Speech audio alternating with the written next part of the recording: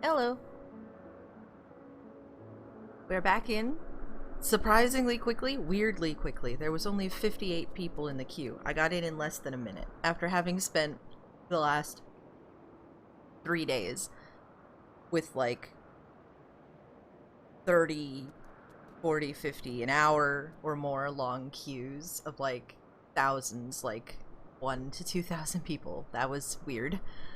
That was less than I've had on like a normal day. So I'm gonna say it's because it's a Monday. And everybody's gone back to work. They couldn't get time off. Rip. But thank you. I appreciate not having a queue. I might actually be able to get on another character to do Fantasia stuff and play around with bunny hair. We are in Spoilerland, as always. We are doing this Ether Current quest before we proceed with the MSQ. So feel like things are on the cusp of popping off in this area.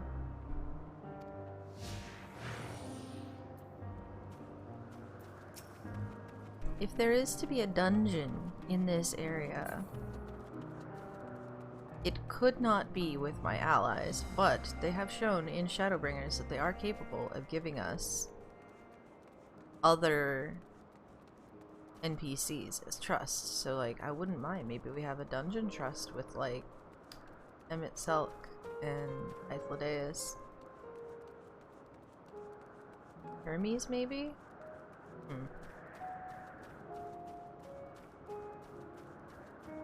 There's like a dungeon from the dungeon preview that I haven't been able to place properly, and I feel like it would fit here, maybe. Either here or Labyrinthos. We'd have to see.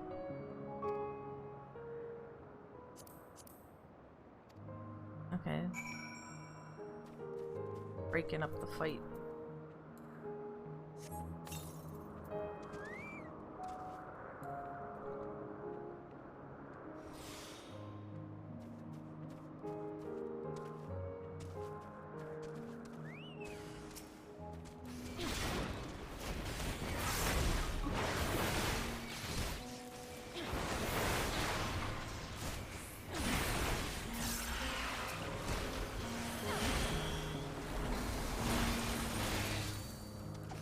I'm like pleasantly surprised that my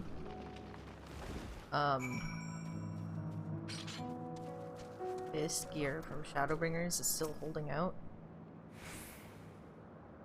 I have not been brutally curb stomped by anything yet, but I'm sure it's gonna happen.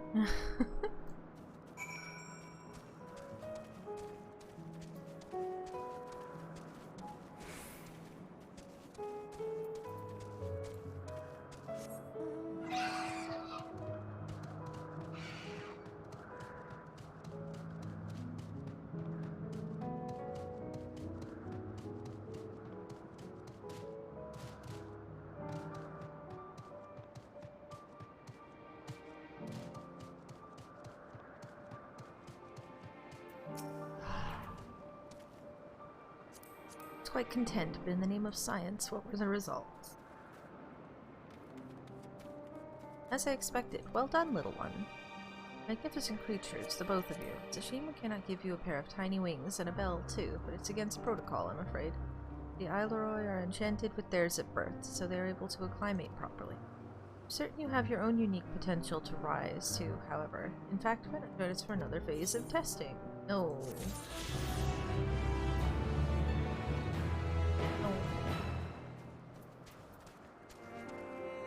There's a fate! We're gonna go do it.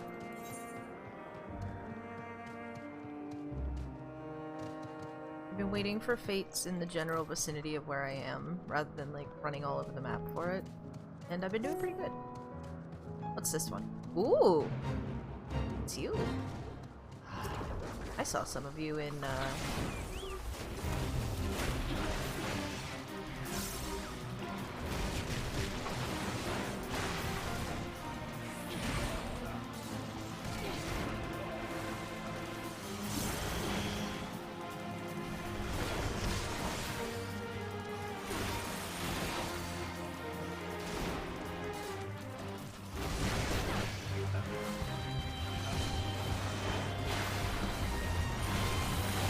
Transfer in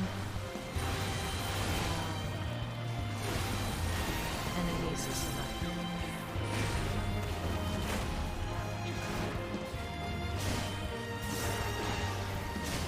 I keep hitting my chocobo, go for it.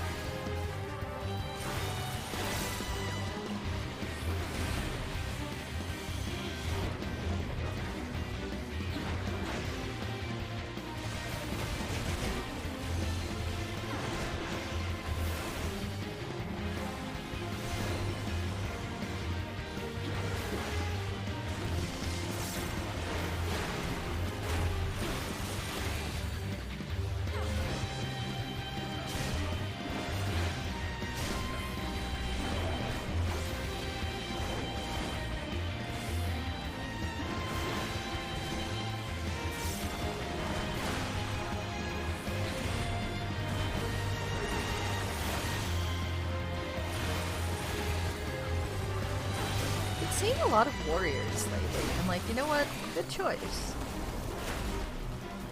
Ooh! Yep.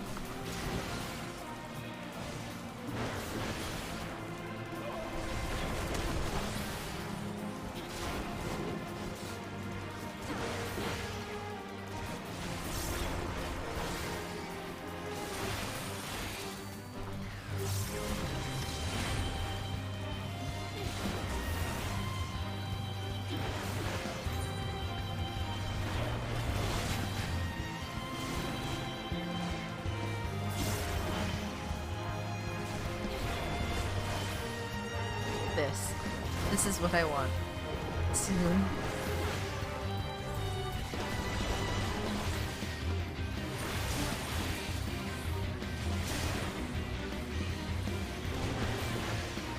Oh boy, want to become famous? Get out.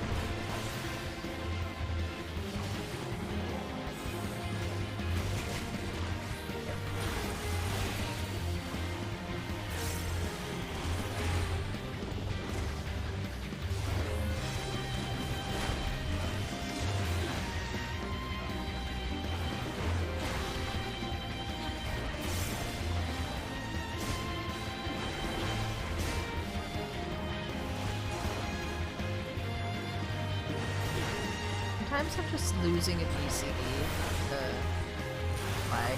Like, it's fine.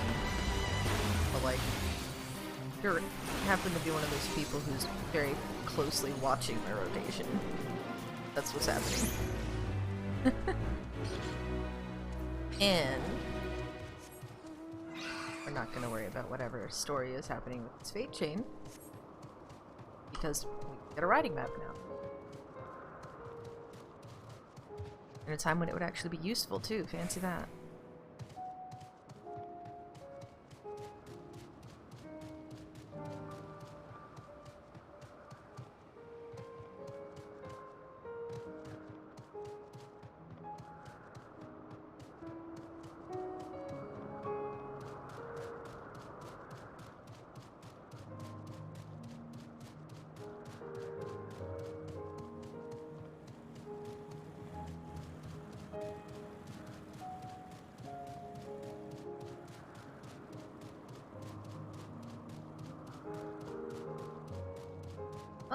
Oh, they're the doggos. I see. Red doggo.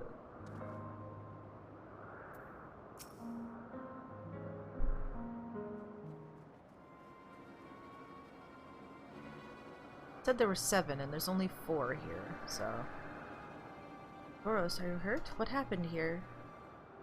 They caught me off guard. I had them bound with ethereal shackles, but they became frenzied, even more so than usual, and broke free. I was able to stop 4. The other 3 escaped. I see them. 2 have taken to the air above the 12 wonders.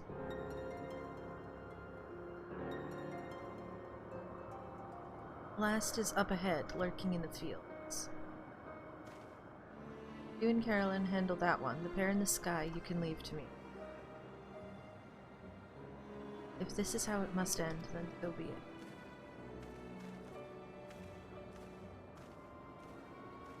I'll render assistance to Emmett Selk, unneeded though it is.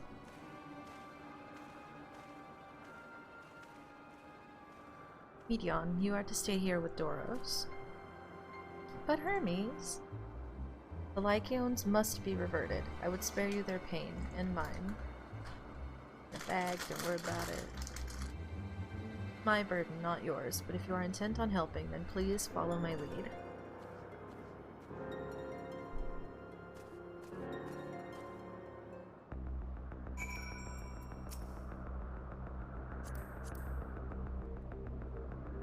Stay with Hermes, Carolyn. He will need someone when the time comes. Okay.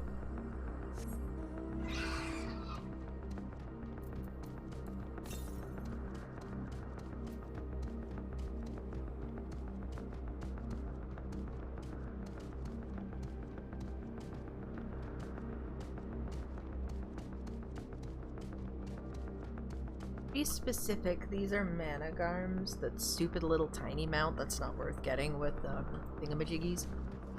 But these kind of wolf-like enemies definitely exist present day. It's just not a lot of them. I appreciate your help and lament that it is necessary. There it is, our quarry, within striking distance at present, but if it feels threatened, it may well flee beyond our reach. Here is my plan. You will approach slowly, in full view, and draw the Lycaon's attention. Now, I warn you, its abilities are as fiery as its temperament. Once it spots you, it will unleash orbs of flame. But fear not, by my measure, you are more than equal to the task. Withstand the onslaught for a few brief moments, and that will give me time to catch it unaware. Ready? Let's begin. I suppose it is fair to note that, the ones that exist in the present day are ice, or fire.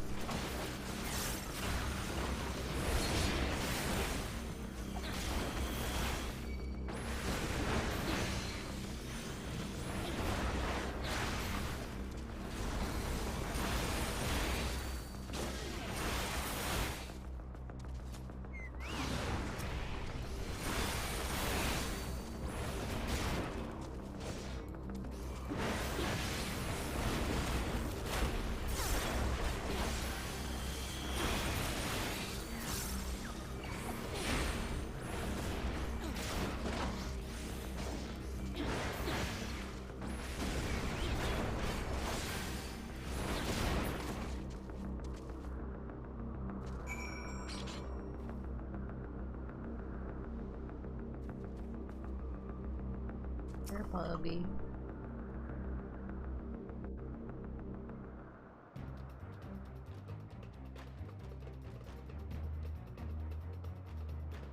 Now.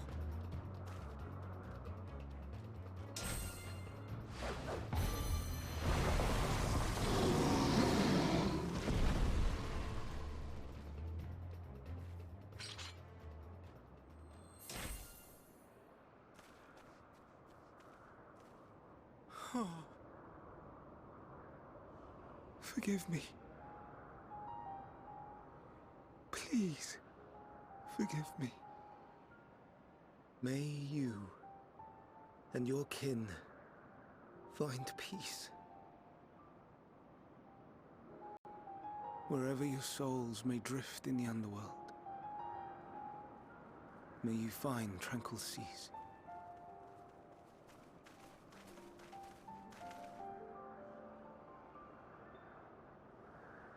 Be not forgotten, in concept endure, to reclaim form and one day live again. Serve not the star, or any purpose save your own. Live again, if that be your desire.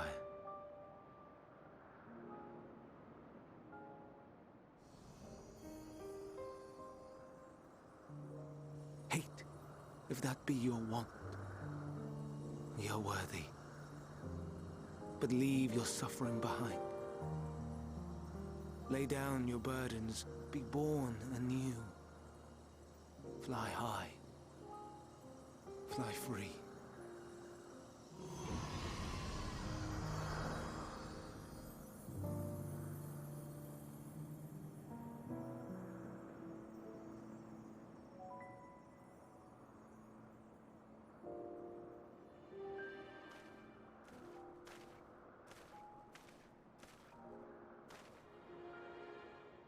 Join the convocation, Hermes.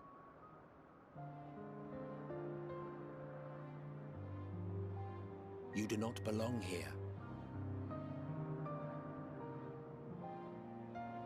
Leave to replace another. To be replaced. It changes nothing. Tell me, do you think it right that we sacrifice all these lives for the sake of the star? And when the star has reached perfection, what then? If all who are satisfied choose to die, shall we all die in satisfaction?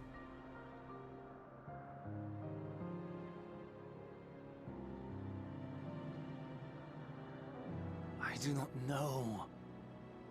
Were I to take up the seat of Van Daniel, it would be tantamount to approving my predecessor's death. I do not know if it is right. And to be torn by such thoughts, I do not know if I am fit to represent mankind. Hermes! Please don't be angry. It hurts so.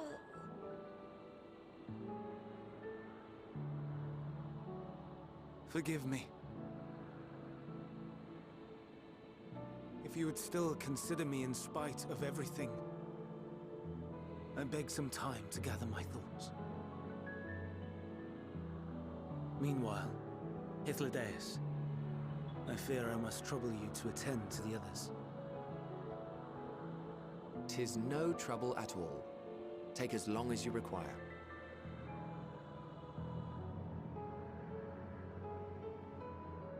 And you, my friend, I pray you find that which you seek.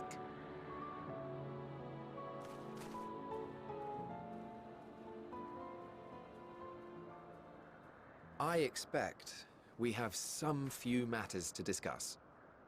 Shall we return to the 12 Wonders for a time?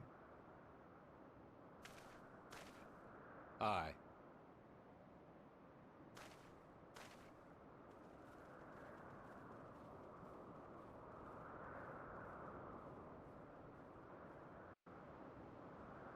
I'm at a point where I don't really have a lot of, like, witty quips to say in between. Just watching it. Watching, witnessing. Things are happening. It's good, but I have nothing to say on the matter. It's just like a look at it situation. It's been quite an exciting visit for you thus far. Oh, you weren't injured, were you? Good, good. Turn my thing off, don't worry about it.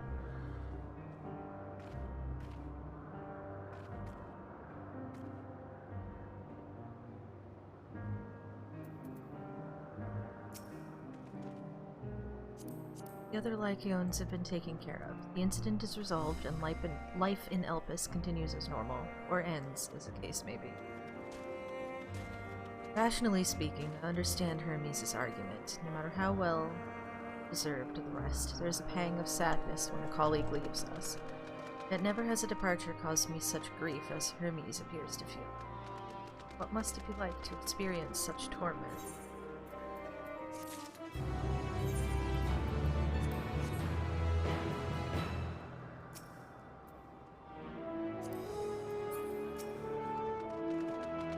I don't know what answer he's searching for, or if it is within our power to give it, but I believe he would make a fine Van Daniel. If he rejects us out of hand, we will all be lesser for it.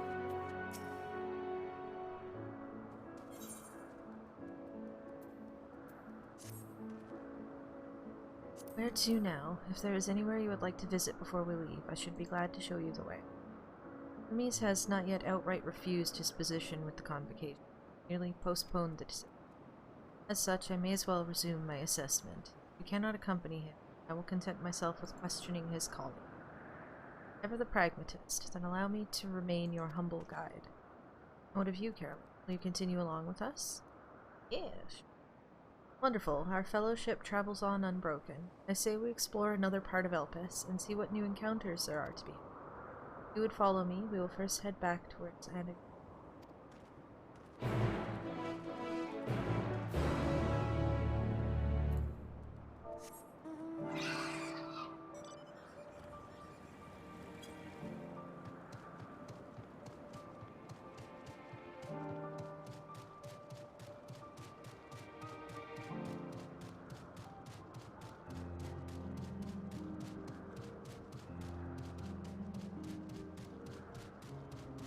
actually. I should just teleport there because it's a stone.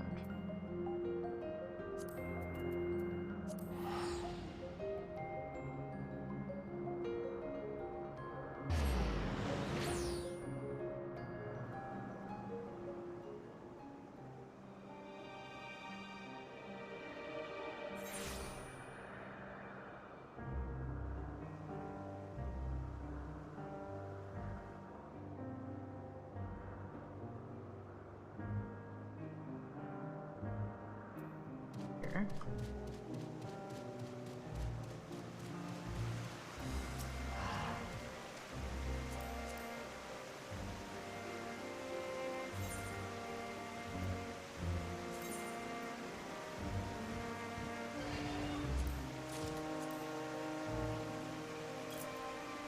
Go ahead and get a little bit of that.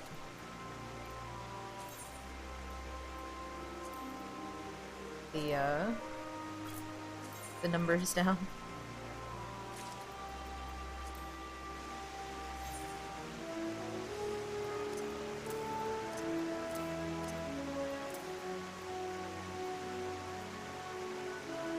Oh, I still got a piece of Odin stuff from that failed attempt yesterday. It's funny.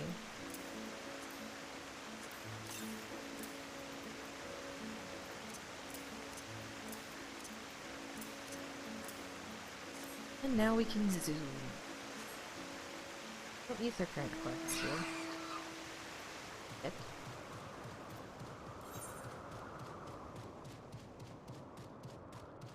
We're technically only about halfway done.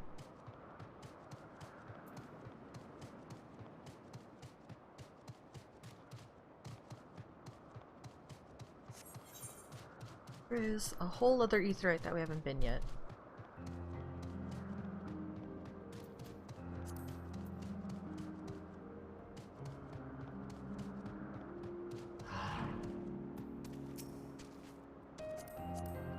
We part ways with Hermes not far from here. Given the size of Elpis, I expect our paths will cross again before long. From here, we follow the path northwards to Nodoneus. There we'll find one of the teleporters which facilitate travel between the islands of Elpis. First-time travelers must be accompanied by someone with the requisite permission, which I have previously been granted. We only need use the device together once, and henceforth we will have leave to... Shall we?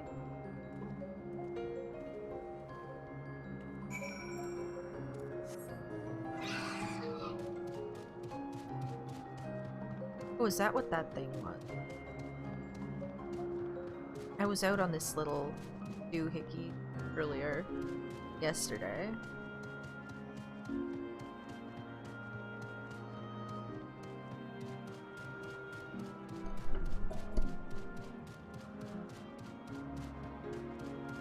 Neat. Unless the need is pressing, I won't be tracking Hermes with my ethereal sight. 'Tis poor manners to spy on someone's comings and goings in such a fashion, so don't ask. Social conventions notwithstanding, perceiving ether requires deliberate and intense concentration, and we otherwise keep our eyes on the corporeal world.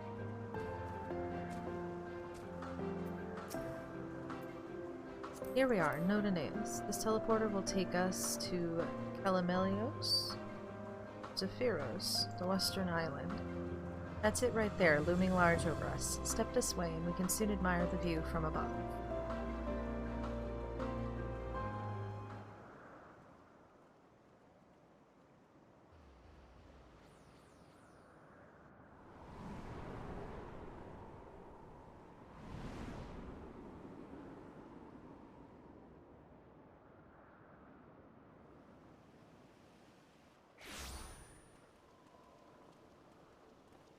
I present to you Calamelios Zephyros. Here you will find a number of testing facilities, as well as the observation hub of Poiton Oikos. Right then. Let's begin by... It's Bray again. Well, well. An Arraius. How delightful.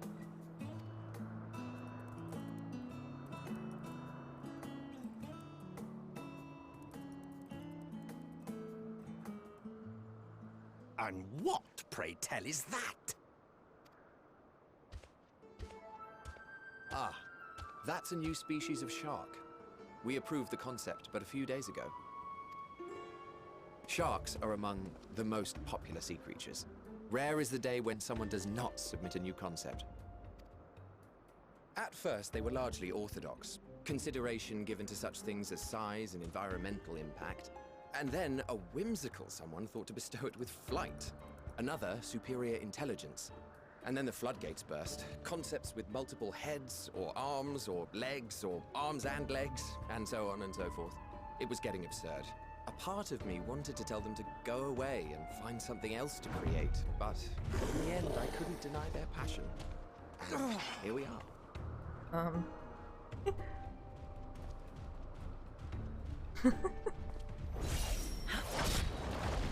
Oops.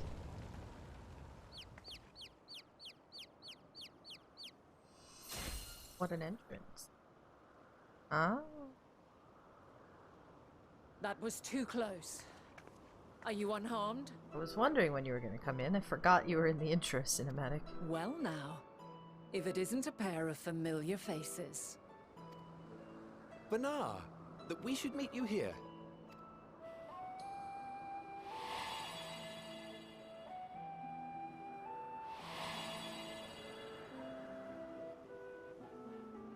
As I mentioned earlier, the better part of the convocation holds that when we retire is when we return to the star. Well, she is not among said majority. Even after stepping down, she carries on with her work. Okay. Did I know that Banar already? is her name, and she is the previous Azem. Okay, I didn't know that. Well, that adds a whole new level of things to think about. Continuing on. It has been a while, Hythlodaeus. You look well. The previous, but not the original. Less so, Emmet Selk. I dare say the lines upon your brow have both deepened and doubled in number. A shame for one so young. You must make an effort to frown less often.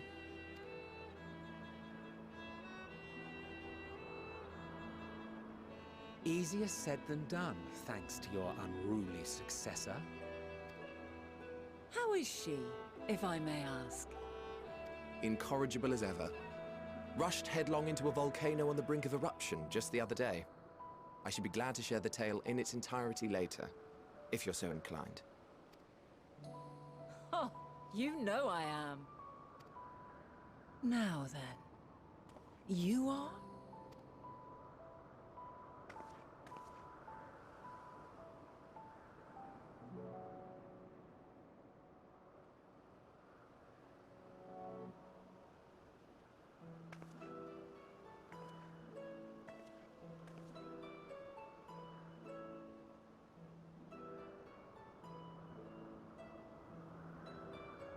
I say, have you perchance come from the future? He hit the nail right on the head, huh?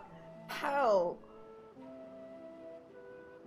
Also, she was still Vanna. Remember at the first cutscene where I was like, yeah, I guess you're Hyvelin, but I'm still calling you Vanna. Looks like I was right to do that anyway. Moving on. How can you tell that? I do not believe we have ever met, yet I sense my magic upon you. Therefore, if I wove the enchantment, I could only have done so at a later point in time. What manner of magic is this, if I may ask? A traveler's ward, of course.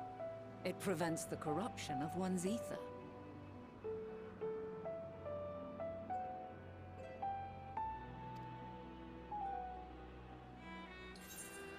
The blessing of light. Hey, huh?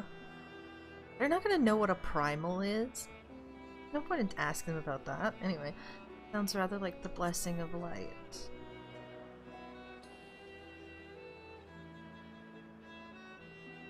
I see you are not ignorant to its presence. And while there are many protective spells, the one you bear is unmistakably mine. Hold on. From the future? That's absurd.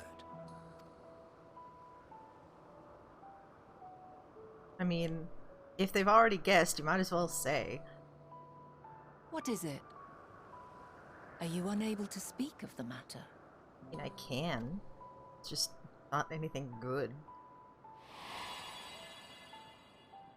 The reality to which you must return exists as a result of the final days. You cannot reshape the past to undo the tragedies of the present. Cannot or must not. Cannot implies that no matter what I do or say, it will happen regardless. Must not implies I have an effect. Phrasing is important, children. So, your actions here will not change your history, but they may yet affect the course of ours. How very exciting! I'm quite fond of delving into the unknown, and there's naught more unknown than the future. Until a moment finally arrives, we cannot know for certain what will come to pass, regardless of our supposed foreknowledge, so you needn't worry for us. More importantly, that you should go to such great lengths as to travel unto the past bespeaks the gravity of your quest. Will you not reveal it to us? Mayhap we can be of aid to your cause. I mean, we can give her like a little bit of sideways information. We don't have to tell her exactly. Still ways to phrase it where you're not directly telling them what's going on.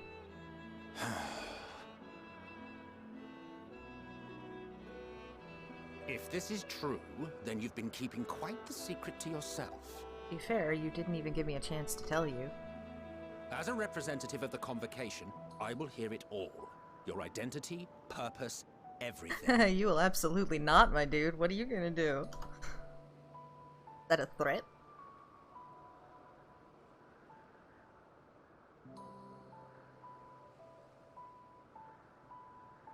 Why don't we move to a place more conducive to calm conversation?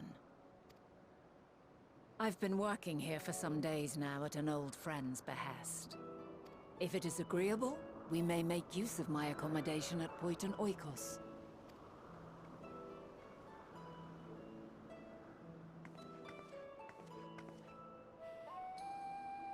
We were meant to meet. I am certain of it. Else I wouldn't have marked you so clearly, and sent you unto myself in the past. It's precisely the sort of mischief I would get up to. And quite inspired, if I do say so myself. That would explain the whole flower thing was just meant to point me back here. I'm trying to figure out what the purpose of the flower is, and that's the most direct way that I could think of it being used. Being a hint to bring you here.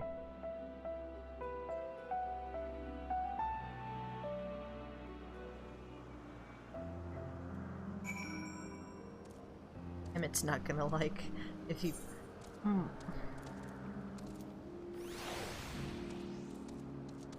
There's a whole extra layer. If we do tell Emmett everything here, then that means he went into all of Shadowbringers and everything else in the future already knowing what was going to happen to him.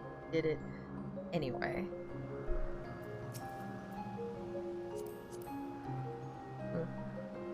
And there I thought you were a harmless stray, familiar. As far as I'm concerned, this nebulous talk of future this and changing history that can wait. First I mean to find out exactly who you are and what you hope to achieve. Future, our future. I'm deathly curious to hear. My apologies, but before we move along, a colleague has tasked me with a matter which I'd rather not leave unresolved. It involves finding a certain concept-engraved crystal. Quick-fingered Aureus, which made off with it. An Aureus, you say? I think we might have seen the culprit before being distracted by that business with the shark. Would you like us to follow its ethereal trail? That would, of course, lead us only to the Aureus. There is no guarantee that it hasn't dropped or stashed away the crystal you seek. Please, even that much would be enormously helpful. While you're hunting down the thief, I can follow behind and scour the forest floor, just in case. Could I ask you to join the search? I would appreciate another pair of eyes to cover the land to the west of here. Many thanks. There's a small bridge leading into Poitinoy. Let us meet up there once we've exhausted our efforts. What they should have done with this entire region is open with somebody voicing the names of things, so I'm not like staring confusedly at every new freaking Greek word that shows up here. Coral Regina? They're just chilling. These are Coral Reginas. Huh. Damn.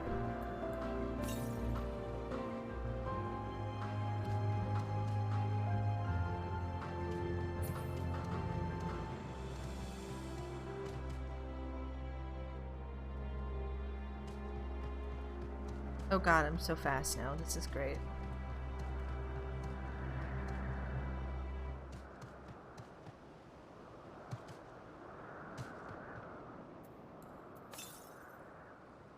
Southwest.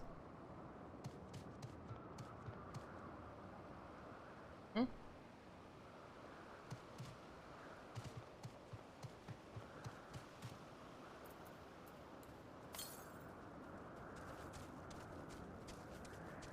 What?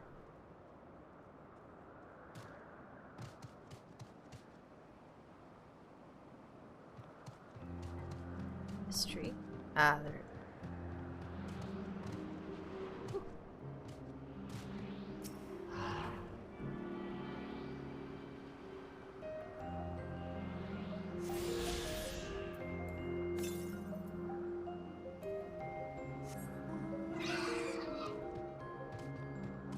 See,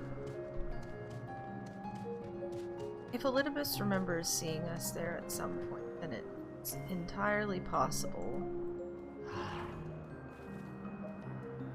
that all of these people... I love weird time travel crap. They all very well already know everything that is about to happen and know that they have to do it regardless. It's gonna... I'm holding my tongue because we don't know exactly how much we're gonna be telling them. Why Minotaurs? And they're actually still called Minotaurs. Wow, fascinating. What's the next nearest one? Oh, this way. Yeah. Oh. This is a whole extra fun layer. You can do really fun story stuff with time travel and like people being aware or not aware of different things.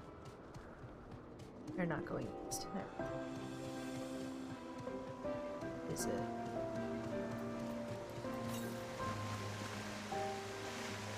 South?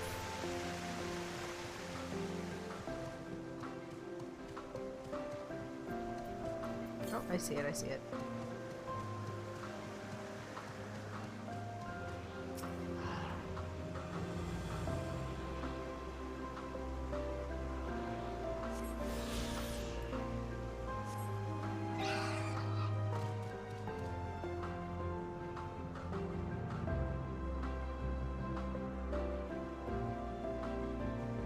I think I figured out something. So the architecture, the like shape of some of, not all of them, the shape of some of the structures, like I'm looking over here, teleporters and things, they're reminiscent of what Allegan stuff looks like, but they're made of natural materials like brick and stuff. Obviously Allegan tech is based on Omega and the alien stuff, but obviously a little bit of it would have had to have come from, you know, inspiration, memory, shared, things like that. It's just ever so slightly reminiscent. It's neat. Very happy that I am a little bit faster. Can't fly yet, but this is fine. Let me up. Let me up. Eh. This is illegal. How dare you? Eh. Eh. Oh, there we go.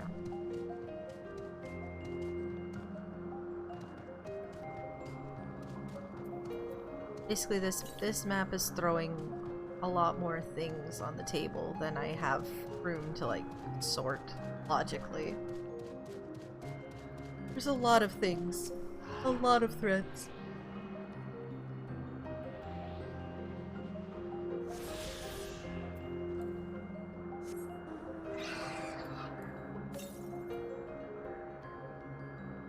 And I have zero idea what the last map's going to be. I don't even know what the next trial's going to be at this rate, honestly. Is it gonna be here? Maybe. There might be a dungeon here. But...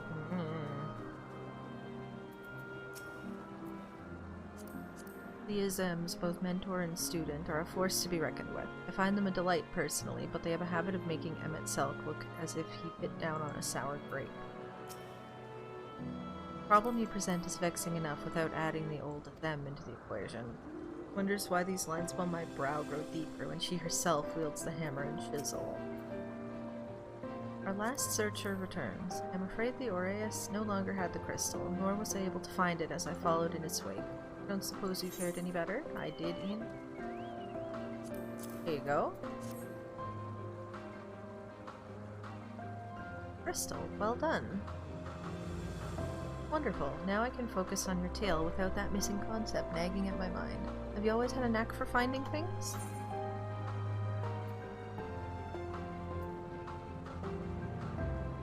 I have often been asked to do so.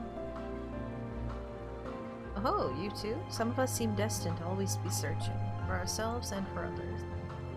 Long ago, when I held the seat of Azam, I was forever trekking back and forth across the star in search of answers to people's problems. Naturally, the need for such journeys has lessened considerably since I entrusted the position to my whimsical successor. I am still eager to come running should an old acquaintance or new interest require my personal attention. That is what brings me to Elpis, in fact. Many times has my presence been requested, my opinions sought concerning the habitat of this or that creation. Agreeing to help locate that missing crystal was a minor distraction, which now promises to become a major revelation. Strange and wonderful it is, the way one thing leads to another, wouldn't you?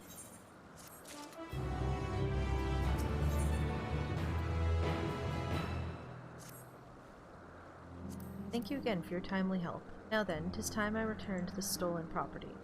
If you would go on ahead to my accommodation, I will join you as soon as I have attended to that task. Follow the path straight ahead to the building at the top of the slope. I have the entire place to myself, so I can speak without fear of being disturbed or overheard.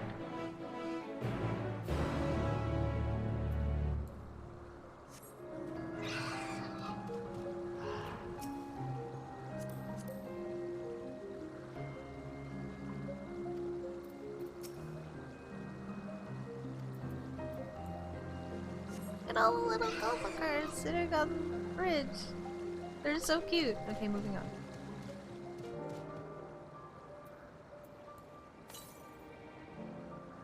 .244 to the west. Person here.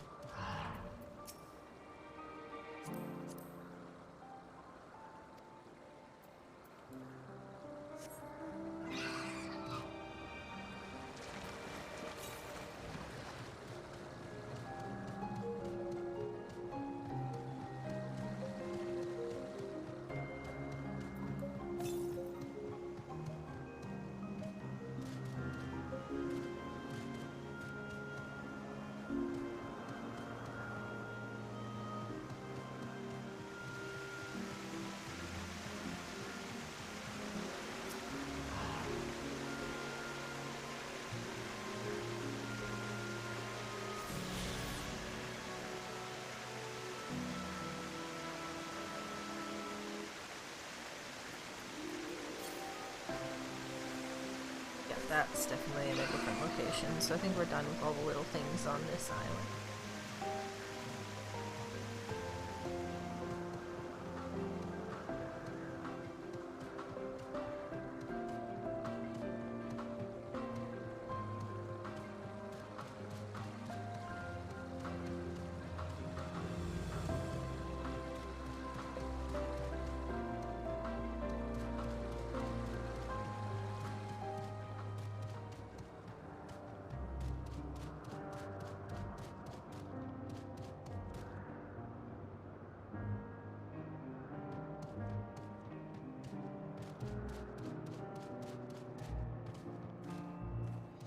Store should be able to open that's illegal.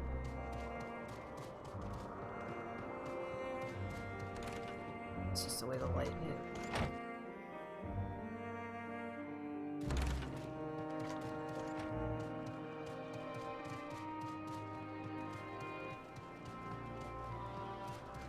Ooh, there's sprites over there.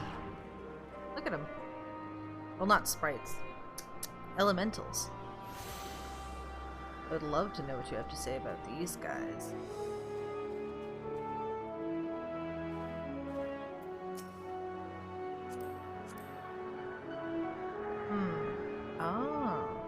I'm a taxonomist, an artist in the medium of names. It is my job to adorn the flora and fauna of Aetheris, such as these creatures here, with names befitting their natural. So these are elementals. Which is then therefore implying that the elementals are created here too.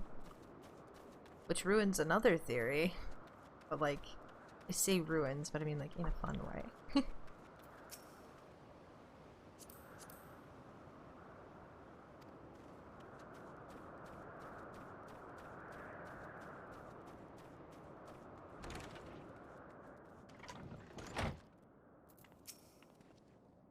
You needn't be nervous around Vana. Those white robes mark her as one fair and impartial reasoning.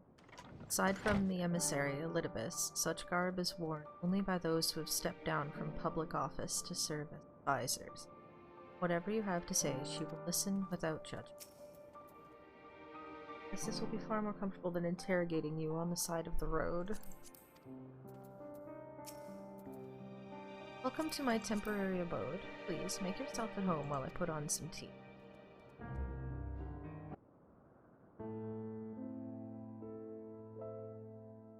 Ooh. This is a new version.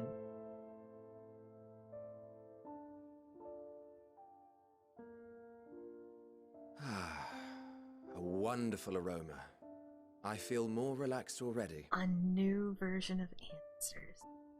Ooh. Would that I had sweetmeats to offer, but I travel light out of habit. There's plenty of hot water though, so please have as much tea as you like. Now then, will you tell us your tale?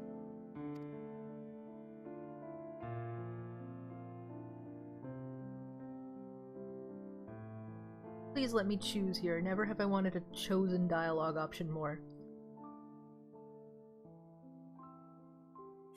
Thank God.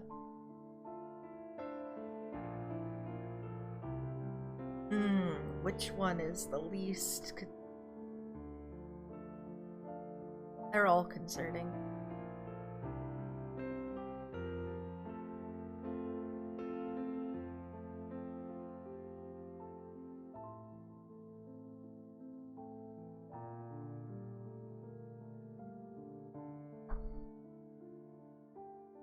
Where I came from. What's the most important thing for them to know about the basics of the world? Probably the fact that it's been sundered. That'll answer their ether-related questions as well. The world has been sundered, broken into shards.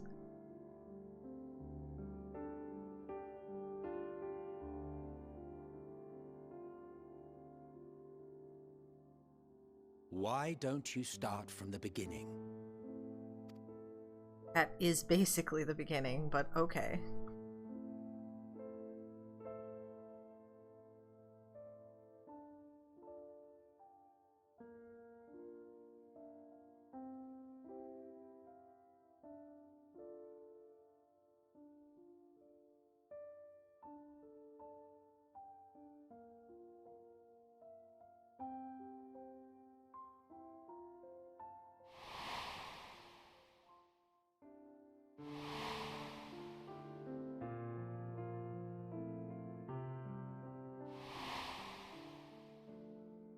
This is fun. This is fun. I love time loops. This is a loop theoretically implying that we are the one who gave them the idea about Zodiark in the first place. because we were recounting our tales from the future where they had already done it. That's really fun. I love that.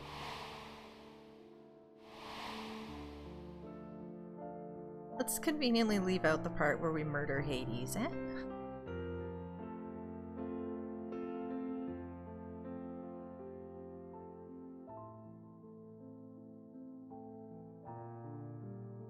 Preposterous.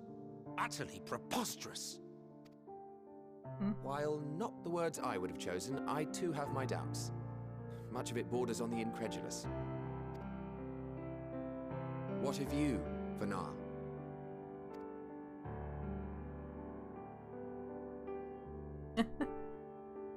Not knowing the precise details of the first final days, it is difficult to determine the veracity of the tale. Supposing it is all true, I must ask myself why I would do what I did. Why would I feel I had no recourse but to oppose the 14 and create this Hydaelyn? Well, I mean, now that I have told you about it, you will feel like you had no recourse because you know it must be done. Ooh, these are my favorite things. Circumstances change, of course. But it would not have been an easy decision regardless. No. There must have been a reason. One compelling enough to force me to take such drastic measures. Then there is the Elpis flower, which I said would serve as a guide. That it's of import to your mission is plain, but your presence here leads me to believe that this place also holds significance. But what could it be? What are we meant to accomplish? Might it not be simply thus? In the future, whence she came, the final days could not be averted. Mankind has no choice but to flee the star. By alerting us to that eventuality, perhaps you wish to pave the way for other futures. Theoretically speaking, it is a possibility. Yeah, I mean, that's basically what I was saying. Yet if that were my primary objective, I see no reason to guide our friend to Elpis specifically. The capital and Amarot, or even my own home would be more logical destinations. Already been to Amarot, don't worry.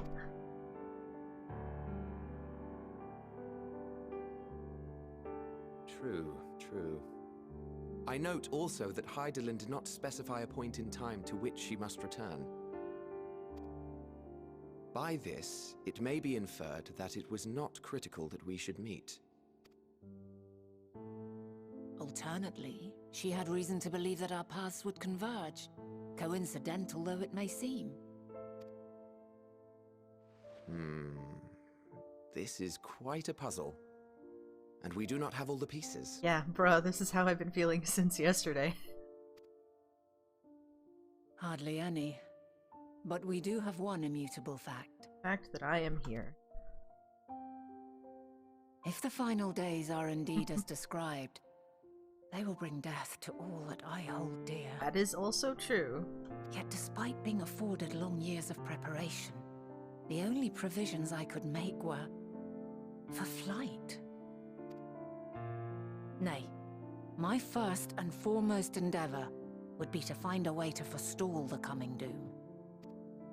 Given that even the 14 failed, mayhap you deemed it impossible. Nothing is impossible. This I have always believed. And if Hydaelyn is indeed me, she would believe the same. Listen to yourself. Are you seriously entertaining the notion that you are a messianic figure in some far-fetched tale?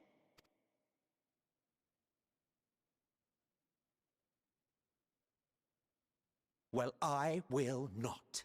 I refuse to accept that our world could be undone by some unforeseen calamity. Is there some extremely personal information I can give to him about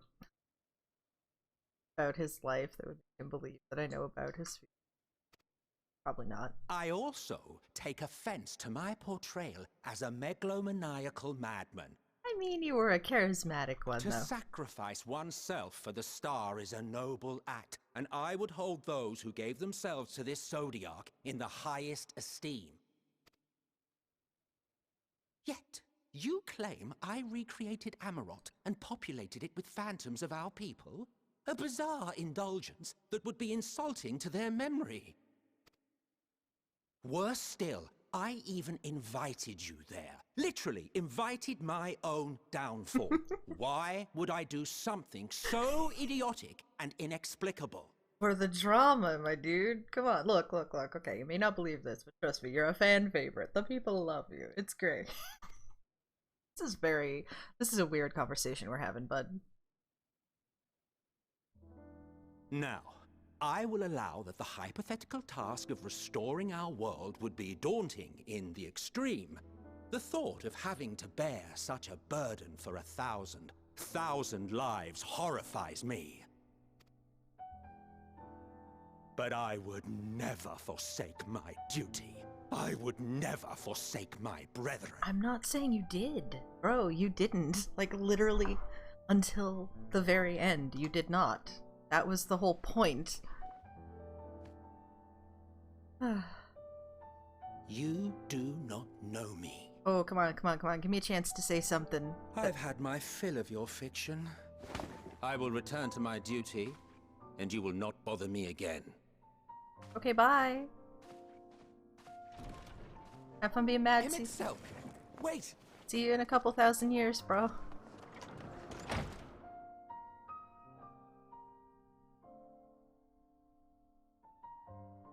You've seen much of Elpis already. If you have any observations to share, I should like to hear them.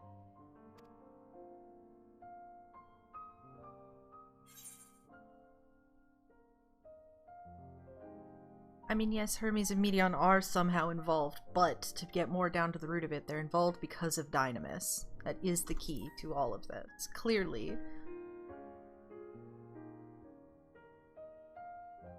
Ah yes, the energy distinct from ether. Though not my field, I have a basic understanding of Dynamis.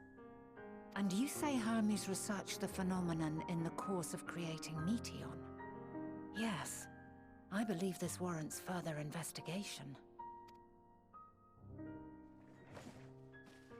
With that settled, it is time for action. The missing pieces of the puzzle are here, I'm certain of it.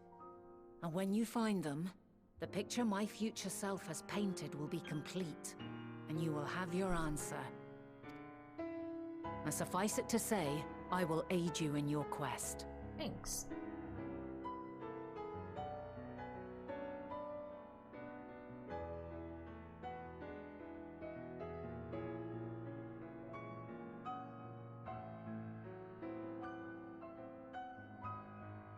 Have faith.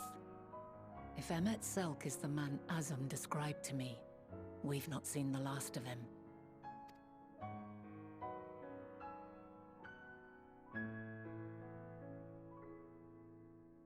I wonder if we're gonna find out what this, like, the Azem that is us, what their name actually is.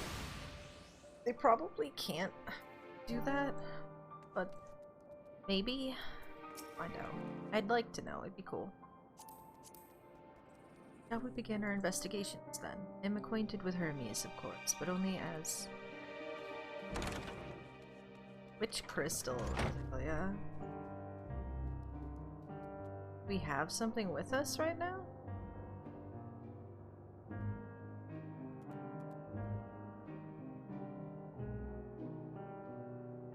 Crystal of Azem. Oh. Yeah, good point, good point. We are carrying that around with us. Maybe that'll be relevant here. We'll see. I was acquainted with Hermes, of course, but only as a visitor received by the chief overseer of Elpis. Of the man himself, I know only that which is common knowledge. Thus I suggest we fall back on the tried and true method of conversing with the locals. The observers who live here can surely tell us more of Hermes and Meteon, and I have a good idea of where we might be.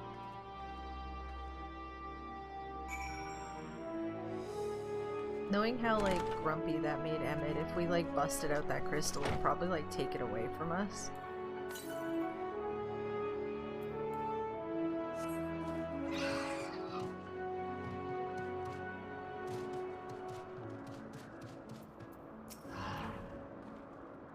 See you, the woman standing in front of yonder building. Her name is Ismene. She is the one who made arrangements for my stay in Elpis, and from what I recall, she has held her position here for quite some time. Chances are she can provide us with some insights. Go and ask your questions. I will help with drawing out answers if needed, but I leave the choice of topic.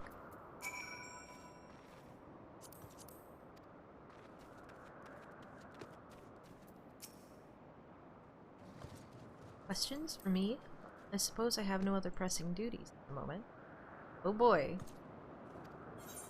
It's an event. Let's go.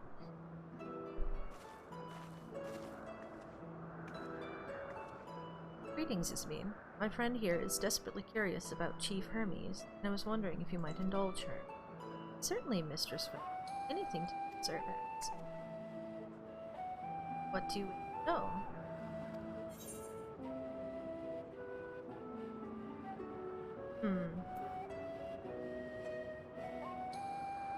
I mean, I think I know what kind of person he is from having watched him already. I feel like I know the answers to both. Okay, what are Hermes' interests? His interests? Well, he is an authority on flying life forms, and has expansive knowledge of living creatures in general. Is that what you wish to know? How would you describe him as a person? As a colleague? So I picked the wrong answer. Okay, I see. He is a quiet man, reserved you might say, and occasionally somewhat poor with his choice of words. Reticent nature, however, does not prevent him from carrying out his duty as chief overseer. I hope that answers your question. Was there anything else? I know what her abilities are, more or less, but like, how long has she been here for? That's a good question. How long has she been around for? I cannot rightly say. As the chief's personal creation, Medion has not been subject to observation and study like other concepts. One day, she was simply there. What do you make of her abilities? Okay, so I guess Vina just asks whichever question you didn't ask, so you get both answers, is probably what's happening here. I understand that she is a highly unusual familiar, able to read emotions and communicate directly with one's mind. Exactly how she was created with that talent, however, is a mystery to me. My apologies. I wish I could explain her nature in more depth, but I have not had occasion to discuss it with Chief Hermes. You trust him sounds vague and would make people suspicious. Do you wish you knew him better? Chief may not be the most gregarious individual, but he engages with us as is necessary for everyone to perform their duty. Wouldn't want to intrude upon his privacy for the sake of curiosity. So if you wish to learn more about Medion, you could try speaking with Timaeus, another expert in the creation of flying concepts. He should be conducting his observations on the banks of the stream, somewhere to the east. Oh, and unless you take a particular joy in rambling discourse, I suggest you keep your questions concise. We shall keep that in mind. Thank you for your patience and your insight. Think nothing of it. If there is aught else you need during your stay, please do not hesitate to ask. Come, Caroline. I've taken enough of Ismene's time.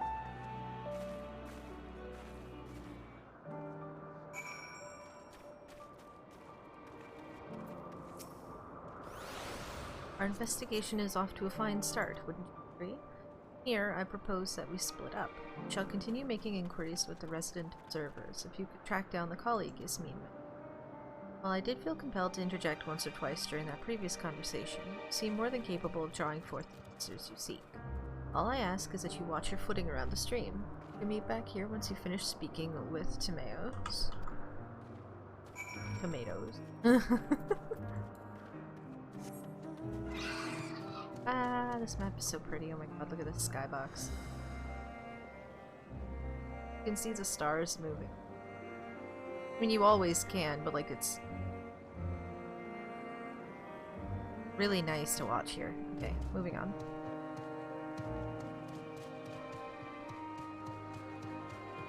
You're not the person I want to talk to, but I'm talking to you anyway. Oh, this is the like, what do you do here person.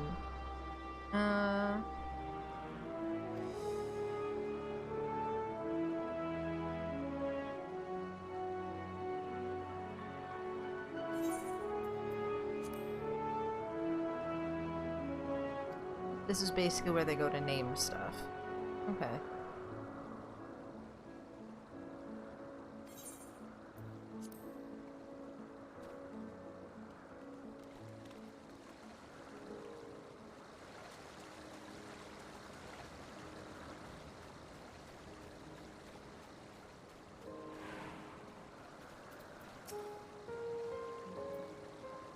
Yes, yes, I am Timaeus, but please keep your voice down. You'll startle the birds.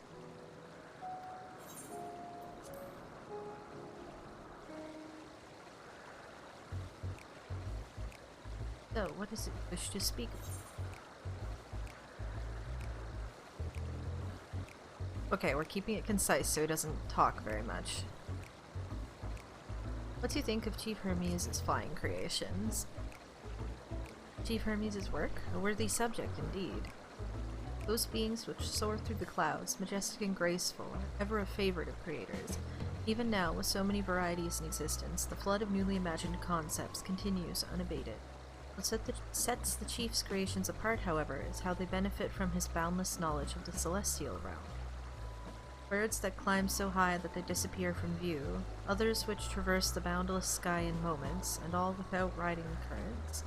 I know of none save he who can conceive of such marvels. Even we who prize elegance of form above all else are dumbfounded by his genius. Keep it concise. Meteon 2 is a marvel, then? My opinion on that matter would be superficial at best. Despite my admiration for Meteon as a concept, I've never delved too deeply into the inner workings of her nature.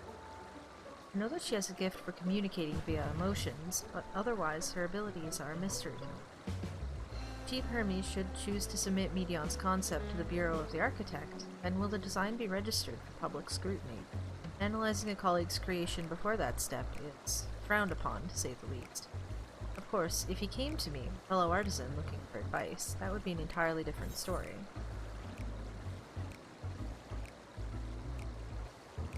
It's not tell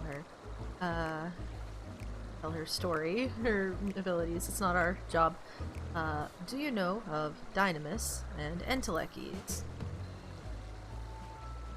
Dynamis and Enteleke? Those terms do sound vaguely familiar. Was there not a flower made here in Elpis which exhibited properties of one or the other? Must have been centuries since I last heard anyone speak of such things. Has there been a resurgence of interest? No. And why bring up the subject? I'm flattered that you sought my insight, but I cannot afford to neglect my duties for the sake of idle chatter. Now, I really must return to my observations. Surely you have your own tasks to attend to?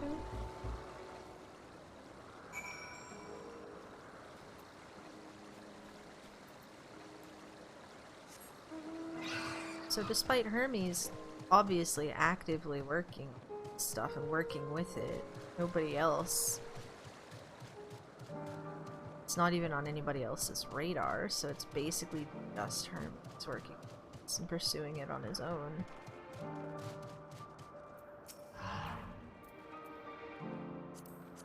Back already? That was quick work. You were obviously clever enough to head off any of that rambling Ismene mentioned. So, have you any new findings to share? I see. Even an expert in the field had little understanding of Meteon's capabilities, let alone an awareness of Dynamis. My questions resulted in much the same answers. Hermes' colleagues view Meteon as his personal project and could provide no details beyond those which you just told me. Which leads me to believe that the only person with any significant knowledge of Dynamis is Hermes himself.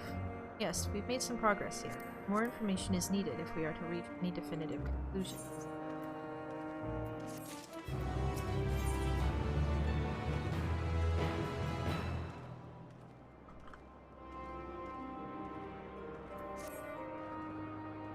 At present, the strongest link we have to the final days is the power of Dynamis and the Entelekes which control it. Yet most scholars are only vaguely aware of these terms, let alone study them in any depth, except for Hermes, it seems. Thus, I am inclined to stay our current course and learn all we can about the Chief Overseer and his familiar. And on that subject, was there aught else of note you can tell me about Medion, aside from her unorthodox method of communication?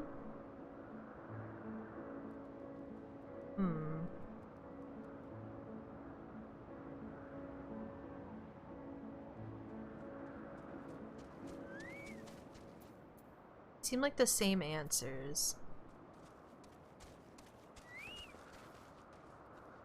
I mean, don't get him in trouble, but I'll tell you the whole thing.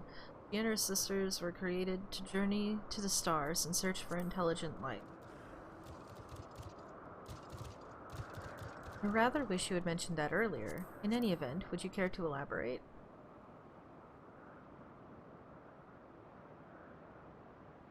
So these siblings of hers now travel the great expanse in search of deeper meaning. Thank you. Though the mystery at hand remains unresolved, I feel you've touched upon a vital clue, one we should keep in mind as we continue. Next, I propose we take ourselves to... oh boy. Parapedia Crystalline? Not far from here. Let's follow the path to the west.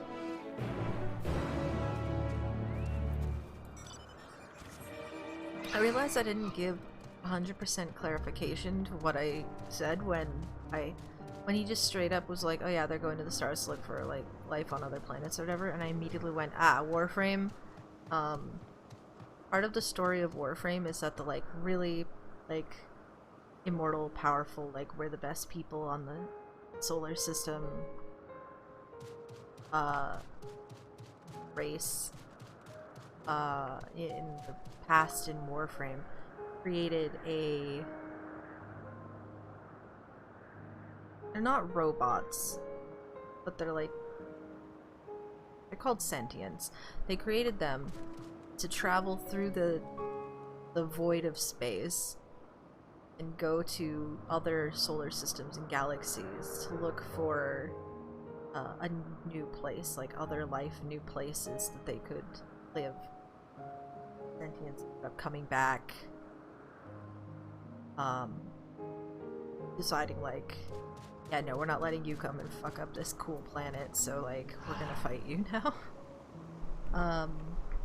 Not that I'm saying that we're gonna have all these cute little burb girls coming back and trying to kill us, just a matter of sending an entity off into distant reaches of space without supervision. This is probably not a great idea.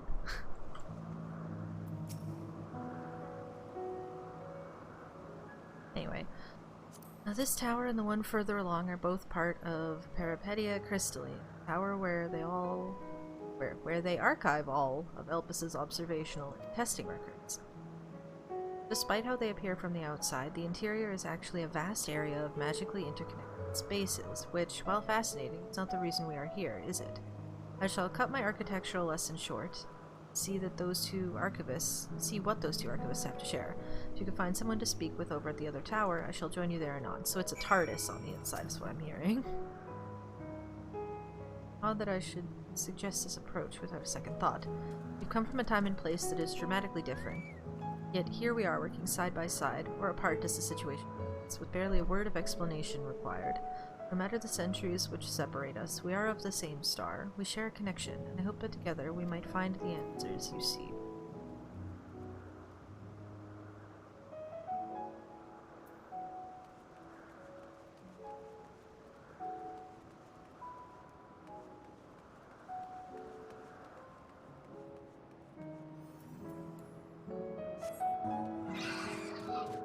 So like a little... there's a little... other floaty thing for some reason. Such a pretty skybox. Moving on.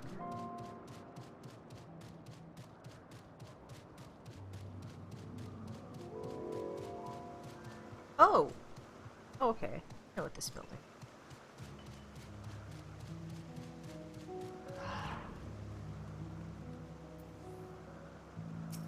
Archives. You have questions for me? Certainly. Just a moment while I conclude my current appointment.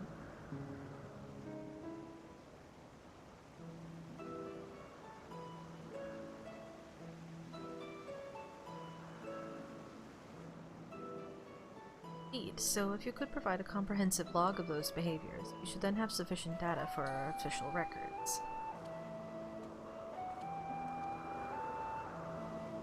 Now, what was it you wished to speak with me about?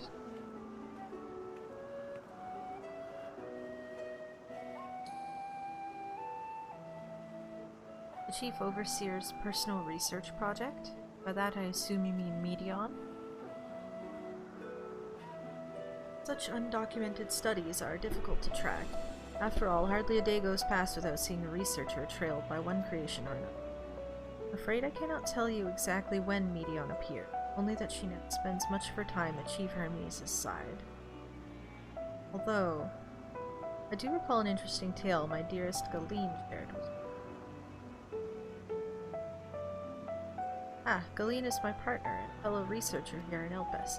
She was returning late one night when she caught sight of Chief Hermes sending Medion heavensward, a host of them. For several days she would speak of that scene with wonder, describing it as one of the most beautiful spectacles she had ever witnessed. It sounds like a story I should like to hear. Mistress Vana, I thought you had already returned to the surface. Permit me to thank you again for your invaluable contribution to our concept placement proposal. I do not mention it. As you say, my original plan was to leave after that task, but I have since become engrossed with Chief Hermes' research. Would you favor me with a retelling of this sight which so delighted you? Of course. Or you could hear it from her lips directly if you prefer.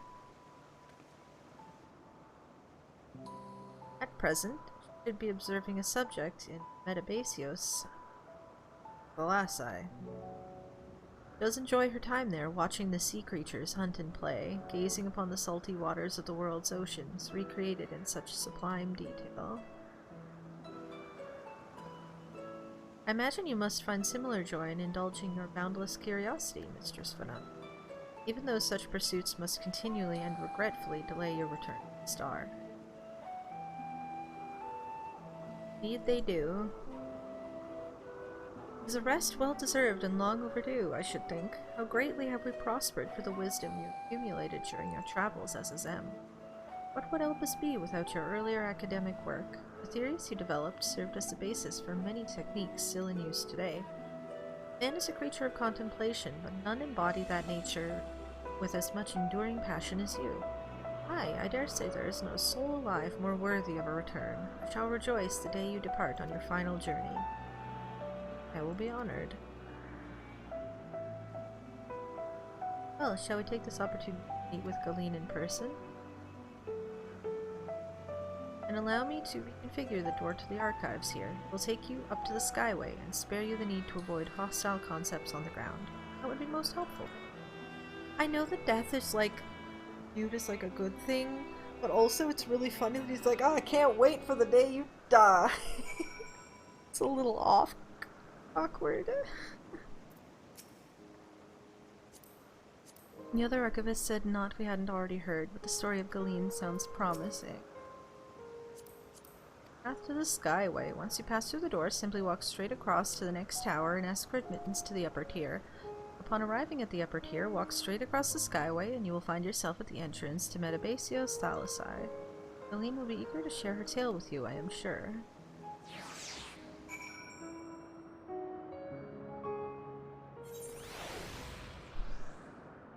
Be up. Ooh. They're current up here? Nope.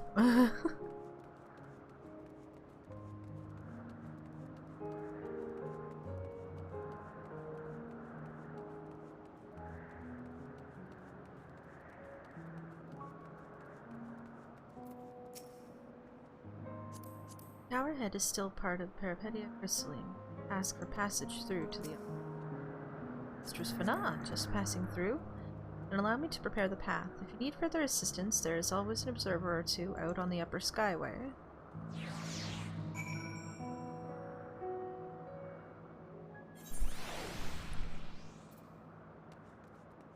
Hurry up even more! Woo! God, this is so pretty.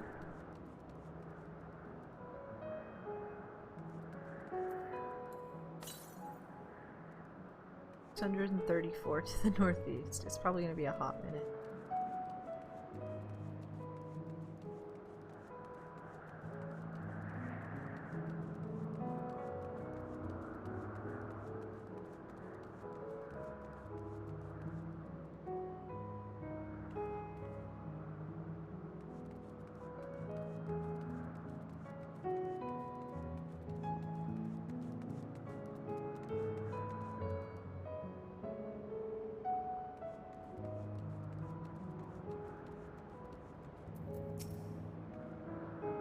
Hi, Storm. That door leads into the Thalasside, but perhaps we can trouble this person for assistance with finding Galeen. Mistress Vana? I was not told to expect. Who would have prepared an official welcome? Please, there is no need for fanfare. I only wish to speak with Galeen, if that might be arranged. Yes, Galeen, of course. I will inform her immediately. Ah, but she may be engaged in a testing phase. You could be in for something of a wait. Should I let her know your business is urgent? That won't be necessary. This lovely view will keep us occupied until she is ready to receive us. I want to go in the building, though. This place is beautiful, Storm. I love it.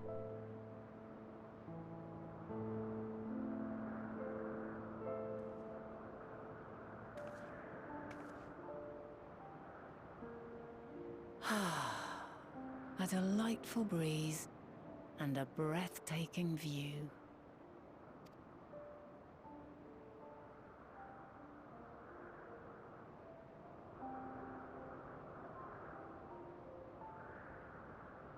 What is it like in the future? Is the world still a beautiful place? I mean...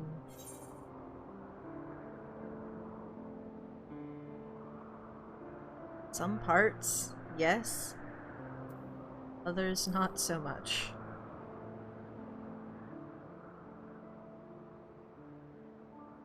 Dark, hidden places, rife with danger. Those have an altogether different, but no less powerful sort of appeal. While we wait, will you not tell me about your adventures? Well, not the portentous events which led you here, but the simple delights all your own. By learning about the future world, I may gain insight into future me's plans. But more than that, I have an interest simply as a fellow traveler. Short of going somewhere oneself, there's naught more stirring than hearing another's account.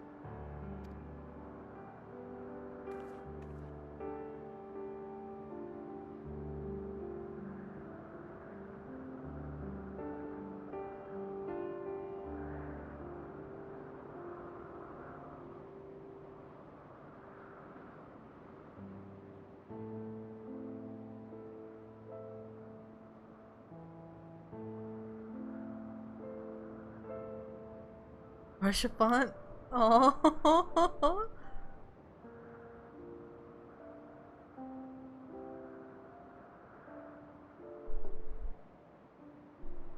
Incredible. Would that I could have been there to see it.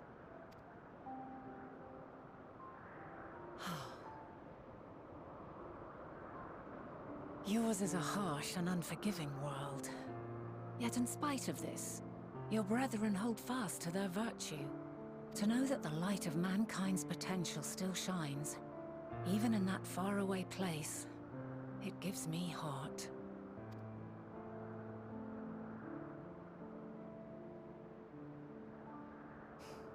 Thank you for regaling me with your tales. I will treasure every word.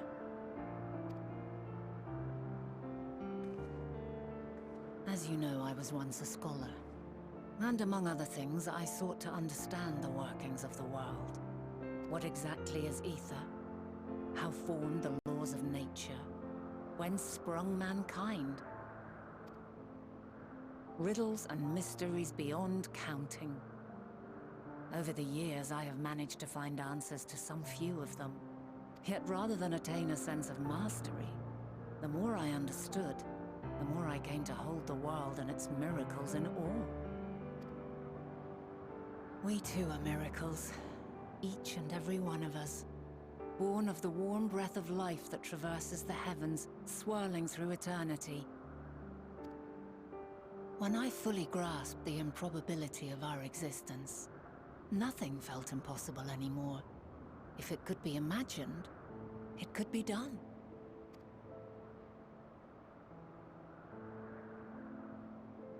A passion swelled within me, an epiphany dispelling all preconceptions of what was natural and true, and a presence without, immense yet intimate, fate perhaps, holding us in its tender embrace. As reassuring as it was intimidating, how keenly aware I became of creation's fragility, built as it is upon precarious happenstance. I was overcome with an irrepressible urge to know the world more intimately, to hear its voice, feel its breath.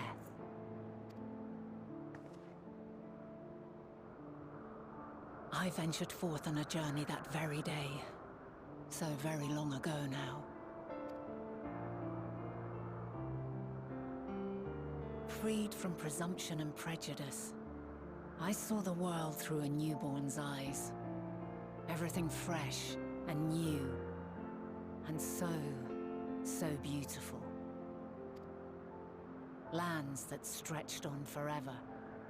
Skies one could drown in. The heartbeat of nature, silent yet strong. And amidst it all a people. Beacons of light and life. Laughter that warmed my heart like naught else before. They are my meaning, and my purpose, my love. And so long as they need help, I cannot return to the star. Yeah, that tracks. That explains a lot.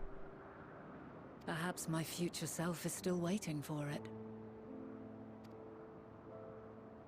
The moment she can let go and walk unto the end. Safe in the knowledge that man will find his own way.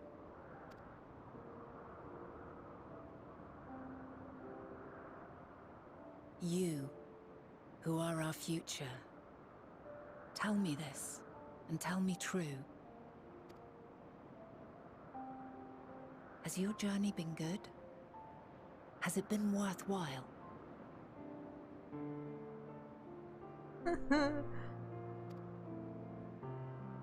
Give me good options, please.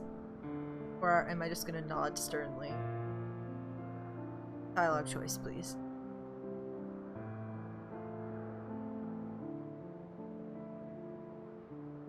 Pray forgive my lateness. Oh, okay, damn. Way to ruin the conversation.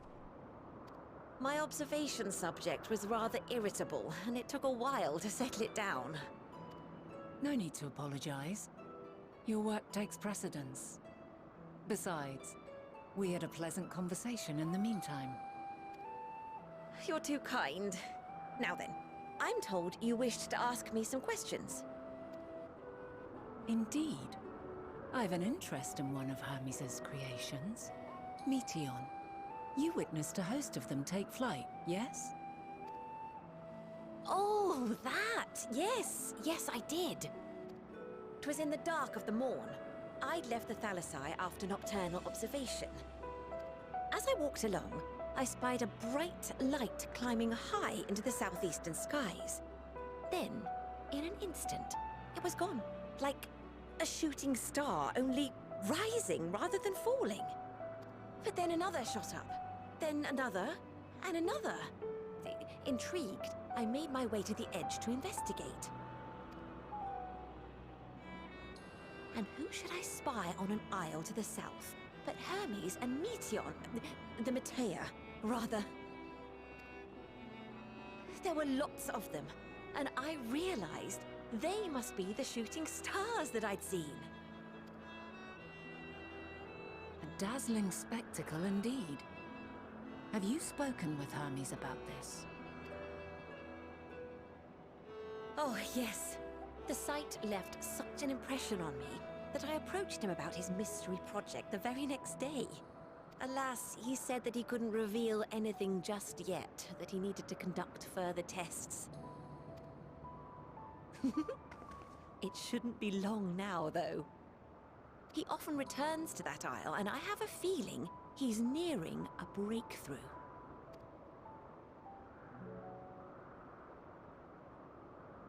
Vaguely ominous, but okay. Splendid.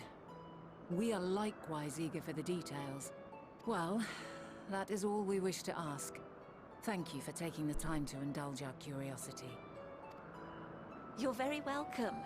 It's always a pleasure to speak with other inquisitive souls. Oh, and will you be descending now? If so, I shall link the doors for you.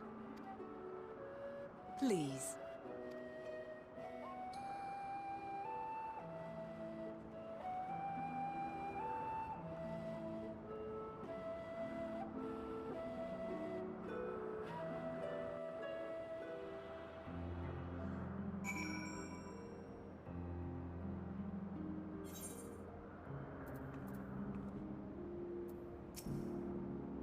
So another piece of the puzzle falls into place. From what we've learned thus far, I think we can safely conclude that Hermes hasn't been revealing the details of his research to others, which suggests that someone will either appropriate his discoveries and make use of them, or that Hermes himself will have a hand in causing the final days. Yeah, ominous, like I said.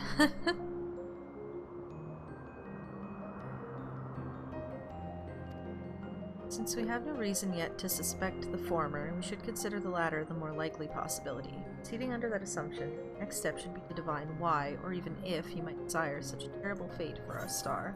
I'm sure he doesn't. It's probably an accident.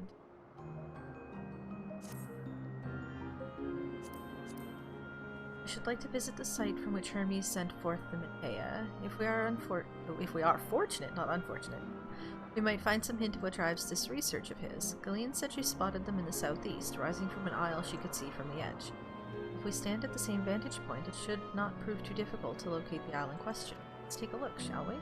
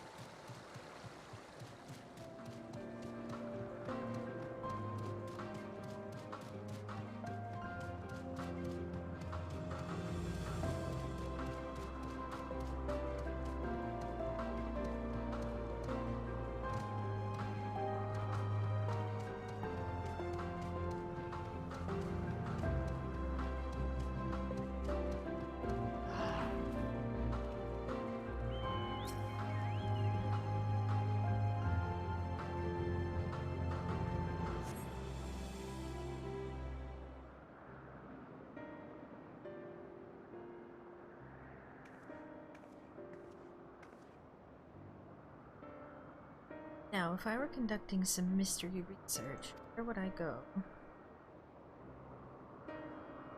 Ah, that one. Have you the means to fly? 'Tis quite a distance away. Yet, inconvenient, but hardly an insurmountable problem. Argos! Ah! The Argos. Bubby!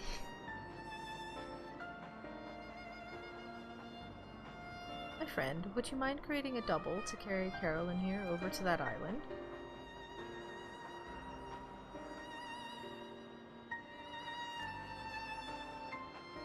Stubborn creature. There is no place on this great star we have not together traveled. Still he remains obstinate in the presence of strangers. Argos has rather acting standards, I'm afraid. I know this puppy. This puppy likes me. What? You've ridden him before?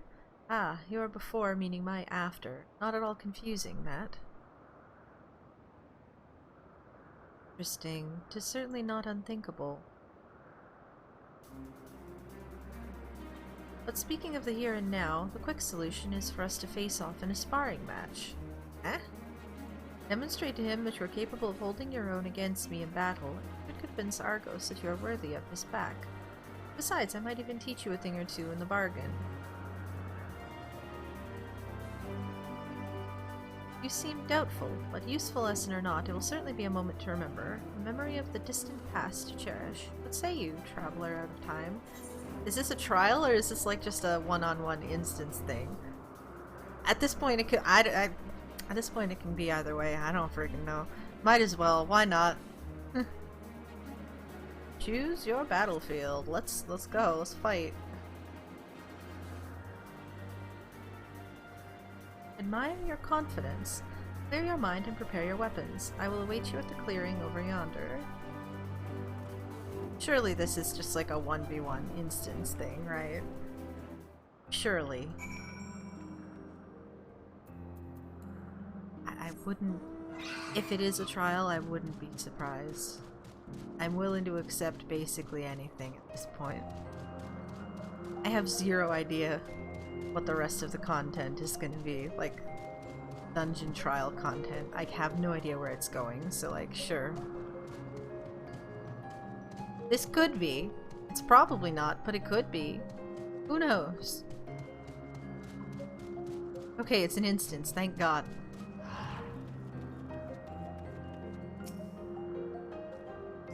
Shall we begin? Be warned, I'll not go easy on you. Let's go, let's fight. Not yet, Crystal Mom. Ooh. Hold on, let's just vibe with this music for a second.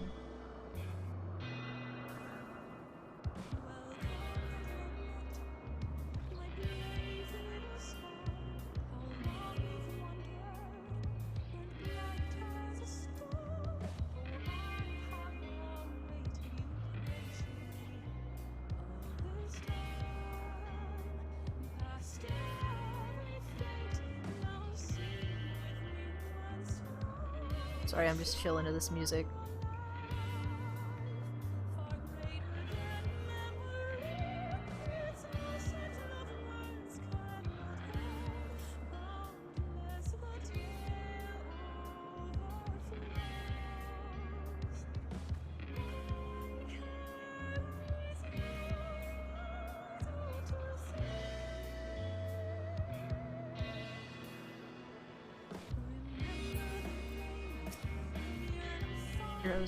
Okay, we're going. I'm not going to stand here and listen to the music the whole time, but it is really good.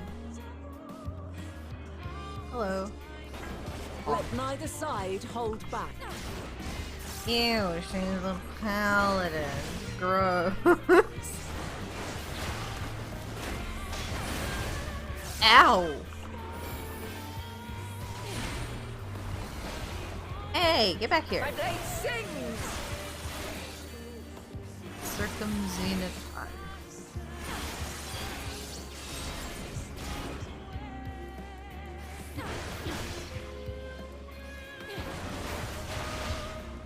Back here. True blink. Whoa!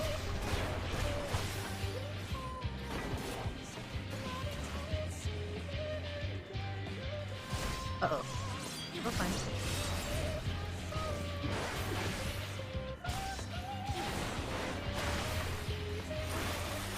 Got exaflares.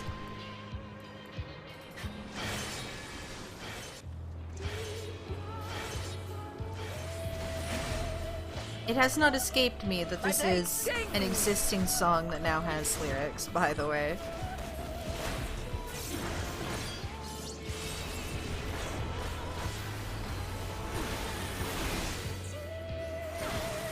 Impressive. I shall have to try something different. Musa's mantle? Oh? Oh, she a dancer now? Oh, she's a dancer. No quarter. I want a cone AoE. What?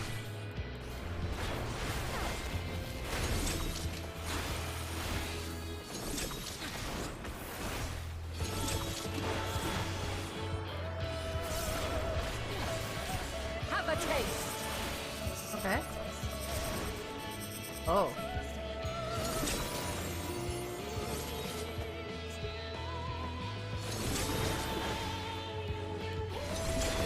This feels like it's teaching me mechanics for something later. Uh-huh.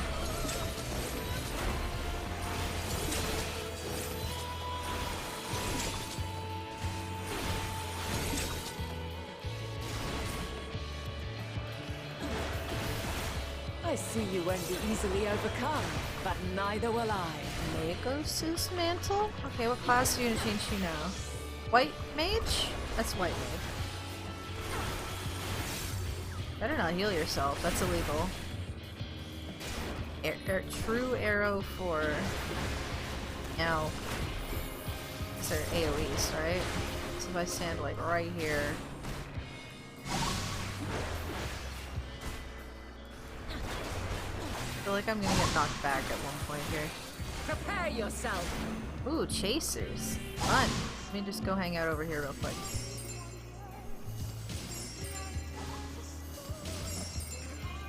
I'm being chased by blood lilies? That's threatening. Oh, there's the knockback. I'm just like... Yeah, there we go.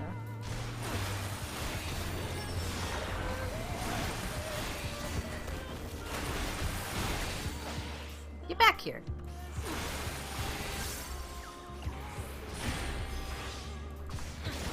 Huh? Okay. Ooh. That was just a series of rapid warrior LBs. I'm threatening. Very well. Let us move to the final trial. Huh? Huh? I don't like that.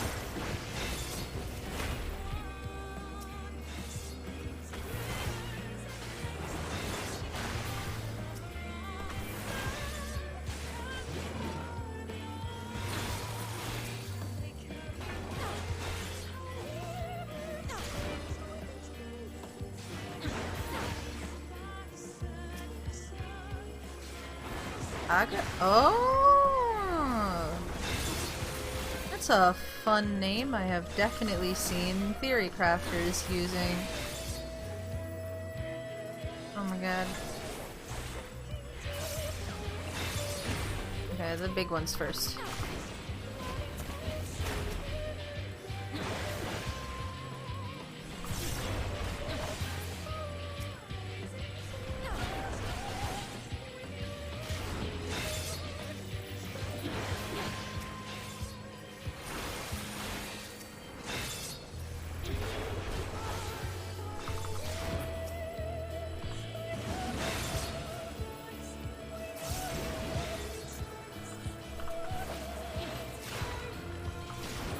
No.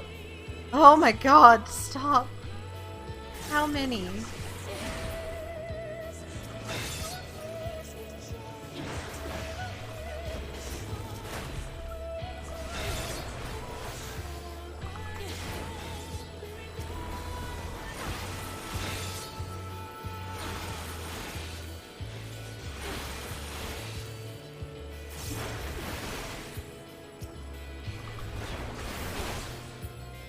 Okay, you gonna stop now, please? What? That's illegal. I've been home ganged. Break your chains, shed your burdens, and show me your strength of will! Ooh.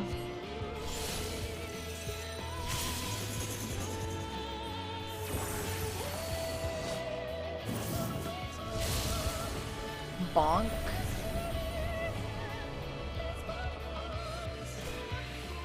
Ow. You still stand. The people of your time are more resilient than I had dared hope. I have seen enough.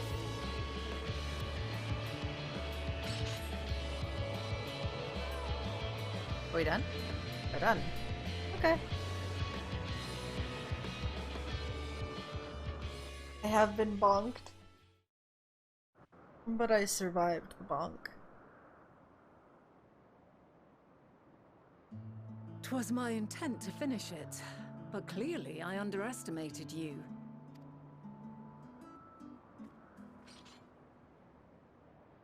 One would think I never learn.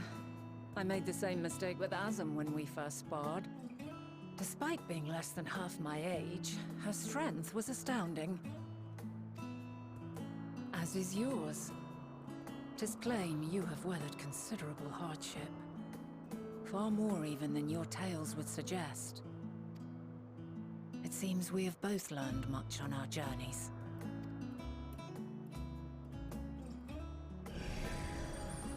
Am I allowed to ride the puppy now?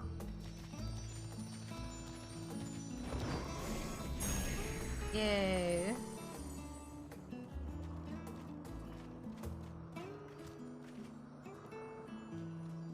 Well now, I dare say he has warmed to you. What in the great grey wolf Sif? I just realized the reason why he would have come to us on the moon before is because he remembers us from this time. I knew that we would help. To be sure, he never forgets his favorites and is ever eager to come to their aid. Yeah, see? Exactly.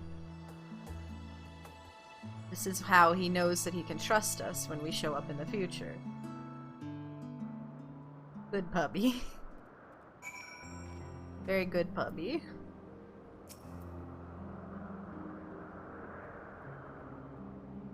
Argos will soon have us standing on the very spot where the Metea made their departure into the night sky. With luck, we will learn something of Hermes' intentions. My hope is that we find no connection, no festering wish for oblivion. Then we might have Hermes and his considerable expertise working for us rather than against us.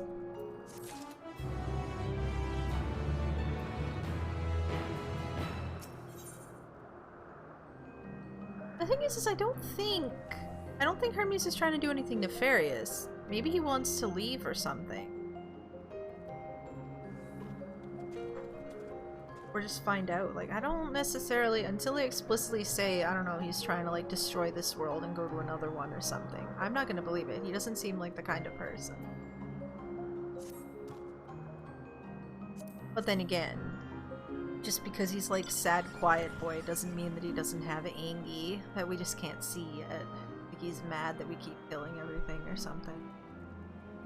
Anyway, let us move over to the edge before mounting, shall we? That will allow Argos to catch the currents rising up from below and give us a smooth ride over to the isle. Regardless, this Hermes does go on to become Fandaniel.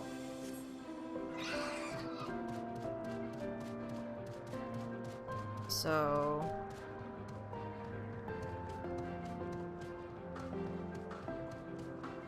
better hope that it's not trying to do anything nefarious.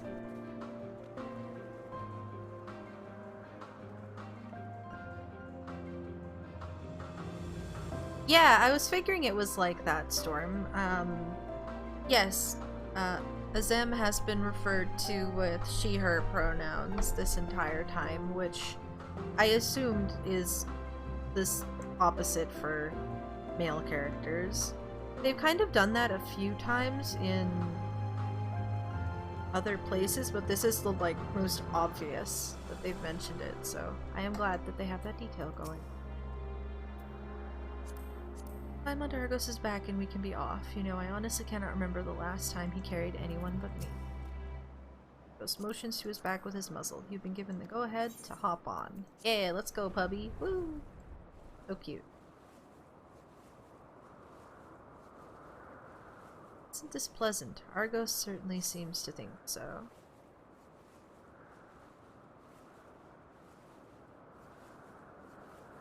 Puppy.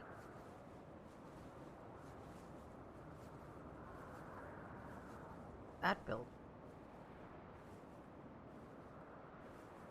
Now, what was the name of that tree? No... something. Ah, Nodophorion. Quite a striking specimen.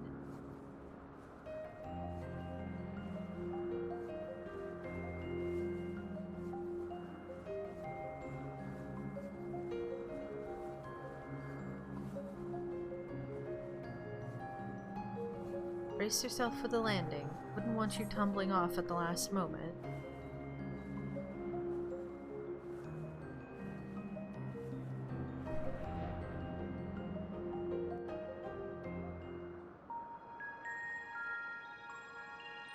It's a nice island.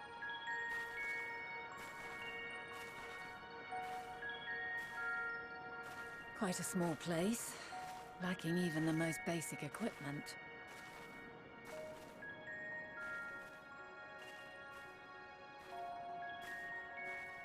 The present may yield no clues, but we may yet try perusing the past. Have you done this before?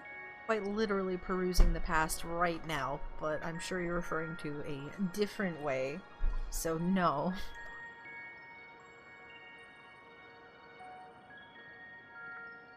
So you cannot control the power Oh right, freely. the echo. That is a Worry thing not. too.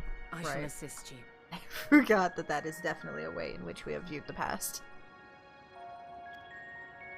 Come and stand before me.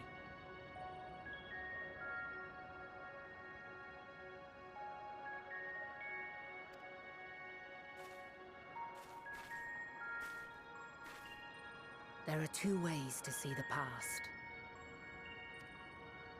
The first entails peering through the walls of the soul in the moment a subject is recalling a memory. The second requires no subject, and is instead a process of piecing together an event from ripples left in the ambient ether. As memories are etched upon the ether of the soul, so too are they etched upon the ether of the world. In this way can history be preserved. Monk quests have taught us this. Surprisingly enough, the weirdest of quests. Yes, Monk was all about going to different... Well, early Monk was about going to different battlefields and using the memories etched in the ether there to, like, do stuff. Open your chakra and all that crap. Neat. Such memories are given to fading, however, and can prove challenging to visit. But come, let us try. Close your eyes.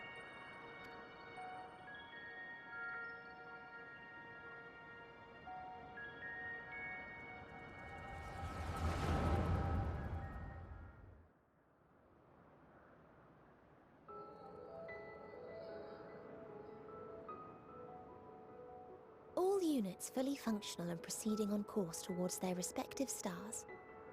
Talking way more fluently than are also units. Are they robots? Estimated time to completion of survey is 108 cycles. End of status report. Severing connection with shared consciousness. They have a shared consciousness? Excuse me? Yeah, okay, this is making me more suspicious about the sentient thing I was talking about. The Warframe thing. Did you hear that, Hermes? All is well.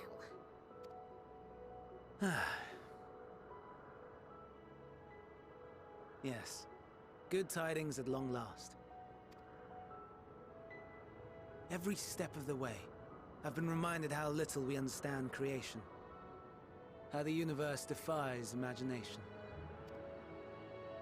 But soon we won't need to speculate. We'll know the answers.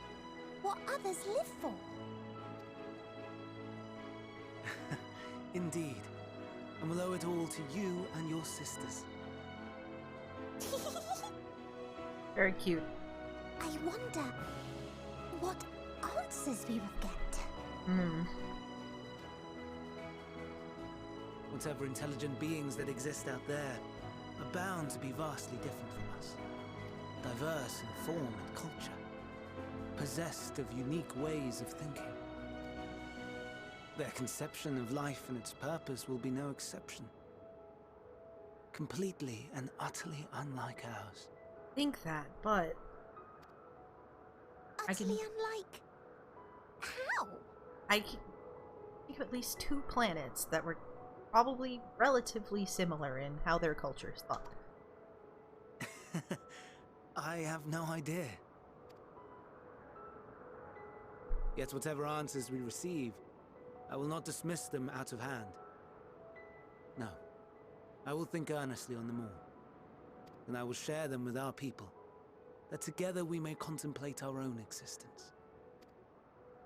Perhaps then our star will become a better place, not only for man, but for all life.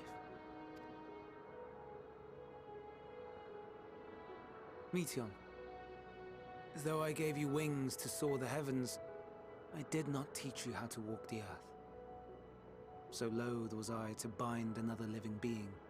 In the course of your long journey, you will learn from those you meet, learn to walk and run and so much more. And when you return, older and wiser, we will have a celebration to mark your homecoming and coming of age both. I'd just like to take a hot second and tell you how much I love the Omega story. Another thing that gets me about the Omega story is that in the end, Omega just wanted to go home, but it didn't know how, and it didn't have the ability to anymore. And this is making me think of that, and I'm getting myself sad. Will there be apples? Covered in syrup? Because if Omega looked like this, I think more people would feel the way I feel about Omega. And how are you supposed to eat them? Rather than food, perhaps... Don't give her the ability to eat a some. flower. Eat a flower. Consume the flower. Yes. Upon your return, I will gift you a beautiful flower.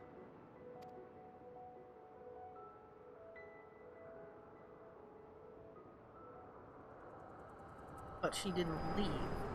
She's still here.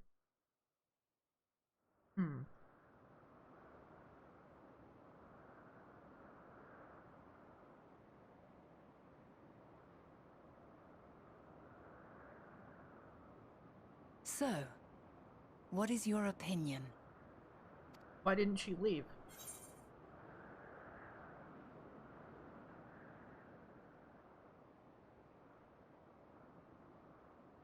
The thing is what I've seen of him, it all depends on what he found out, or finds out. I don't know. If he's found out the results, there's a possibility it could have, like, pushed him over the edge and be like, all the places in the world are like this, they're all horrible and whoremongering, and I'm gonna blow up the world. But I don't think he's gonna... I don't think he would do that. But I'm not gonna 100% commit and say he wouldn't be responsible. Because Ammon is a fragment of his soul, and we know for a fact that the Sundered Souls kind of have a little bit of personality shared with their original.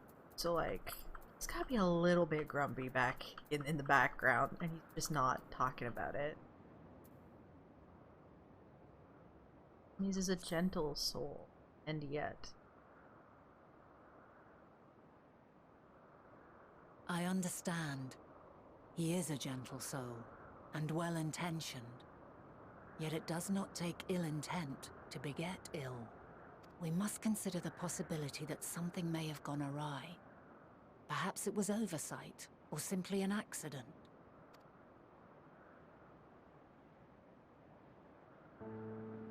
In light of this, I propose that we reveal your tale to Hermes himself. If he does not wish for the final days, as we believe, he may well join us in pursuing a solution. I mean, he did find a solution. He's the reason, he's the one who came up with the idea for Zodiark.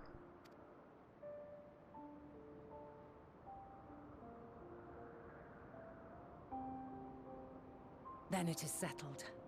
Let us seek out our friend with all swiftness. 'Twould not do to let such a pure soul be blackened by tragedy. I'm remembering something from the launch trailer. Pretty confident that before we leave here, something bad is happening. Even with I didn't have the launch trailer as a point of reference. It's just confirmation. Anyway. There are any number of places where Hermes might be in Elpis. But we could do worse than to look in Itzis Hyperborea, the largest facility. It stands in Ethos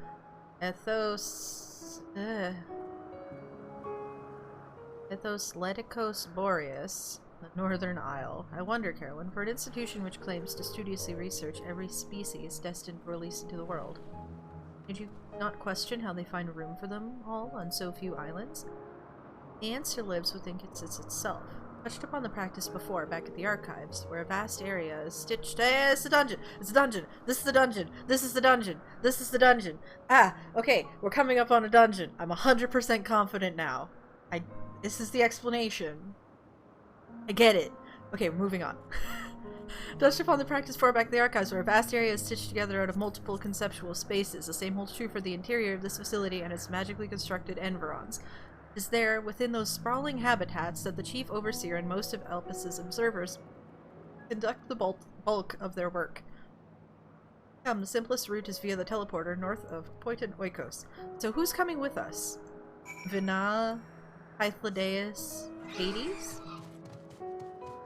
Maybe Hermes? I think we're looking for Hermes, but he wouldn't be in the dark. Ooh! Okay, I'm 100% confident that we're heading into a dungeon now. Because there was a dungeon I couldn't place in the dungeon preview that showed, like, it reminded me of what Eureka was like, how it had, like, sort of sectioned off zones, but with, like, really clearly defined walls, and, like, each section looked different. Like, this one is snow, this one is lava, and in the center of it, it looked like Emiratian kind of structures, and I was like, huh? This checks out. That's 100% what's happening. That's a dungeon. But we're gonna do these Ether Current quests first. Well, this is a pickle. Whatever am I to... Please tell me you're here to deliver a message from Cleon. You are a familiar, yes? No. Yes, whatever. Azem's familiar? Oh, and I do like the name. Carolyn. But if you belong to Azem, then what has become of our visitor from Amarant? He was meant to arrive some time ago. The wildlife subjects are accustomed to the presence of long-term observers, but when someone from outside of Elpis comes to visit, their reactions can be somewhat unpredictable, occasionally violent. Would you be so kind as to track down Cleon and see that no harm has befallen him? Visitors don't wear masks, so he should be easy to spot. If you do happen to find him in the process of being mauled, you have my permission to terminate the offending subject. Safety first.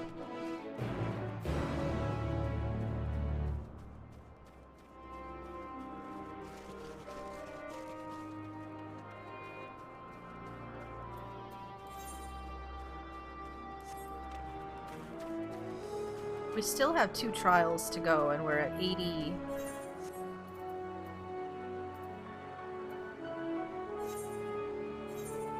seven. So... Granted, the Shadowbringers ones were 79 immediately following a dungeon, and 80 also immediately following a dungeon, as all last bosses do. So... who knows?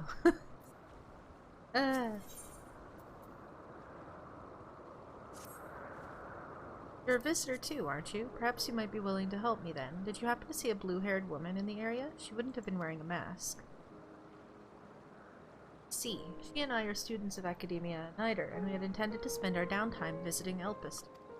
We were just on our way back when she realized she forgot something back in Admorisis. She ran back, and that's the last I saw of her.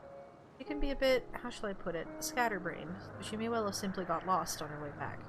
I'd rather not search for her myself, for what if she comes back while I'm away? So, if it isn't too much trouble, perhaps you'd be so kind as to look for her? Yeah, sure. Like us, she won't be wearing a mask, and so should stand out a touch. You'll find her in the area of Philomythes Notos, and I'll let you know. If you do come across her, could you help her out a bit? See if she makes it back?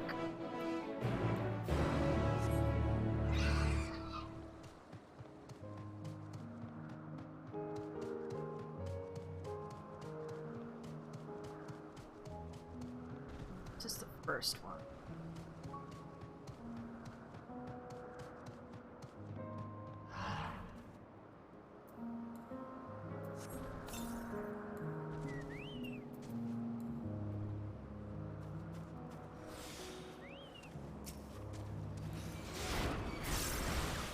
like, they have the ability to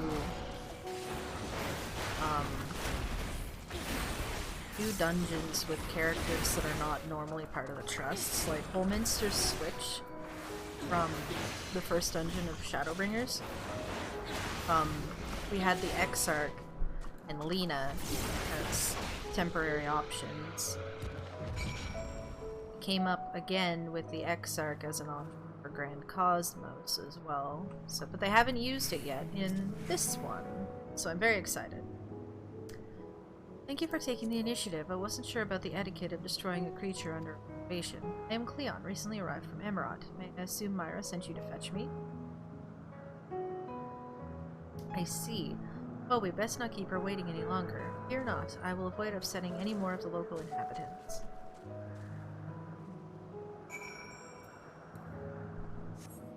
This next one's gonna be a trek. Oh crap, the teleporter. Can I just... I can't just jump. Can I? Surely not. Surely I can't just jump off of here. Oh, yeah. Denied me my happiness. I'll be able to jump off of it when I can fly. Just not right now.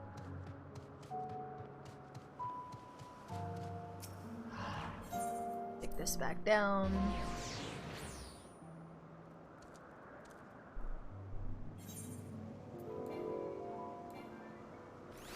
There we go. I'm a big fan of how, like, most of the people that I've encountered on this map have glamoured their chest piece into the robe like I did. Like, we all have the same idea. Everybody has agreed, like, we must look the part. There was a side quest in Amarot where you were... The guy was like, wow, those are some cute robes you're wearing, little child, but, like, you know, you should have something like everybody else. Do you know how to make them? Here's the concept. And it's like, oh, it's like, well, you're gonna have to make them yourself. Pull up your bootstraps. So we kind of got denied a cool robe. So I'm very happy that we actually have it now, and everybody else apparently is too. It's great. Yes, can I help you? Oh wait, do you need directions somewhere? Not to be rude, but I beg of you, ask someone else. I happen to be lost myself. What was that? A woman asked you to come and find me? That would be my friend, no doubt. How embarrassing. I'd hoped to keep this hopelessly directionless side of myself under wraps. I feel terrible leaving her like that, but I'd clean forgotten a task from one of my professors. I rushed back to collect the item I was asked for, which I found, thankfully. Got rather turned around when attempting to return. Don't you worry about me. I'll be just fine on my own. Now, if I'm right, then following this road east will lead me to a teleporter, I think. I mean, I know.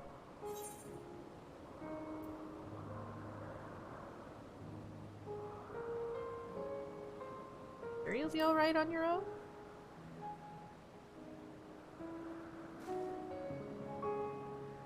Oh, bother. Maybe not. Well, I could probably find my way eventually, but there's no sense in trying to go it alone, I suppose. Be so kind as to guide me back to my friend?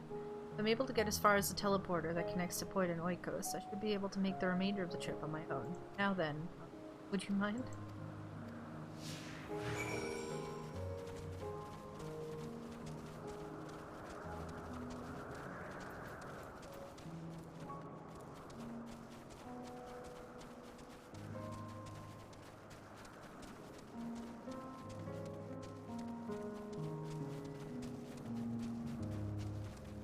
What's funny is that it's literally just down this road. She was going completely the wrong direction.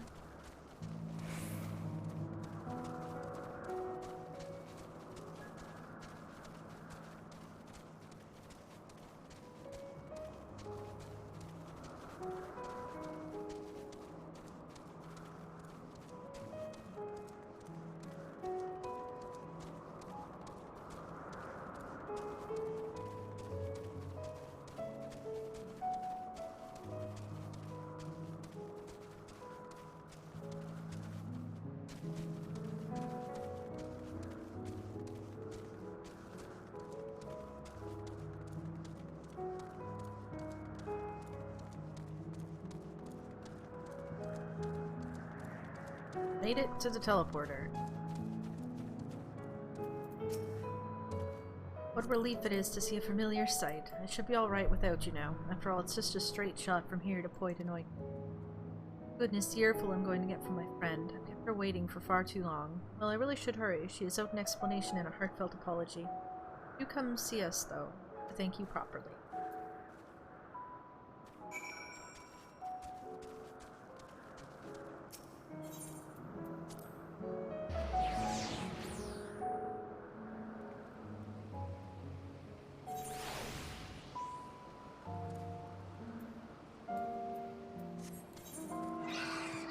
Almost. There's one left for the scavenger hunt, and I'm sure it's like up here somewhere.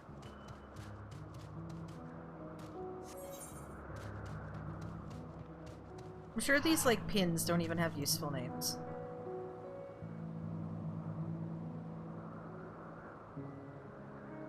And none of those are useful to me. There's Leith.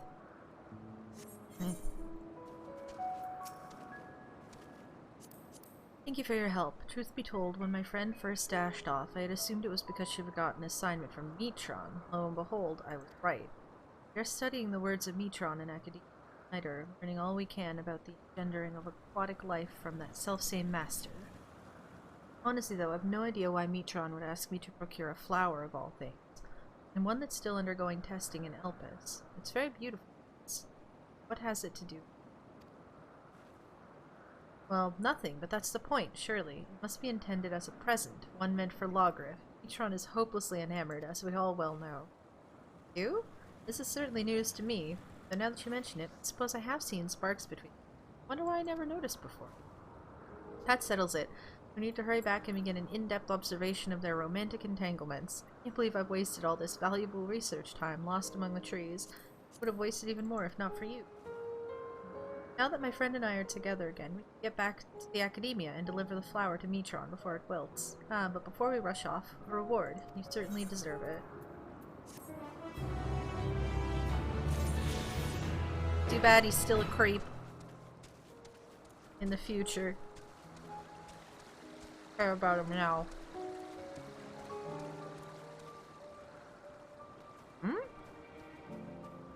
What's this? Oh, it's a cactuar! Hello!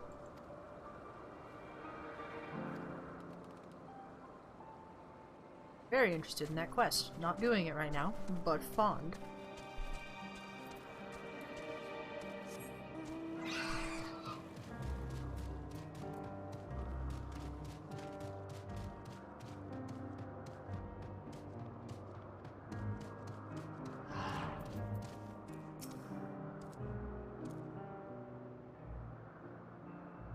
Carolyn, thank you for seeing to the safety of our guest.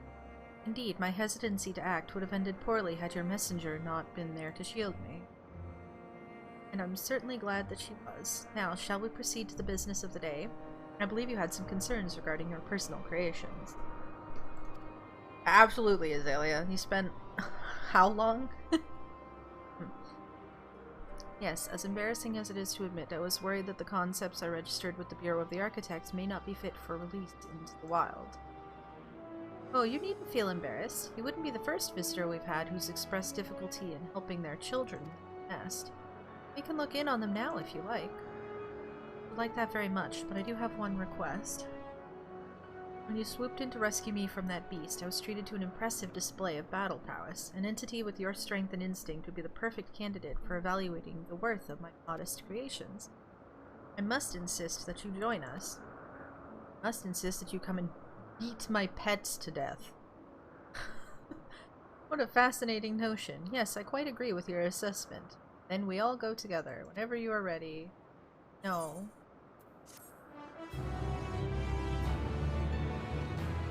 Look, I am needed in a really freaking cool-ass dungeon right now. I'm sorry. Gotta go.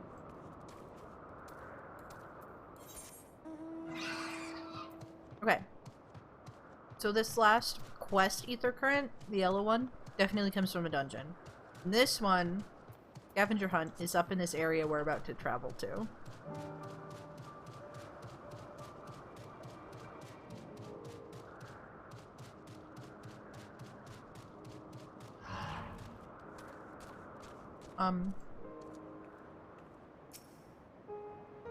This appears to be the teleporter Vanna told you about. Motes of light yet hang in the air, suggesting the device was but recently activated. Huh?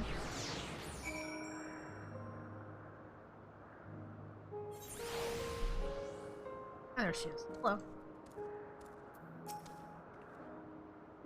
Ah, good. The teleporter acknowledged you as my guest. You should now have the authority to use it as you wish. As for the way to Kitsis Hyperborea, we follow this path, then turn left at the crossroads.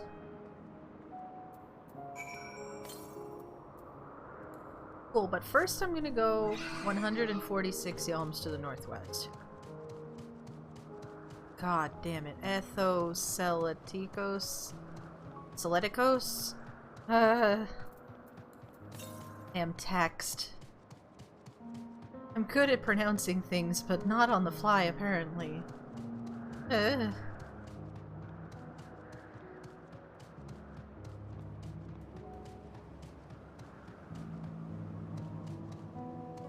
Need this thing to not be looking at the ether current.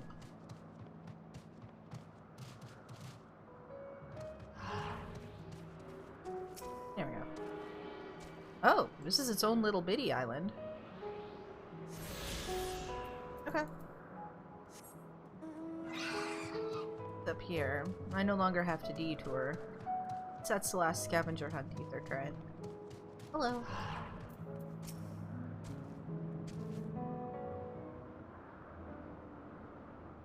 Big. And the Amarant music's back, because of course it is.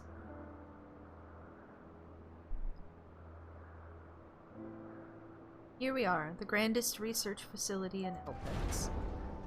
We should head inside and ask after Hermes' whereabouts. Hermes is at another facility, as we have just discovered. Oh, hello. You go and meet your grumpy girls. Furthermore, we've confirmed that his studies into Dynamis, as well as his creation of Medion, were entirely private pursuits. No one else we spoke with appeared to possess the chief's depth of knowledge on the subject, neither did we hear any tales of stolen research. Which means that if Hermes himself harbors no desire to bring down an apocalypse, then he might be recruited to help prevent one. Or so saith the illustrious Emmett Selk.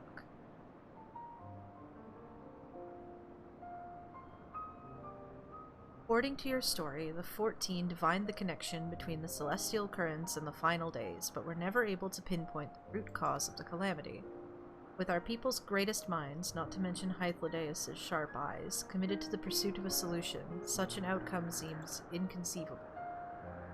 And the only possible explanation is if the nature of the catalyst was so inexplicable that even we failed to perceive it. And what better fits that description than the invisible, intangible dynamite? Which in turn leads us to our next question. How did Hermes, in his role as Fandaniel, not recognize the subject of his own research? We must assume that he either knew and was unable to help, or that he was otherwise prevented from identifying the cause in the first place. At this juncture, all we can do is speculate. To be clear, the Convocation does not tolerate acts of deception or malice. We are practiced at perceiving truth, and would have known had Fandaniel lied to us. Hermes has no conscious wish for the world to end. That I am certain. Seems there is more to the tale after all.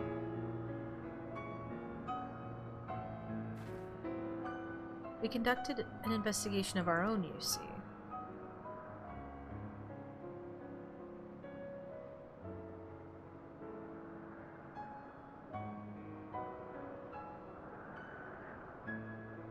How comforting. We seem to have reached the exact same conclusion. I see no reason to delay further. It is time we brought Hermes into the fold, as it were.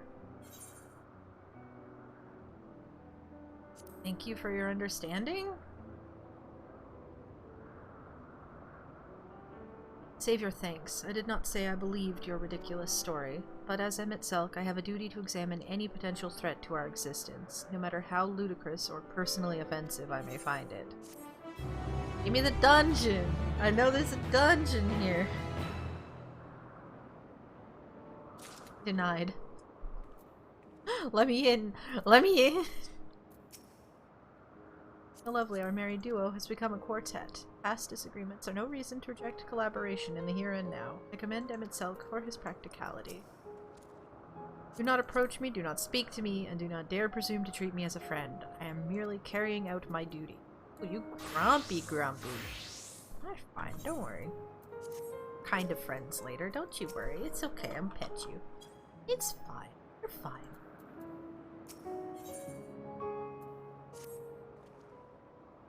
I think the time for leisurely exploration is past. If I might have a moment to adjust my vision.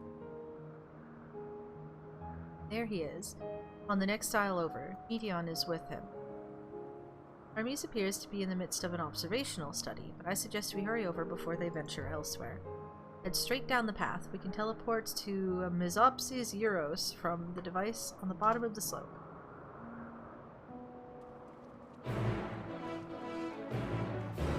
Can't believe I'm being denied. I know this is a dungeon. Open the doors. It's a dungeon. Let me in.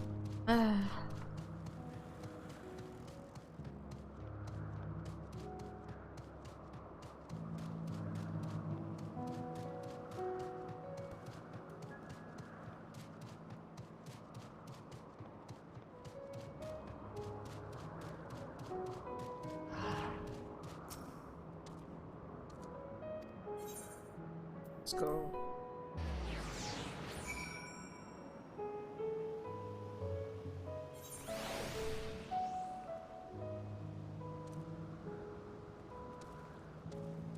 Hey!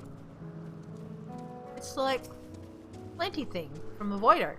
I thought there was a Void sent. Huh.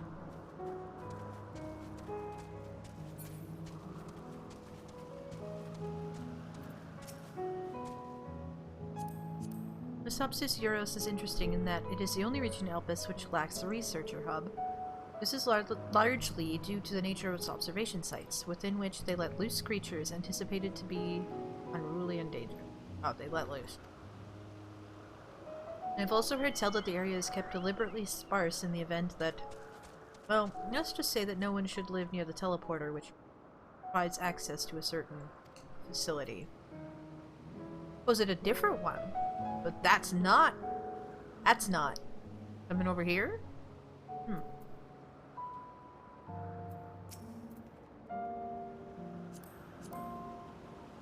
What, to expect me to praise you and your progress? On the contrary, I'm simply surprised you made it this far.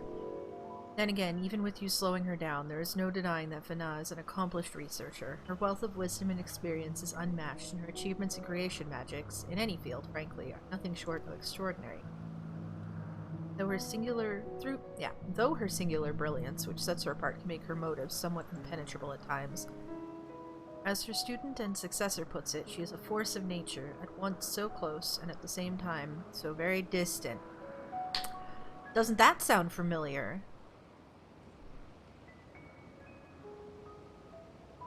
Sounds like what Kryle was saying earlier. They are close by within the Hungering Gardens. That would be the circular enclosure you see just up ahead. Well then, Carolyn, make yourself useful and bring Hermes out here to us. If I were to go, he would assume I was only there to press him on the Fandaniel matter. Of all of us present, you stand the best chance of convincing him to put aside his work for the moment. Creations in there are not exactly... Then again, perhaps Carolyn can handle them. She did survive a bout with Fana, after all. Off you go to find Hermes, but do be prepared to come to blows with the garden's denizens. Is this the... No, this isn't...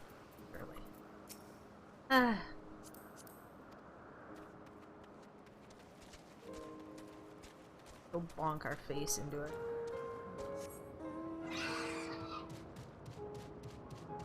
Sparse area, isn't it?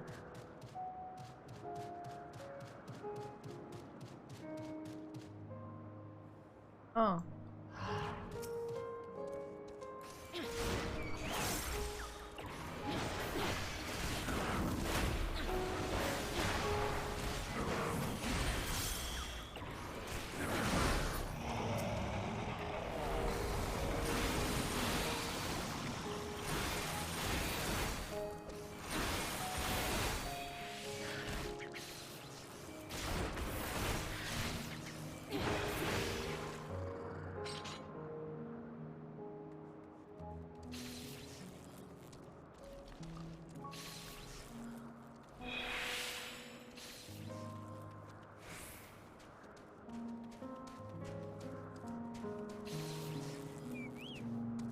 Botanical abominations bear down upon you with ravenous intent. Hello.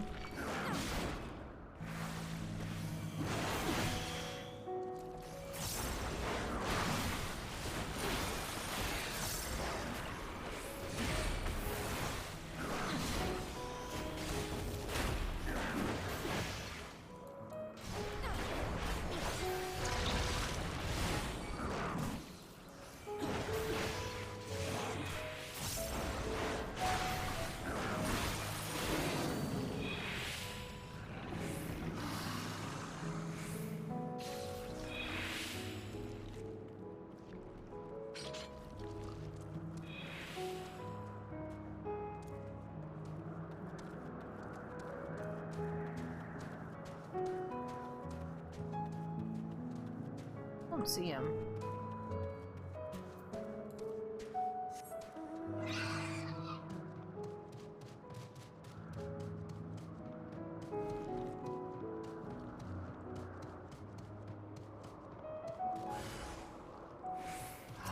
Again?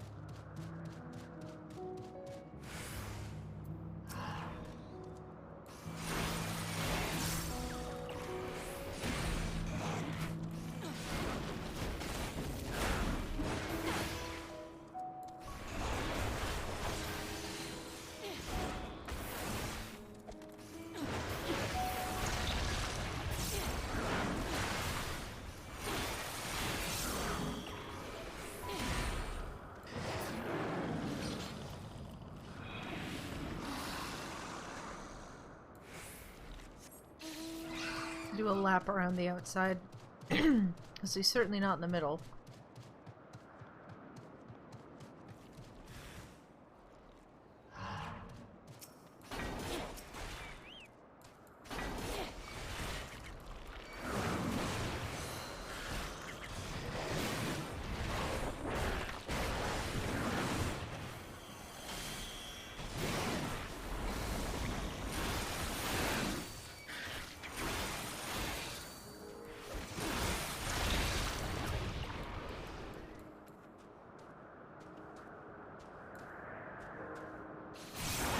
There we go.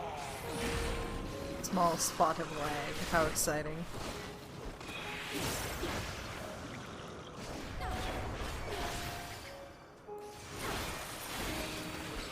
Is he? I'm wondering if it's like a certain number of these events have to occur beforehand or something. Oh, oh, oh, there he is.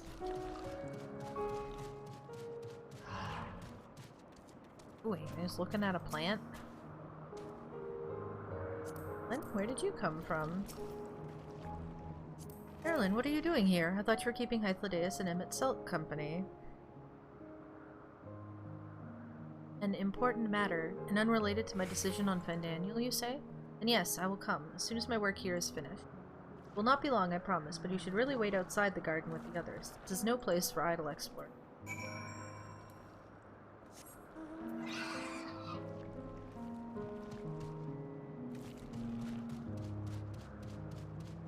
I want to go this way because I want to unfog a bit more.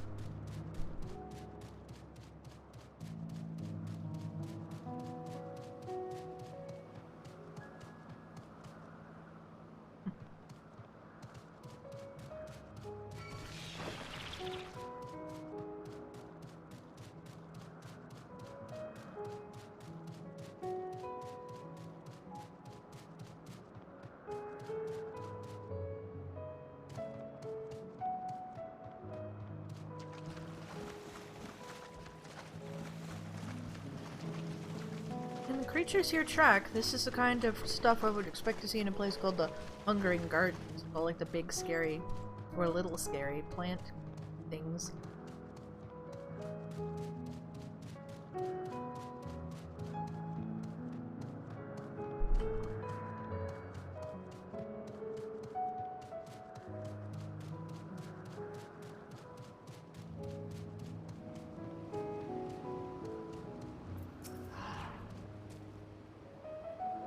You spoke with Hermes, then?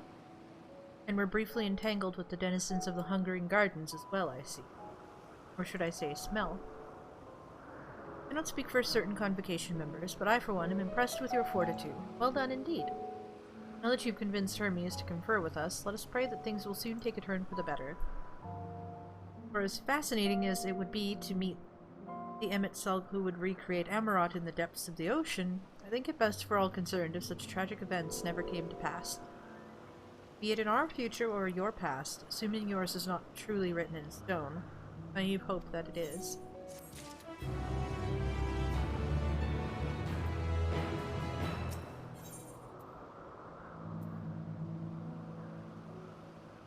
It's quite... Hold on a hot second.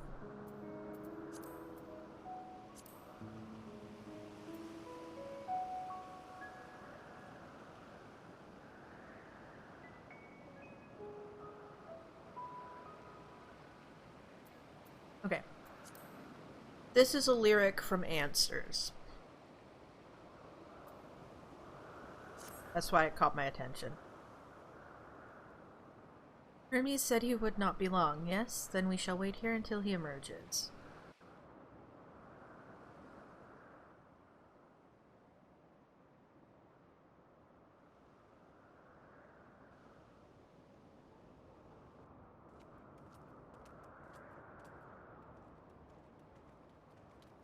My apologies for keeping you waiting. I understand there is a matter you wish to discuss. Aye. A matter of the utmost gravity, if one can suspend disbelief. Go on then. Tell him what you told us, who you are, and why you came.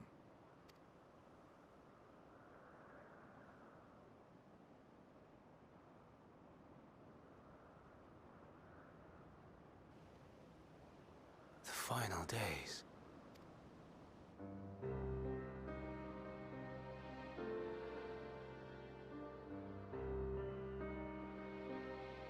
The phenomena observed during these star-encompassing calamities is likely the product of a dynamis reaction.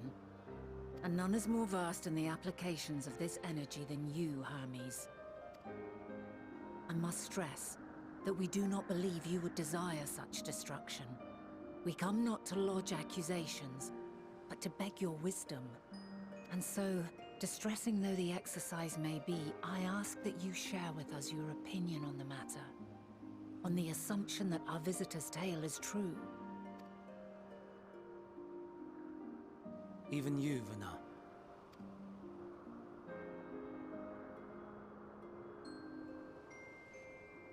As you say, the phenomena observed in the two calamities may both be attributed to dynamis. Of note is the difference in its effect. In the first final days, it warped creation magics. In the second, it warped the people themselves. The key variable, I suspect, is the etheric density of the men of each age. Yeah, like I was saying earlier. As you know, ether, in essence, negates dynamis. Harboring high concentrations of ether, we ancients cannot readily manipulate dynamis, nor be manipulated by it. Therefore, rather than ourselves, the calamity affected our magics. In contrast, having been sundered, the people of the future are composed of but a fraction of our ether. Thus are they susceptible to the influence of dynamis and its transformative potential. But that would explain only the mechanism, not the cause. Though perhaps... What is it? Even should it be a hypothesis, we would hear it. Dynamis is an energy put in motion by feelings. Feelings for which there must first exist a source. Okay. A source to which the victims must be attuned. One that harbors the selfsame negative emotions. Elsewise, it could not be the agent of such extreme change.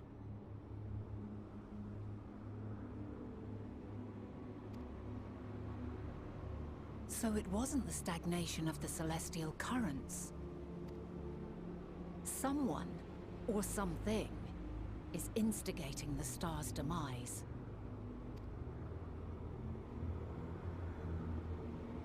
So, we've a villain on our hands after all. Any idea who or what it could be? The celestial currents comprise the outermost layer of the star's ether, encasing it like a protective sphere. I'm in the galaxy brain theories right now. You know, at the very least, that Omega's planet and the Dragon Star were at war with each other. Is it that out of... like, I understand that, like, they were extremely, extremely far away, and it is extremely unlikely that one of those two planets would be trying to sabotage us, but it is definitely within the realm of possibility that somebody could be trying to sabotage us. If the celestial currents are involved. Tale, it was where the currents were weakest that the phenomena first manifested. It's like the freaking magic ozone layer. If the inciting factor came from without Aetheris, then its effects would first be seen in those locations. Yeah, the aliens are trying to sabotage us. Wait, this was one of my theories. The fact that he sent out all those little bird girls, he was probably telling them where we are, and they were like, sweet, those guys, nuke them.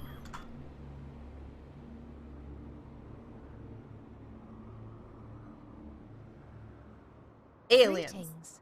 Can you hear me? Hey. Am I being validated? Here we go. Do not be alarmed.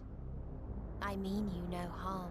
Yeah, that's what it sounds like when somebody means you I harm. wish only to hear your words, share your feelings, know your thoughts. May we please be friends? Meteon. What is it? They find something? Executing scheduled task, suspending individual self and connecting to shared consciousness. Connection established. Commencing status report.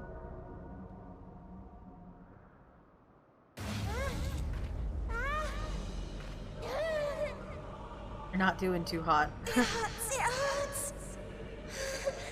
It hurts. Aliens, baby. So hot, so cold, so sad. I don't understand. Make it stop. Please, make it stop. Steady, Meteon. Steady. So scared, so lonely. The pain, it's too much. Why? Why do we? They hurt. Uh-oh. Hurt. Oh! Oh! That's the good stuff! Hell yeah! This is wrong. All wrong. What did they find? She's freaking dead! She's gone?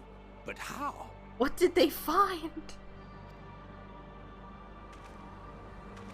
She has altered her etheric density in order to blend in with her surroundings, an ability for avoiding confrontation. Okay. Most effective. Frustratingly so. I can't see her either. Not even a trace. Stay away. Please. This is wrong. My mistake. So please. I knew it. I knew there was something. Ah, this is almost exactly the kind. Ah, okay. Okay, we're popping off now. Let's go. It was aliens. Are you alright? It was aliens. They basically have a... because of the shared consciousness, they can connect right back to the source. In your mind? No. We only heard her speak the instant before she vanished. Of course. When communicating without words, Meteon also employs dynamis. That would explain why you were able to hear her when we could not. Then you are our best chance of finding her. Follow her voice and try to track her down. Hindered though we may be, let us split up and search as well.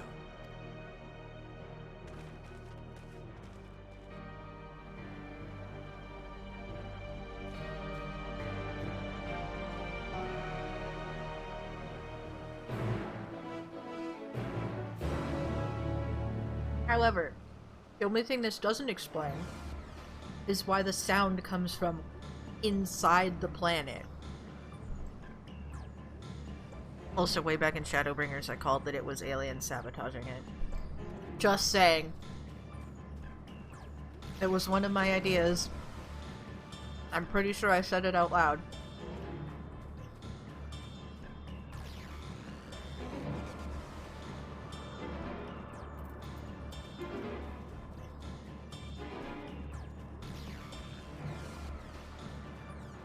What did they find? Calm your mind, your senses questing for any hint of Medion's presence.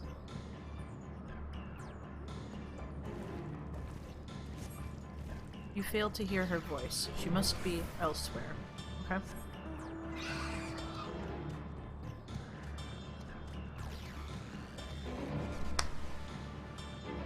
What if it is Omega's planet, though? Logically, it shouldn't be. But, like...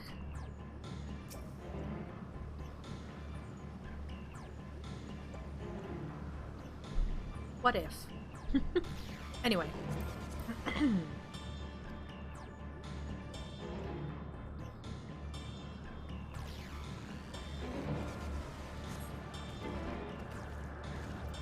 Hello, please don't bite me. I'm running on the concept that in the launch trailer they show... So every expansion has something like Odin, Kuro Regina, Ixion, Arcatania, and Formidable. Like a big boss that's... oh, I guess Proto-Ultima too, for Heavensward. Like a big boss that's tied to like a fate or a specific timer that's very rare to pop up. And Arcatania, one of the ones from Shadowbringers, was actually visible in the benchmark. And in the Endwalker trailer, or not trailer, benchmark, they showed something that made me violently excited. It looked like a shiny new Omega. Why would there be a shiny new Omega? It's not, it didn't look like the old one. That's the only thing that I'm thinking of. It logically shouldn't be Omega's planet because they wouldn't know how, the whole point is that they didn't know how to get here, but that's why Midgard-Stormer came here. But it seeps into my mind, our voices reporting. No, no, Hermes mustn't hear them. I have to run to hide. Medion's anguished voice grows distant as the source seems to flee down the slope.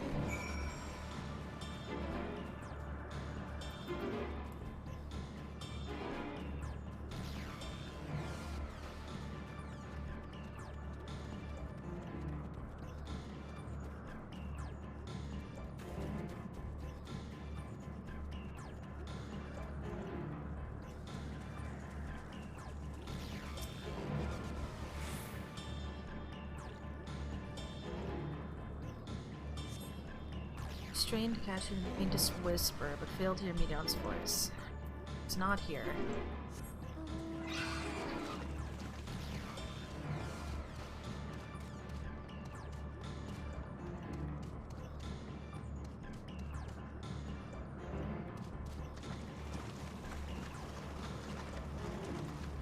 Under here seems like a great place for a dramatic cutscene, so like...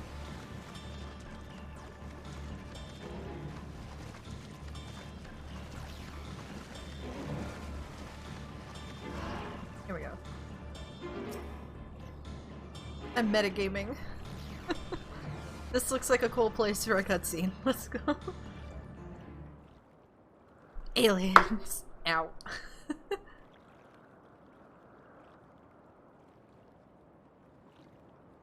I was basically extremely excited, Storm. This is the good stuff. Gotta get the creepy. Greetings and salutations. Hail and well met. What funky little alien are you? Commencing report. Oh, oh no, we can't tell them that. We must run. Run far away. Don't run, just say.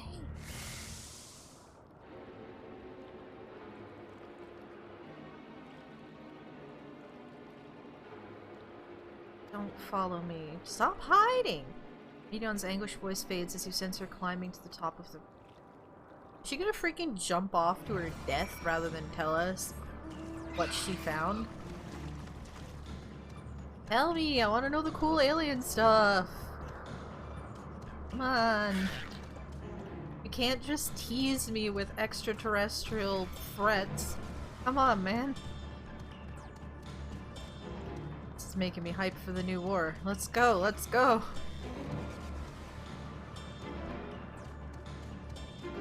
Don't threaten me with a good time. Tell me about the aliens, damn it.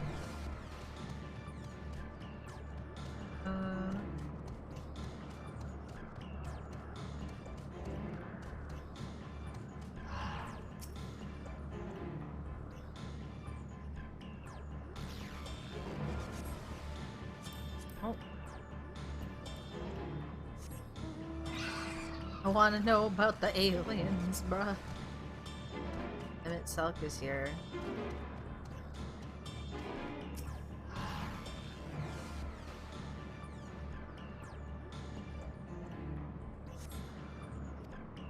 Oh. Trying to avoid getting too close to that fate. Emmy Silk. Oh, here.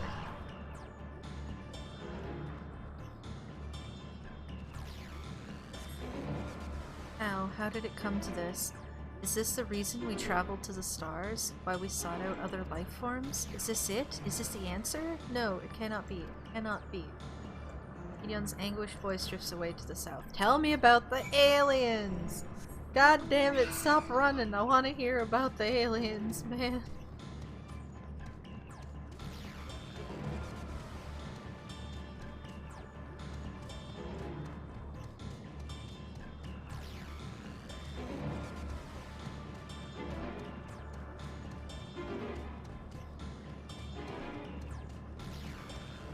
Surely not. Surely she's not here in the middle of an open area.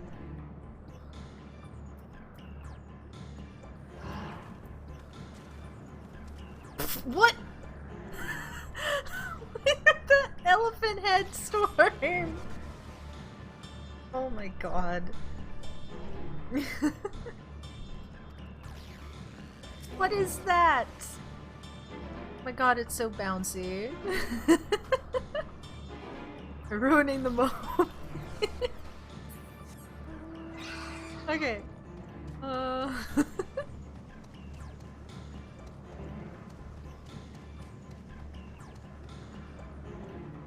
Elephant head. Oh, hold on, I gotta sneeze. Ugh. What an appropriately named area for shit to be going down.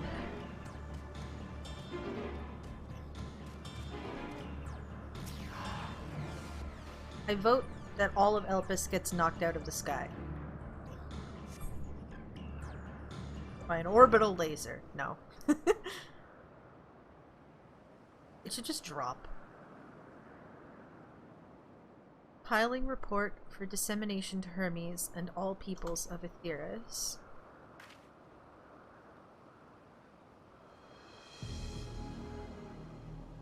Processing expedition data, preparing profiles on intelligent civilizations, formulating answers to the question. You know, this will also mean, like, before she continues too far, the Loperites have found suitable candidates for planets we could relocate to, but they haven't actually checked them out. If this report comes back saying that they're all terrible, then we have nowhere to go anyway, and we have no choice but to double down on our own planet, potentially. Finalizing report. Oh, Carolyn, you mustn't listen. But I want to listen. Tell me about the aliens, or lack of aliens. I prefer that I know there's aliens, so like, I know they exist. It's wrong, it's all wrong. There's at least 2 planets with life on them. I know this for a fact. Lean toward the lake. East sign of Medion? It's being evasive and refusing to tell me about the aliens. Panicked and confused, which will make it all the more difficult to predict her movement. Hermes, what do you make of this situation? The Metea are linked to a single mind, a shared consciousness which connects them across any distance. I suspect something has happened which disrupted its usual harmony. How might we access this shared consciousness of theirs? Much as you would approach any sentient being, directly. In the Metea's case, that means speaking to any incarnation within physical reach. So unless we can track down the Meteon we just lost, we have no means to communicate with her. No way of knowing what befell her sisters, no way to provide directions or guidance. Then we had best set our musings aside and concentrate on how we might find her. Splashing around in the lake, probably. Let's go.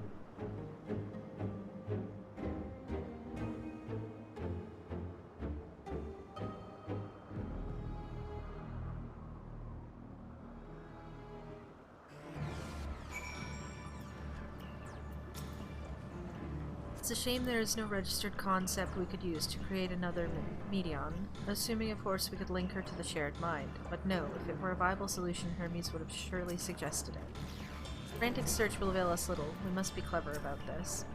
In the final days, Ether is twisted by the invasion of Dynamis from beyond the star, its progress intensified by feelings of fear and despair and anguish. Nay, I like not the picture which emerges with its latest pieces. I didn't assume that it was Dynamis being injected into the planet. I thought it was more like ether being siphoned away.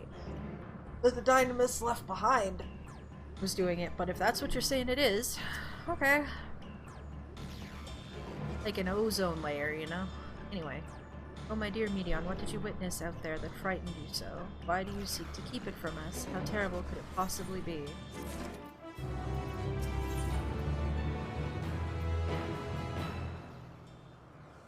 Yeah, it's giving me the lyrics to answers as quest names, and I'm like, eh. Sure, this is gonna be great. And by great, I mean, correct me if I'm wrong, but Meteon renders herself invisible by matching her etheric density to that of her surroundings, does she not?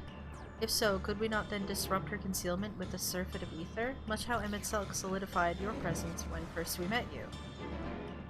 Don't be absurd. I can hardly channel ether to a recipient whose whereabouts are hidden from me. Which is why we must all work together. Carolyn will continue the search in the same manner as before, but this time with you in tow. Once she ascertains Meteon's likely location, proceed to reveal our way with a swift ethereal downpour. Very clever, and thankfully she has made herself easier to capture by fleeing towards Leith. Assuming she is made visible, it should prove no great feat to herd her into a corner. Then we have our plan. Carolyn and MSQ will be our tracker and trapper, respectively, while we others predict and obstruct Meteon's avenues of escape. MSQ and I will keep an eye on each other's ether to help coordinate our efforts. Let us be about it. Well, it seems we are partners for the time being. Let us return to where we last saw Meteon and pick up the trail from there. I will keep myself in a state of preparedness, ready to rain down ether at a moment's notice, meaning it falls to you to keep the way clear. So, she said the same thing that she said to us when she met us, which implies that they had just encountered something. And upon trying to read whatever that thing's mind is, it was... or its emotions anyway. It was so jank that it just messed them all up and sent them screaming.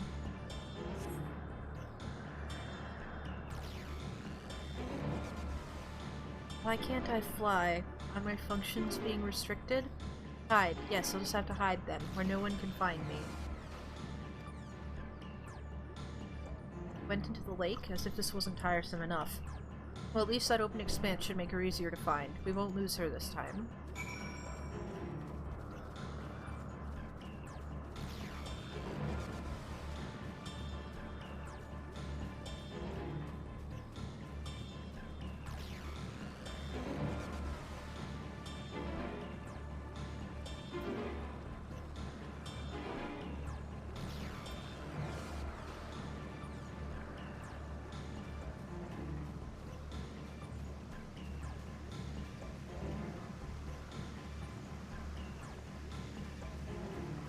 heck is that?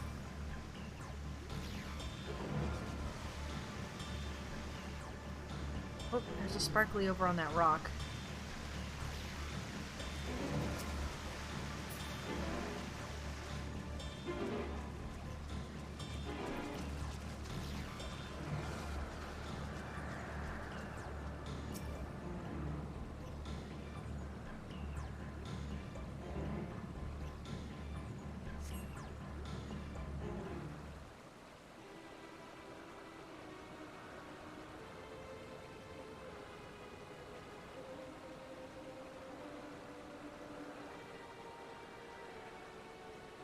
Not here. I'm not here. Please.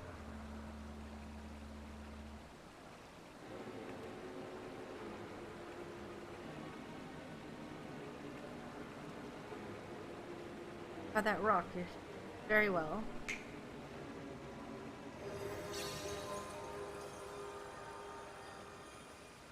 Why can't I hide?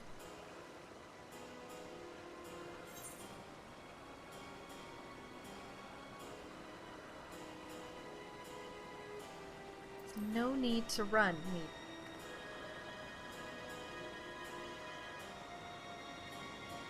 Carolyn, what are you saying? Everything is so faint. Sorry, I'm not strong enough. Stay away, I'm begging you. Don't make me say it. It will break him. His poor, fragile heart.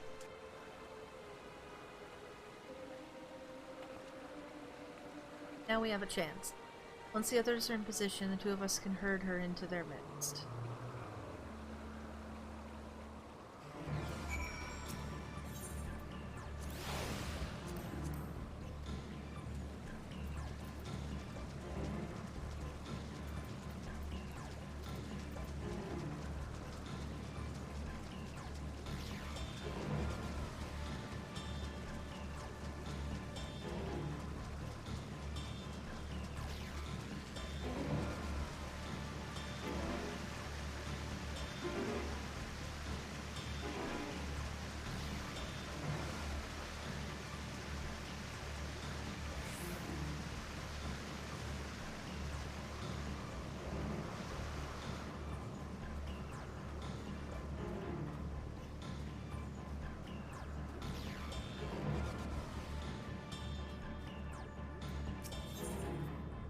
Yeah, let's just chat.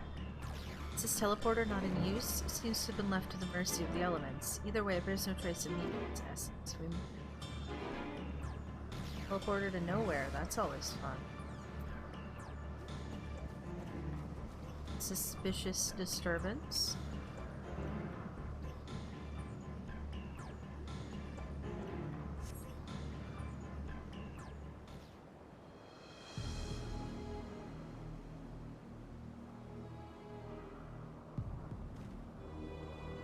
There, I see her.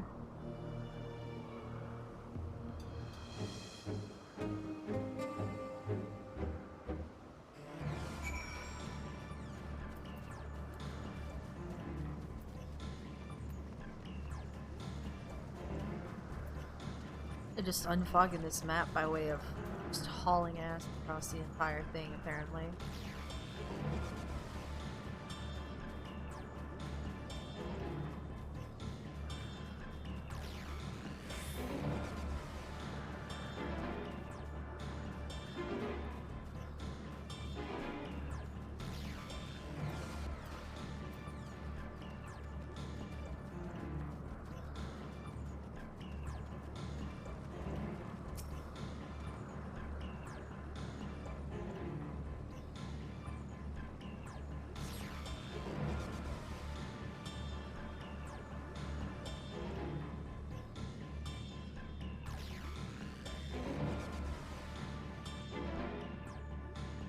Really gunning it, huh?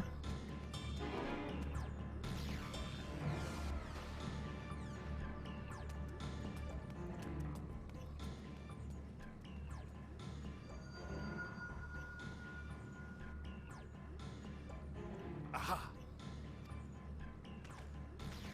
Give chase. We shall herd her into the shelter.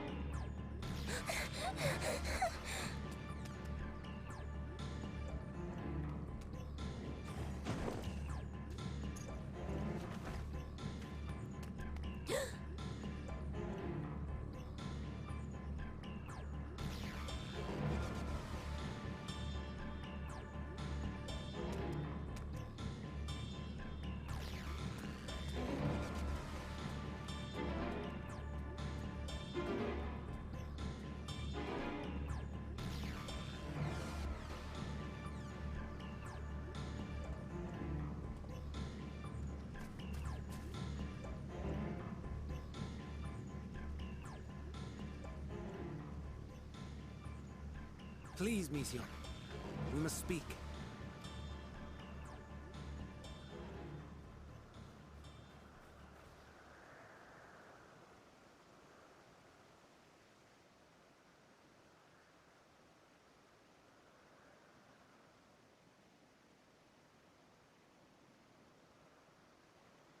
I'm sorry, Hermes.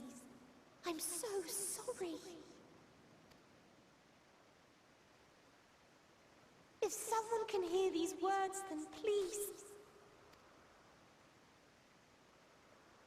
Please protect them. Protect them all.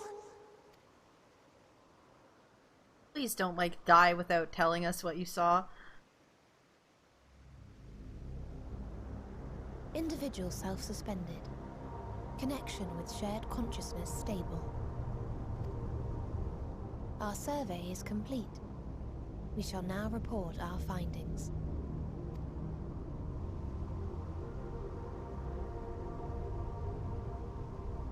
All units safely arrived at their respective destinations. Seeking answers to Hermes' question, we attempted to make contact with the intelligent denizens of each star. Results are as follows, in order of numerical code. Enna. Traces of civilization found. Structures believed to have served as domiciles. No extant life forms detected. Dio. Ruined remnants of buildings scattered across star, surface of which is encased in ice. Presence of life could not be verified. Tria. Evidence of large population centers, akin to cities recovered. No extant life forms found, only their lingering essence. Tessera. Edifices surmised to be abandoned residences found. No extant life forms detected. Deadly plague or extreme environmental degradation likely to have led to mass extinction. They are all... dead. Octo. Star found in state of violent conflict. Contact successfully made with inhabitants, but deployment of weapons of mass destruction resulted in total annihilation of local population shortly thereafter. That could potentially be Omega's. I'm gonna take a screenshot of that for future reference.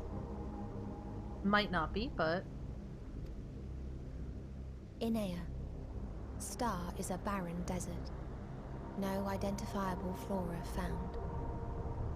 Bones of living beings resembling men discovered beneath sands, but determination regarding their intelligence inconclusive. Remind me, Hermes, what exactly was the question you entrusted to Meteion? I tasked her with asking what others live for. What gives their lives meaning. And they're not even alive. Did you consider what may happen if the premise of the question is flawed? To be able to answer it, one must be living and desire to continue doing so. But if Meteion finds no living beings in the course of her journey, or none who desire to live, what then? What answers would she derive from their silence?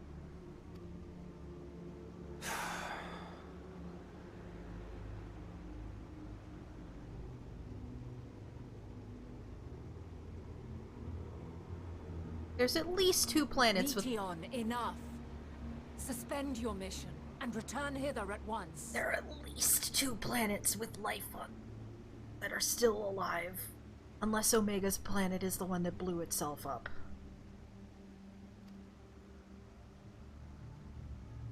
Decapente. Local civilization once flourished under auspices of higher power. Said power later laid waste to civilization in fit of rage.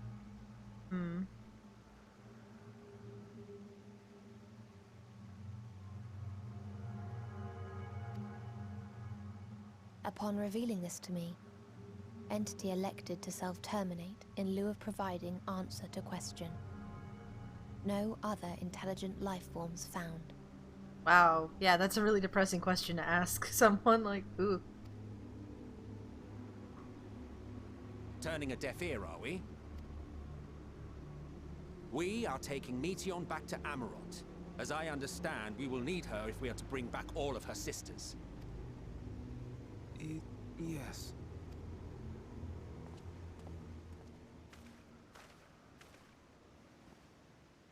Meteion.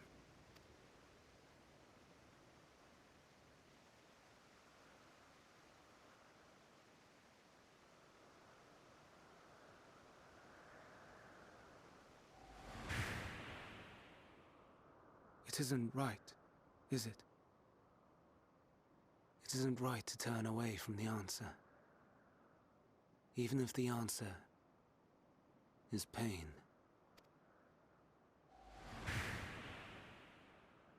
Even if we aberrations must scream ourselves hoarse to be heard.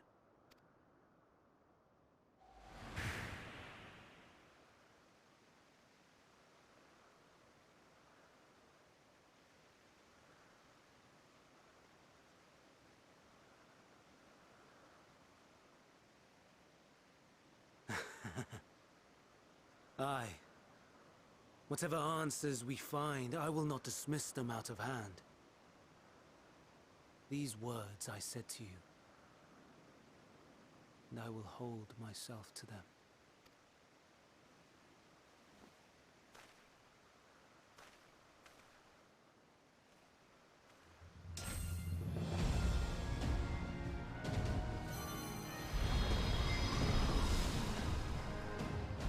Oh!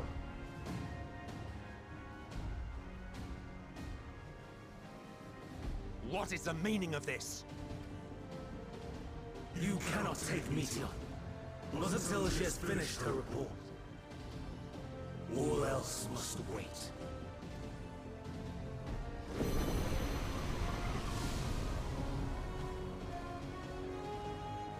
I saw you in the launch trailer and I didn't know what the hell you were. Bye, I guess.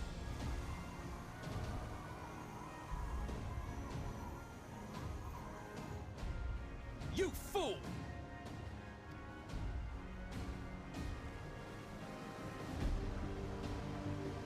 Now I'm sitting here going, is this a dungeon or a trial? Or a dungeon into a trial? Who knows? We're going somewhere. Yeah, I saw that in the launch trailer. I was like, what the hell is that? So that answers that question. If all Hermes means to do is listen to Meteion's reports, then it is his right to do so. Once he receives the answers to his question, what then? The fate of the world may very well hinge upon the choice he makes in that moment. We must be there when he makes it. Why, Hermes? Why could you not leave well enough alone? Will these answers assuage the pain you feel when a creation is returned to ether? I should never cast your accursed question to the distant stars. You may have one day learned to be a prince upon this one.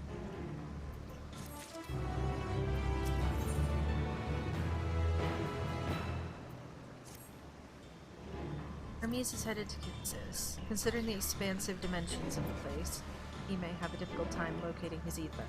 All I can say is that he entered from the rooftop, likely arrived at the uppermost point in the facility. So, do we pursue him? Absolutely! Trust Dungeon with the Amaratines, baby! Let's go! Of course we pursue him. No matter what Hermes might be thinking, Meteion is a potential threat that needs to be brought under our control. How is she a threat? She's just reporting what the other ones found.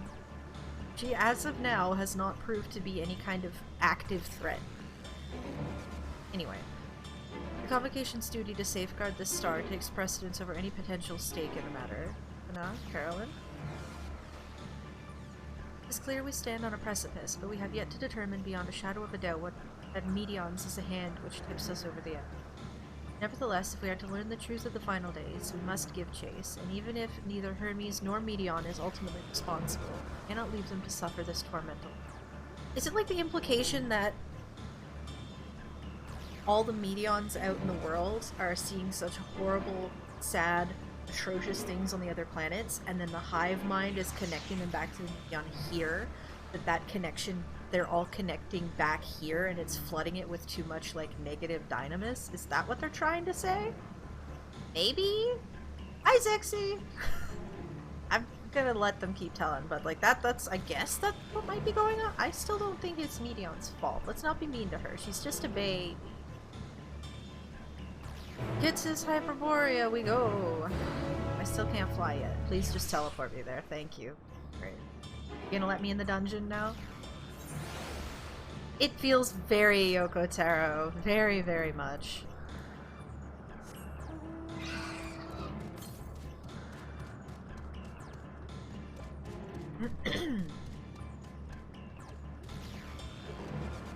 You have finished MSQ. Welcome back to society, Zex. I am still a good ways away. We're getting there. I miss, like, the look of this. We kick everybody out. Judging from the crowd, something is afoot. It's not out of the ordinary. Does anyone know what caused it? Yes. Maybe Yoko Taro is Yoshi P all along. I know we've seen his face, but still, you know what I mean. What have we here? Excuse me, has something happened inside Kitsis? Mistress Vana, I'm so glad you're here.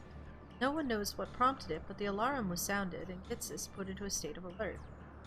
Procedure dictated that we evacuate immediately. We have yet to investigate further. This is Hermes is doing, obviously. What does this state of alert entail exactly? Field of dampening magic is draped over the entire facility, probably in response to escaped entities and the like. It's as scholars and observers aren't affected, but everything and everyone else is weakened to a fraction of their usual capabilities. Ah, this is how you're justifying me being able to take these guys in. They once because they're not scholars or observers, they're gonna go in and get weakened down to like my level, so we can all go and fight and be on footing. Nice. And consider us forewarned. We do, however, have urgent business with Chief Hermes and must enter the premises regardless.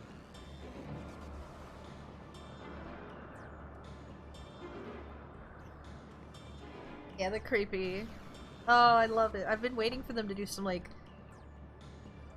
the black, like, blue eye stuff. That's the good stuff. That's what I'm here for. Anyway, that said, if Hermes is willing to enact such measures, I wonder what other obstacles he has seen fit to drop in our path. With that enfeebling spell in place, we're not like to be at our fighting best. And I was hardly an effective combatant to begin with. I have little to offer beyond my ethereal vision. You will put that talent of yours to good use. You were fairly skilled at spotting weaknesses, if I recall. Fairly skilled?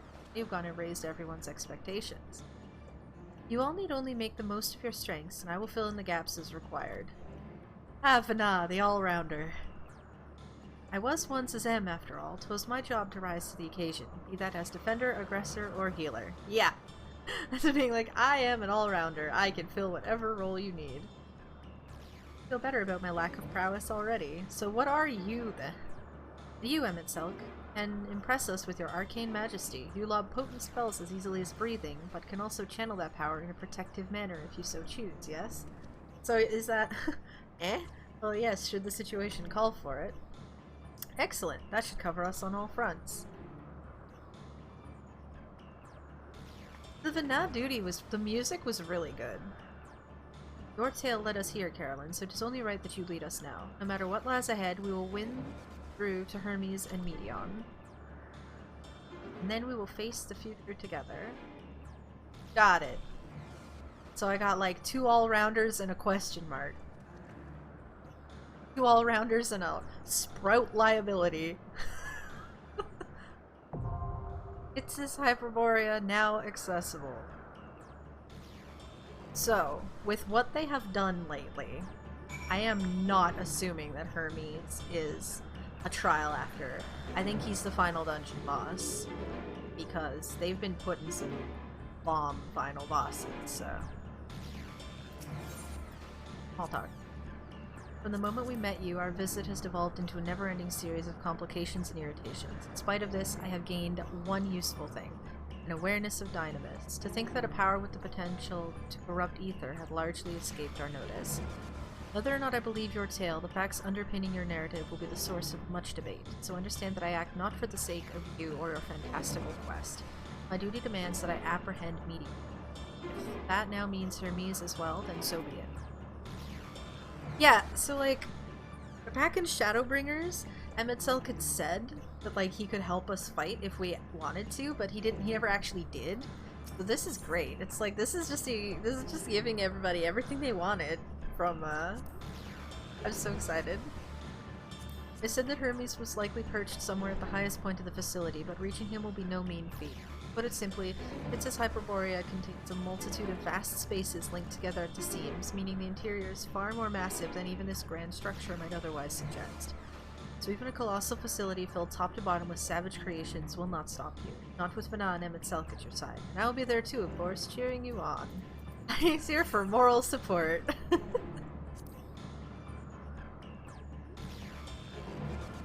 Bleak as the contents of Medion's report might be, many could hear it and remain content with their lives, but not Hermes. For him, the veneer of perfection has long been cracked, and it was to the distant heavens he looked for the means to repair it. I understand his anguish after a fashion. My own refusal to return is in opposition to the world's establishment. Yet for me, the imperfections only enhance the fragile beauty of our star. I will fight to see it delivered from destruction, for it's an honor. Okay. Soul Seer? The third seat. I gotta check their... What did they say? Can scarcely contain my excitement. It sounds like you are not excited in the slightest, my dude. Let's get this over with. He's very grumpy. What about you? Come, let us be off. Okay. So you have to be the healer. Come, let us be off. Which means that you two are DPS. Oh, he could be a tank! I wonder which tank he would be if he was tanking. Let's get this over with. Can scarcely contain my excitement. So good. He's a Dark Knight. Ooh, nice. Well, that's cool. Very happy. We haven't had... They all have special skill names. Nice. Oh, he's Soul Seer, but he's considered a bard. Okay. We actually haven't had a ranged fizz for a hot minute. The only other ranged fizz trust we have ever had has been Lena. Anyway, I'm very excited about this. Very, very, very, very excited. Let's go. Register.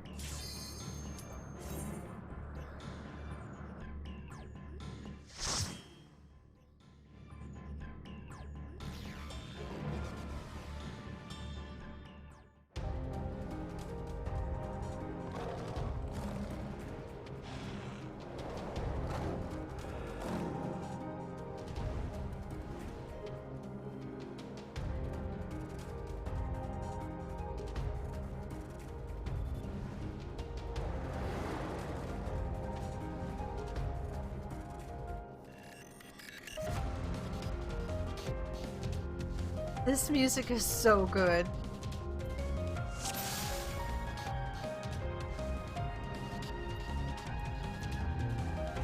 Okay. This is the spot I was looking at. Which one of you is new? Who's new? Speak up. Okay, let's go. Please, turn back! Else I might be forced to. To what? Seems he is determined to protect Medion. Aye, a right bother this is going to be. I just like jump off the... So that's a desert. Lava, there's a forest, snow. I can't jump off the side. There's an interactable thing over here. Guide to Kitsis Hyperborea. Have you ever wondered whether your creation is a beneficial existence to the star? Wonder no more. For Kitsis Hyperborea, our mission is to determine the answer. From temperate plains to tropical jungles, from smoldering volcanoes to frozen fields, we put creations to the proof in a wide range of meticulously recreated environments. Will your creation be able to survive in the wider world, or will it threaten the survival of other species? The answer to such questions and more, our highly trained staff will uncover.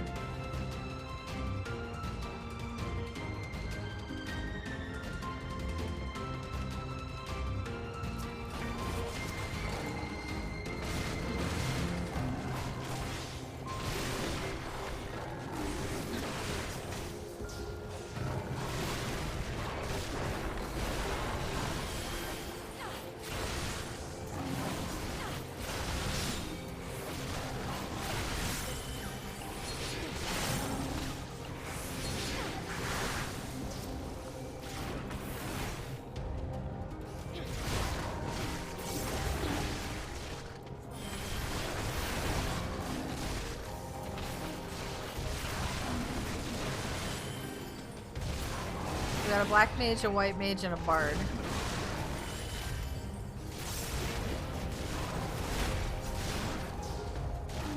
Have a taste!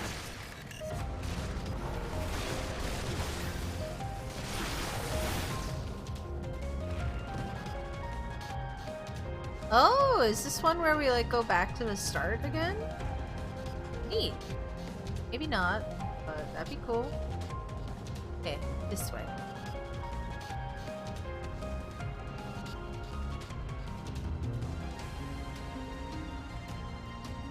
Cool.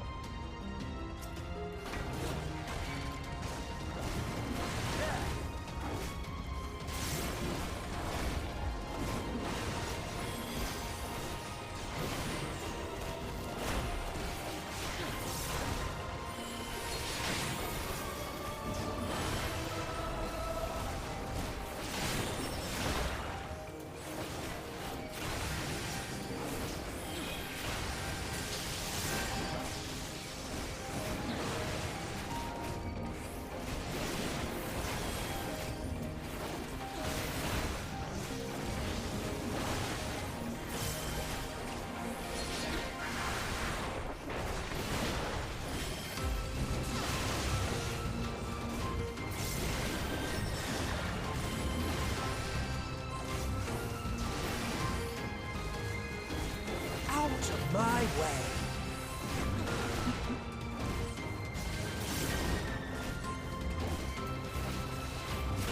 Imagine not doing trust dungeons. Like, what is... Come on. Why would you not want to do this? This is great.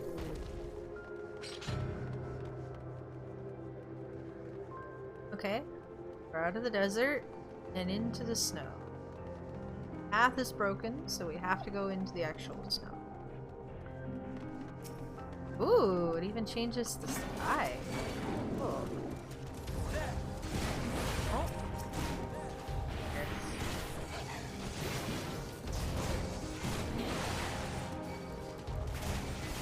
Yeah, like how could you not? Like how could you see that intro and be like, I think I'm gonna go in with real people? Like what's wrong with you?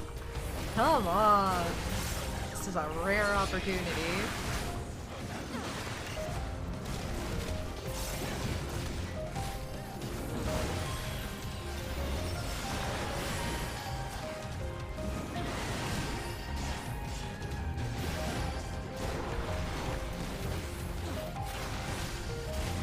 Like, the way that these, like, story exclusive trust things work, this is the only time you're gonna be able to use these guys. They're not being added to the trust menu.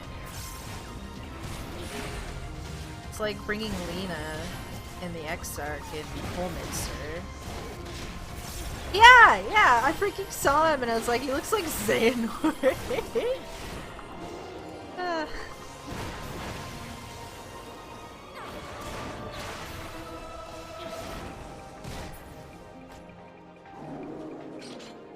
Been wanting to do a dungeon with Emmett since he passively suggested it.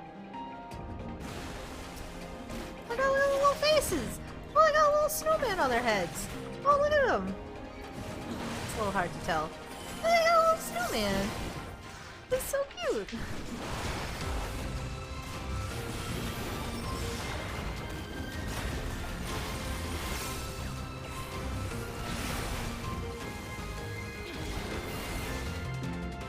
Emmett Selk joins your party with consent.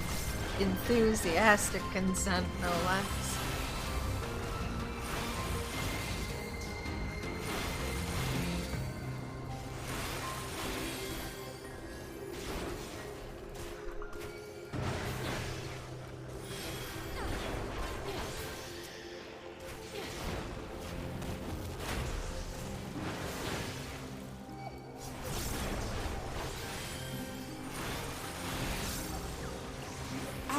My way.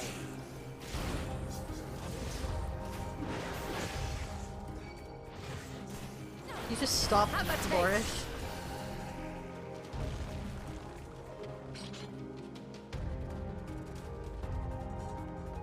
Okay, here's Lissa? But here, this fellow seems disinclined to let us pass, and we have no choice but to force our way.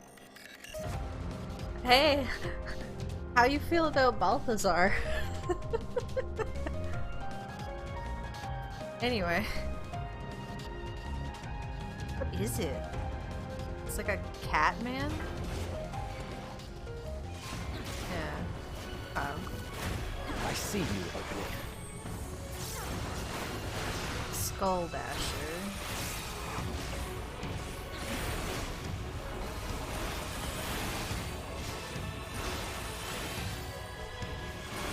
Frostbite and Seek? Footprints! He's got footprints! Look! Does this mean he's here? They just teleport? Cheaters.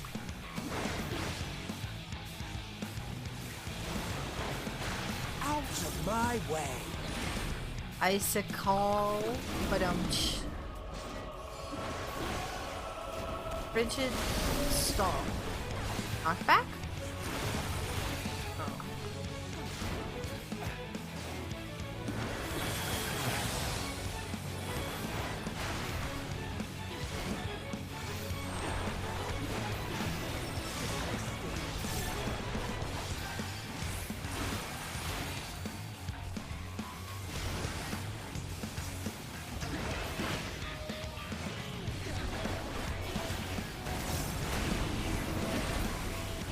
Get back here! Okay, so we stopped here, so we should be like this. I must say this is a promising concept. I wonder whose it is.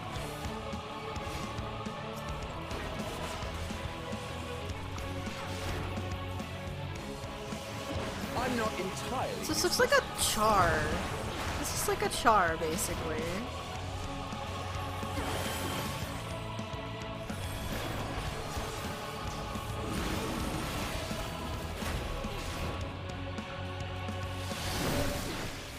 Be that triangle again, or is it gonna like cross? Yeah.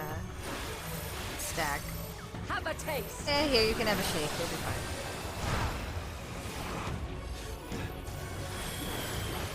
Mine is the ether.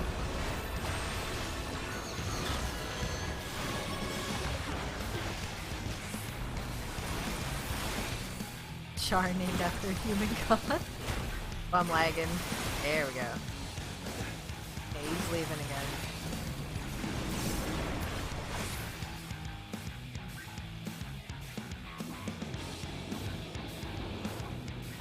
I like how Vana like runs, but Emmett and Hythlodeus just like teleport. Lazy. Kids these days and her teleporting.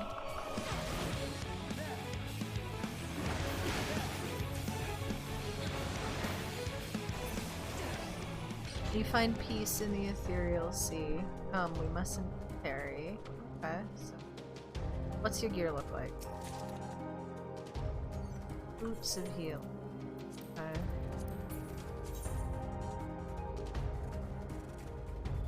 Cute. And they look familiar. But it might just be that like there's a million boots that look like that. We'll see. I will need more to know for sure.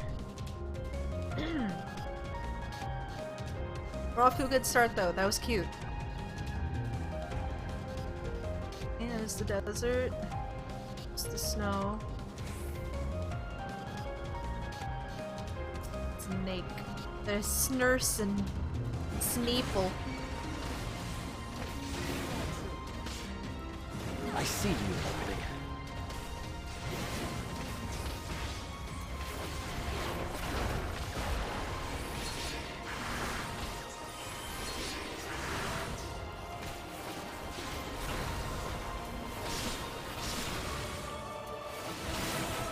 So I don't know if I've quite mentioned it directly before, but if you're not familiar with how trusts work in Final Fantasy, they don't AoE, they just single target, which is why this one is so much lower.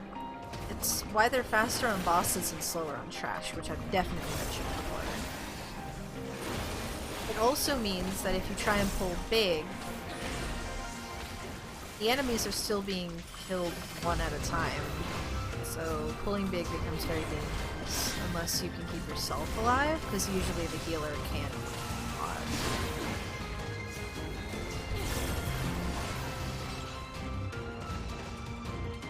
Oh, what this? Burbs! Is burb. Stay away! Let's release the burbs. At least he has the courtesy to warn us.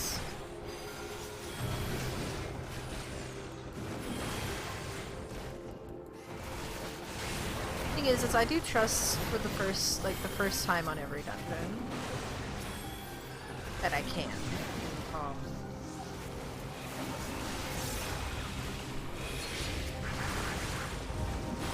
Dungeons trusts only became a thing in Shadowbringers, but I think it's great. I know a lot of people just kind of ignore it or just outright hate it, but I think it is really cute and really fun, and I like it a lot.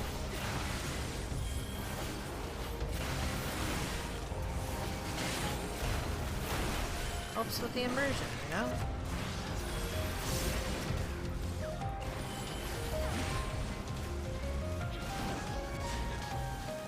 Now I just need trust trials, and I'll never have to interact with another human being during MSQ again. Yeah, I think the RP duties are also really cool. Was the 83 the is it the Thancred one? Because that was really cool.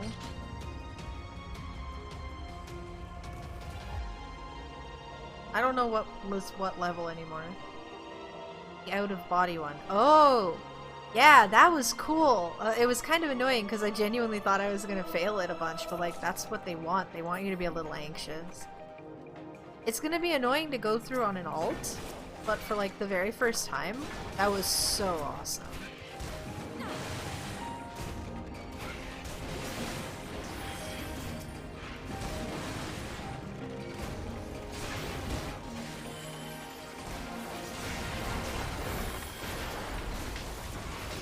I think the addition of the RP is really cool.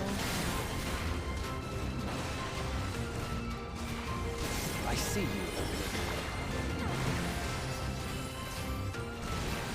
They've really added a lot of stuff for people that are really interested in the storytelling aspect of it. Like, it's fine if you are not interested in the story side of things, but like all of these things like RP duties, trust dungeons, things like that. Really just for people that want to just chill with the story for a while, which I super enjoy. It really helps. I won't see the clip right away, but I can see that the clip has been made. And I can go back and look at it.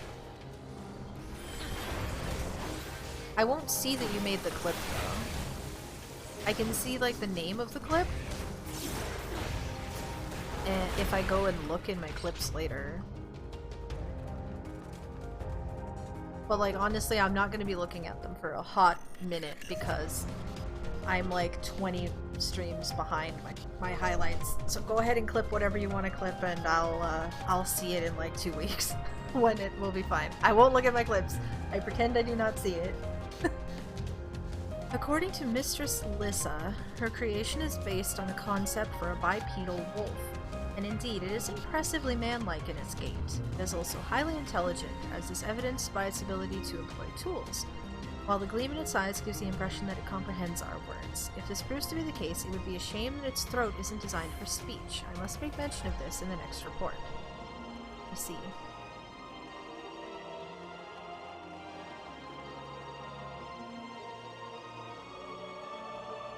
Other benefit of trust is that I don't feel bad stopping to read books and crap that I find. Is that an... oh no, that's still a... I was gonna say, is that an ocean? But no, it's just a desert. Moving on. Ooh.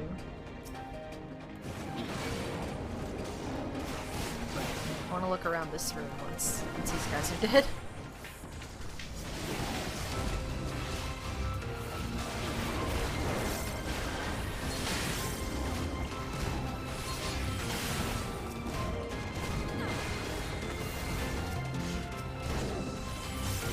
Axolotl? Oh, just in general, yeah. I love them, they're so cute. I have that, actually. I don't remember where I got it, but I have it. It's cute.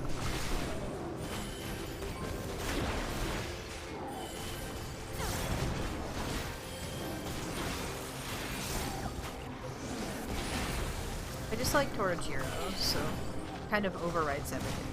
Yeah! It's the axolotl eft. The, right here, see? It's expensive. Or at least it was at the time. I didn't buy this. I think a retainer brought it back for me or something. I'm not entirely useless. I literally...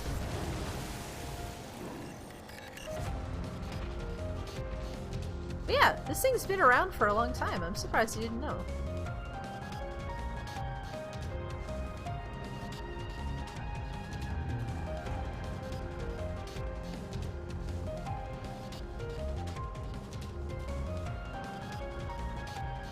It's the forest transition. What's this? Back to the snow. Huh? Hearing of healing. Not relevant.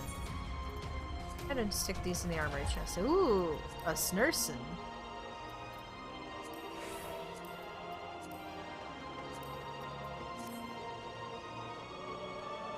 Laden Lord? It's a Snursen. I can't help but notice that there's these little doors off to the side. Those are probably going to seal up and not be relevant. What? Who knows? Wait, you freaking cast Stone Skin? I want Stone Skin. Where's Stone? Give me Stone Skin. Oh. Up. Goodness me, what manner of thinking is behind this? There truly is no accounting for taste. I see you opening. Inhale.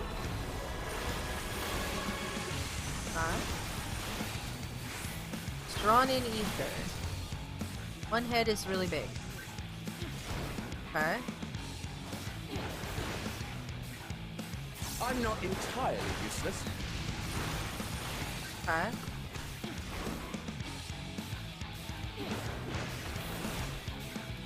Do not underestimate me. I'm lagging. Gonna turn again?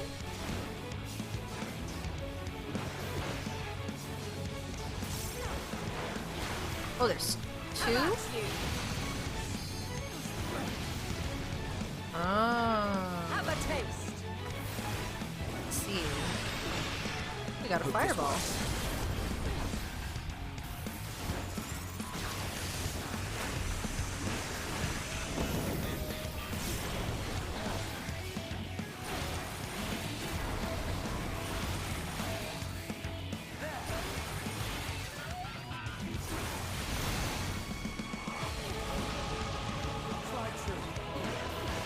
Intimidation. I'm not entirely useless.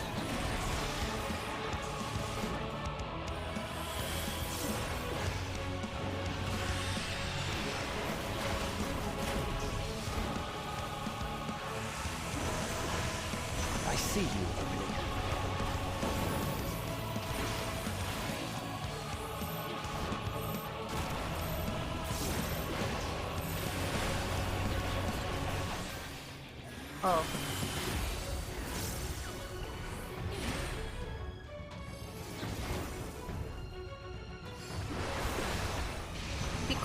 if the head was based on where he was facing, but he actually does snap back to north. Kind of disappointing.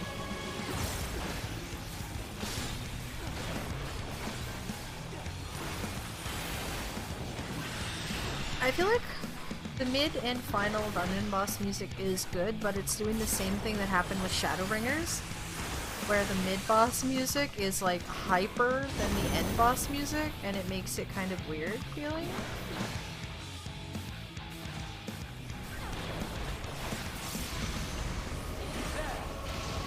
I like Shadowbringers better when they had generic dungeon boss music, except for the end. Pass for Constitution, but a fail for Intelligence. This concept is submitted, I will be certain to reject it.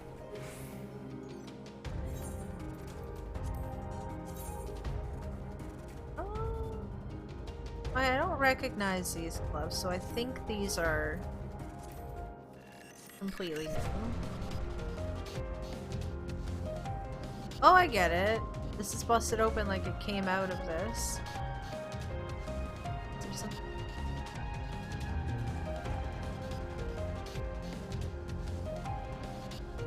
Next floor. Oh god, there's a lot of levels to this. Oh jeez. I just looked at all the names on the map. Look at... Ooh. It's foggy here. Cloudy? Cloudy. I cannot let you take Meteor. Not yet. Boibs. Stand firm. We're taking Meteon, whether you like it or not.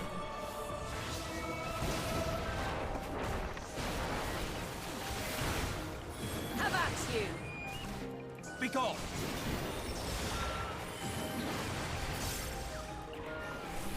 I see you opening.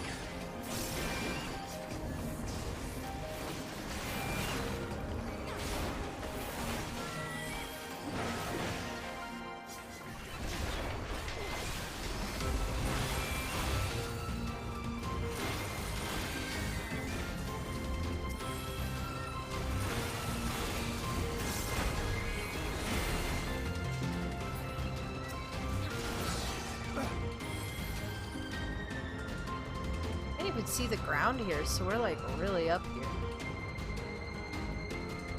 Huh? Take the teleporter. Oh, that's not a teleporter. Oh, damn. How many of these levels are there then? Wow. Okay, anyway, moving on. Cool. Speak off. Got a treasure coffer. Come on. Got it. Ring of Healing. Disappointing.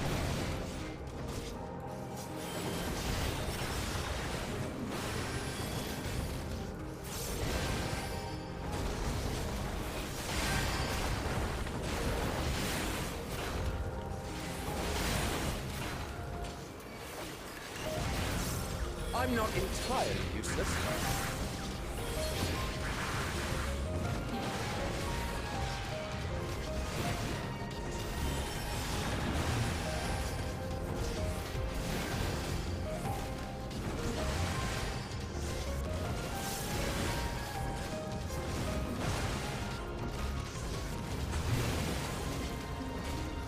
Oh yeah, does he actually? I think I watched Gundam Seed a really, really long time ago. Yeah, I would expect Hythlodaeus to have a really good voice in all languages. He is a fan favorite after all.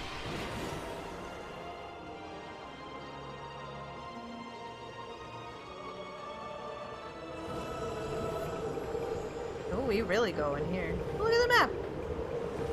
Whoa! Birds! Space bird. Damn, we're really up here, huh? Wow. Space birds. They did give us some context saying that he had birds and stuff that could fly to like the very edges of space.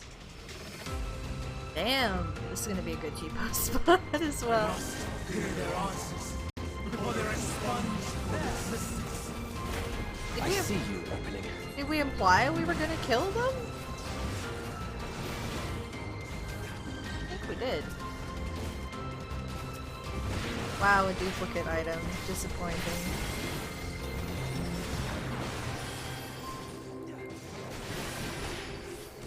Have a taste.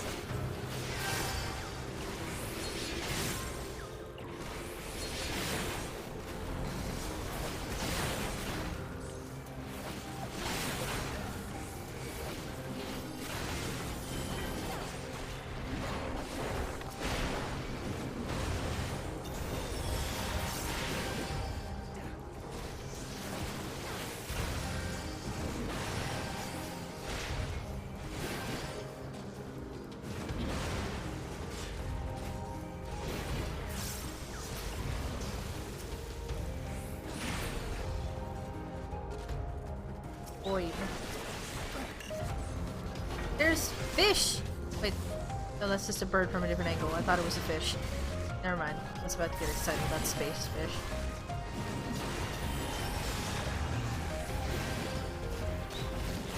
So you've got this beautiful, calm world that's like focused on like peace and perfection, and then every other planet in the entire universe is just dead. Oof. I am lagging again.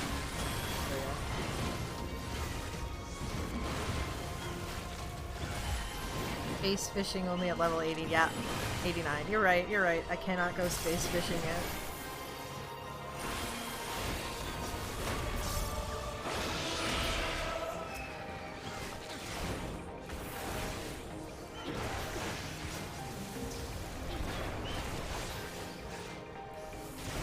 I see you opening.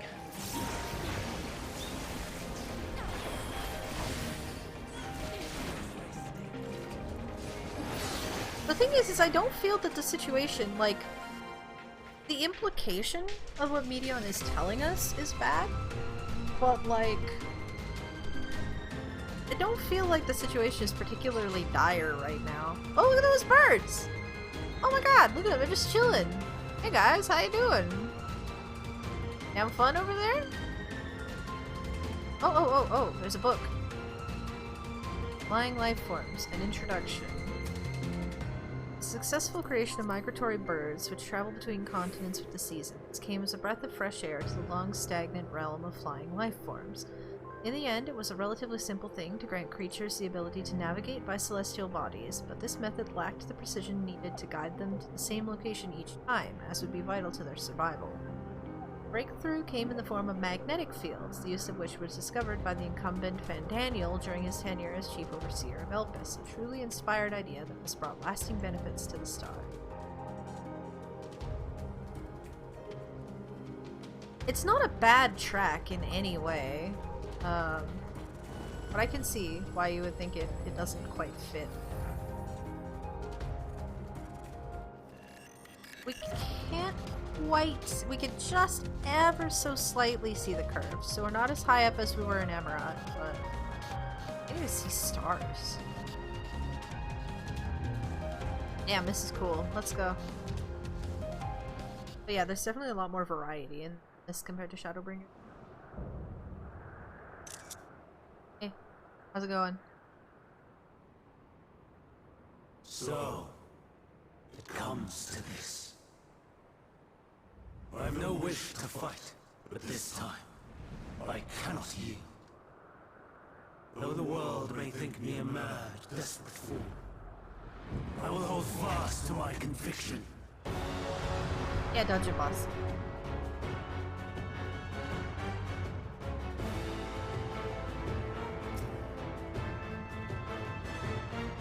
To protect Medion, he would go so far as to transform, so far as to make himself a villain. I know we're not killing him.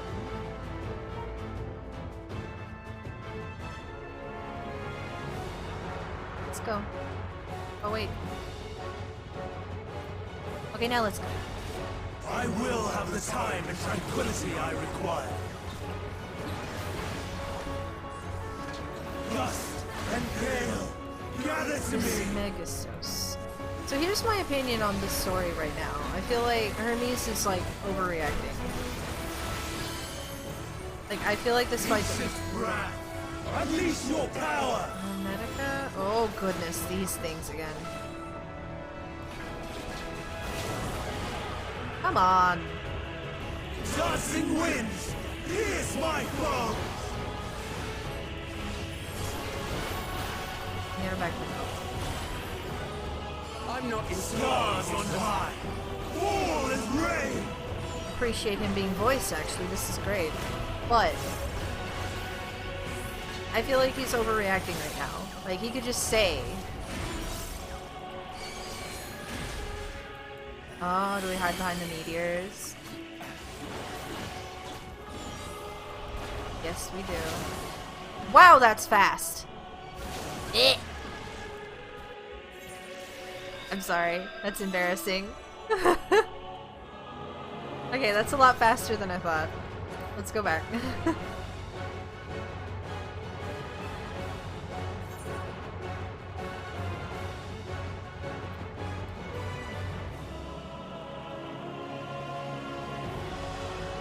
I was assuming that I would have time to like he summons the rocks, he summons the one, he summons the other, and then you have time to move as like another cast bar goes off, but no, there is nothing. I gotta be faster.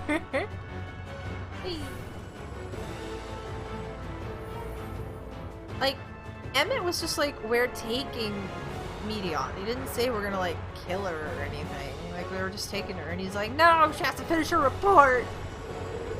No! And then he just freaking transforms and takes off, and it's like, bruh. Chill.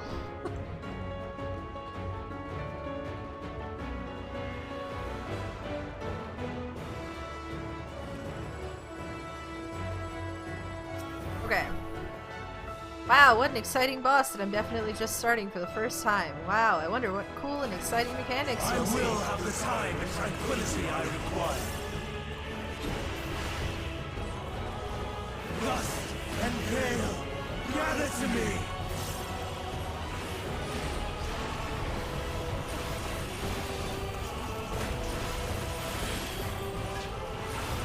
Ancient brand, unleash your power! Oh! Different patterns. Cool. Good to know. Dancing wind! Here's my foe!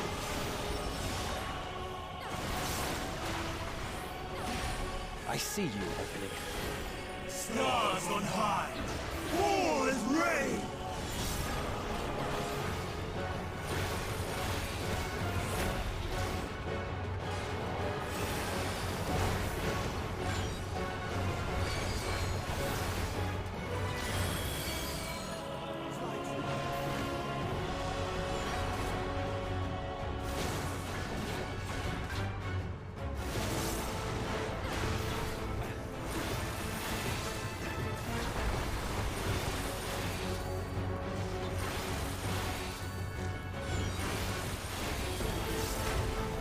Huh? Oh, okay.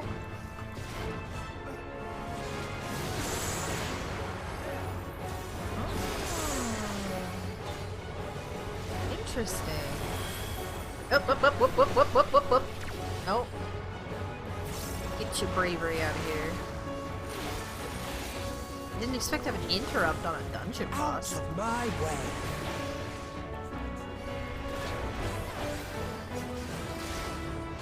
Streams of ether! Surge as one! Quadruple?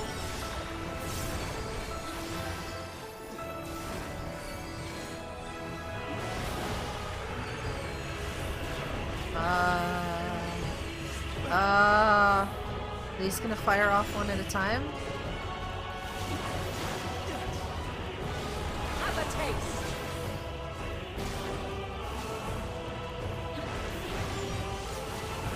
Okay.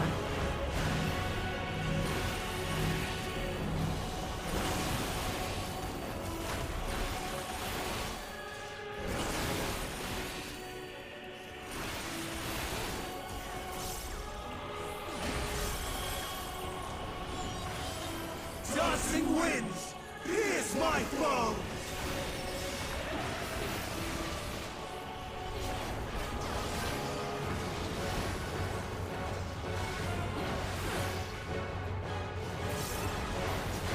No. No bravery for Have a you. taste.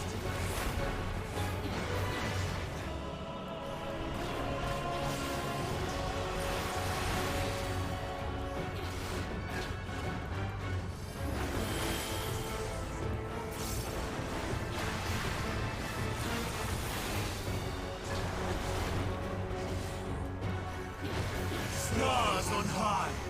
All is ready! Me? You can't be serious. Oh wait, he canceled the LV. Have a taste.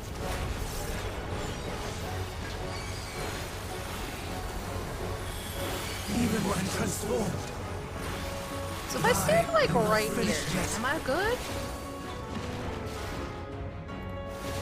Yeah!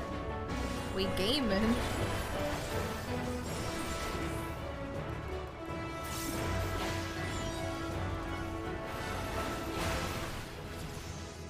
Oh hey, I got an achievement. no! Bye. My power!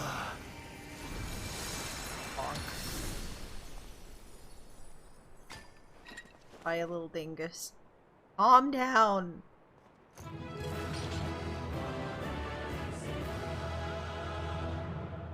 Eesh.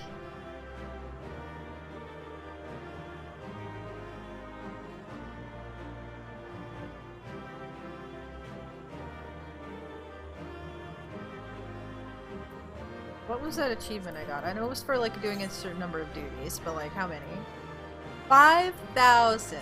That was number 5,000. Wah. That's a lot. Okay, let's see what these guys are saying. Mary Chase, he led us on. Hopefully he has calmed down a little. Let us leave the rest to him himself.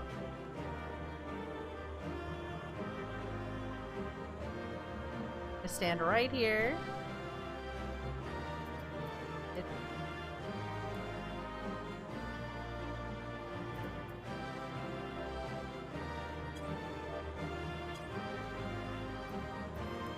Selfie. Taking a selfie. You know how it is.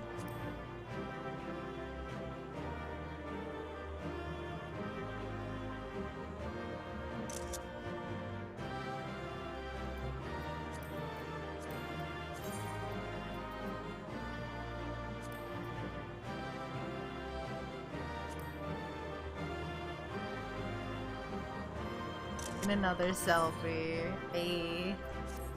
Okay. And bop. It says a robe of healing. Perfect. Oh. Well, that answers that question. It's the shadowless stuff, but in a different color. The stuff from Hero's Gauntlet. I can't believe they're already giving us palette swaps. Hero's Gauntlet was 5.3. It's not even been half a patch cycle and you're already giving us all their colors.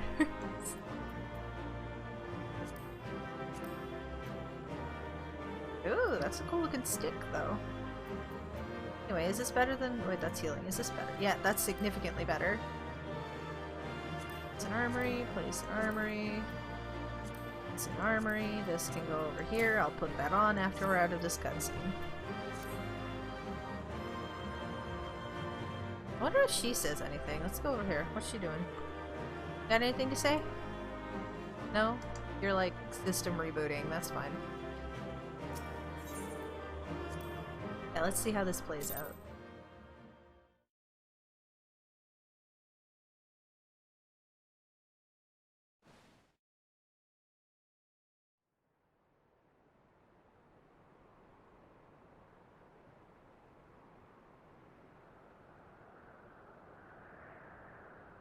It's over, Hermes.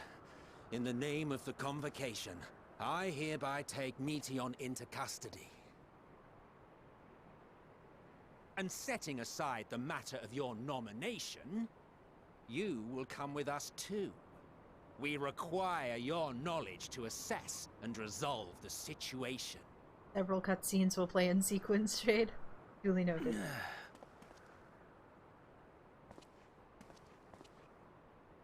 Meteon, I am so sorry. Would that I could have listened to your report in full. Reflected upon its meaning and conveyed it to others. That they might reconsider their chosen course. But I have failed. And that wish will never be realized. However, ere our fates become the province of others, I bid you tell me just one thing. Was there happiness in those distant stars? Was there a reason for living?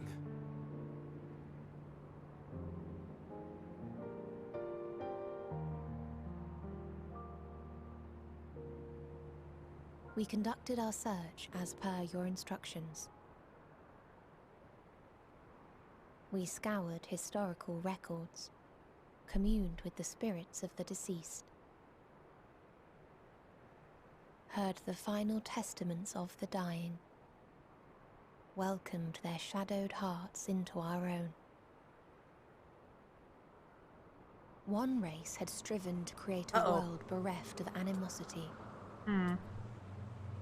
That's not They good. renounced relationships to avoid interpersonal strife, and in so doing brought about societal collapse. One race had renounced war and devoted itself to the enrichment of its people. They were conquered. Though they destroyed the enemy in reprisal, they could not regain their former glory. One race had concluded that finite time was the root of all woes. Aspiring to shatter its shackles, they went in search of infinity. They discovered nothing is infinite, and that neither time or death can be cheated.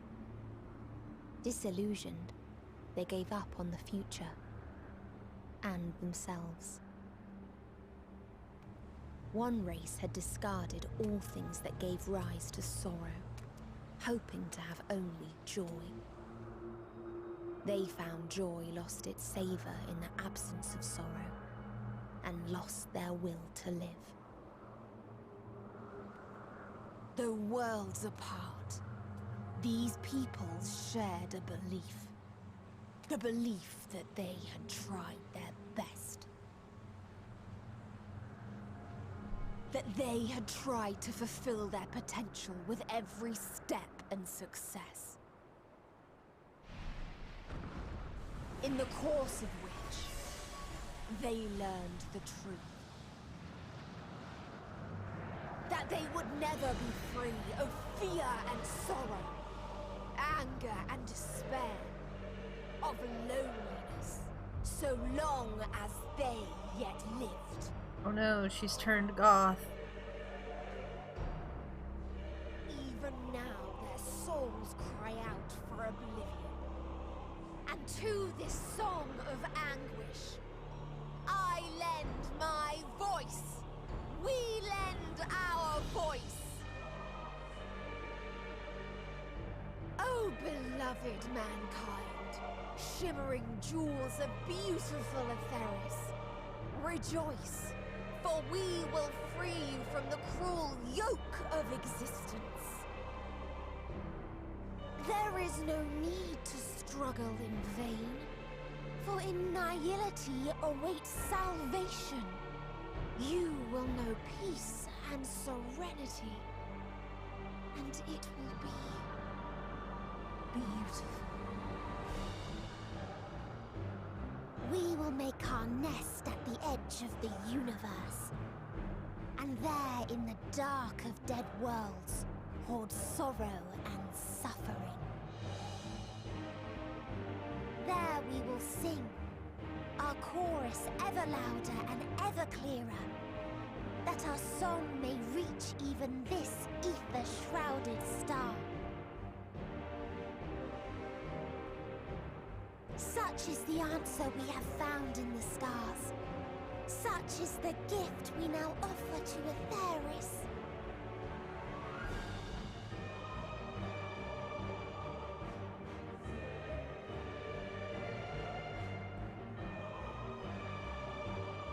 TLDR, it was an accident. To decide our fate, to decree we live or die.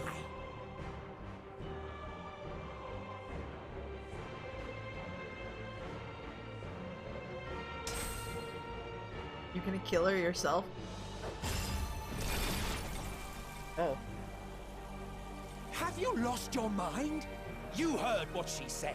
She means to destroy us all, yet you'd still take her side? No, I'm pretty sure he's just gonna kill her with his own 2 hands. In the name of the star, we have discarded those creations that we deemed flawed. Yeah, he's gonna kill her.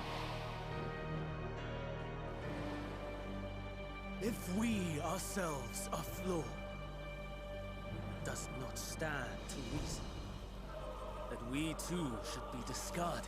Wait, nope. This is the other theory I had. Sophistry, and you know it. Perhaps it is. Perhaps I am wrong. Who is to say that you are right?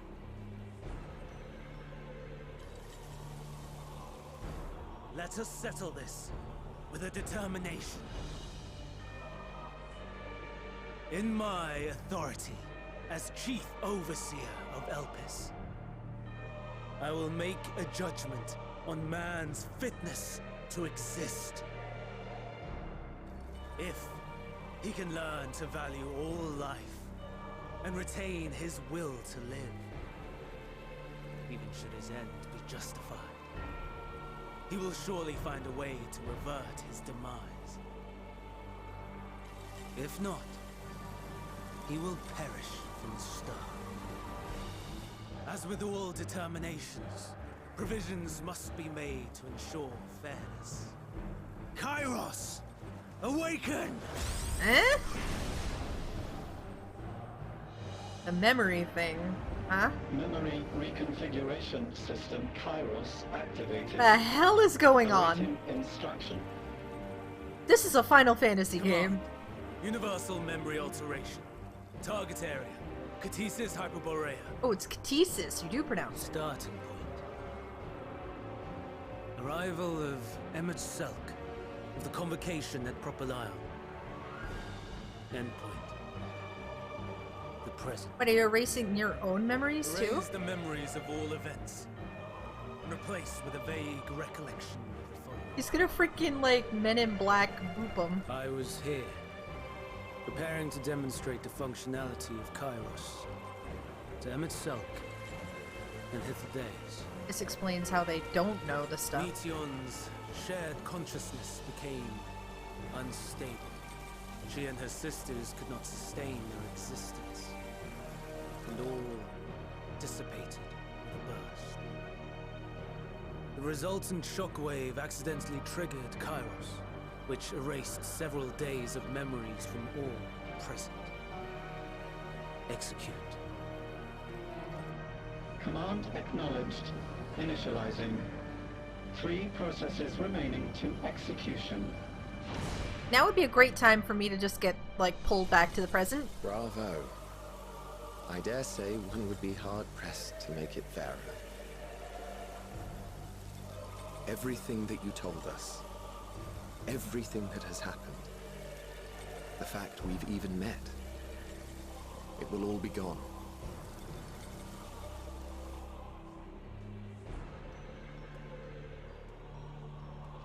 Go, Meteon. To the edge of the universe, where none can reach you. Hermes, won't you come with me? If you were to shed your flesh, I should be able to carry you.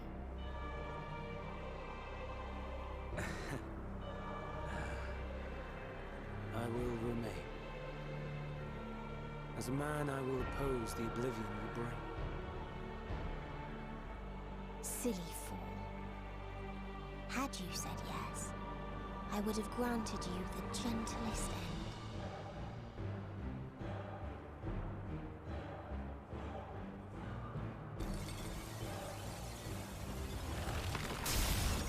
Oh, she's out. This ends here.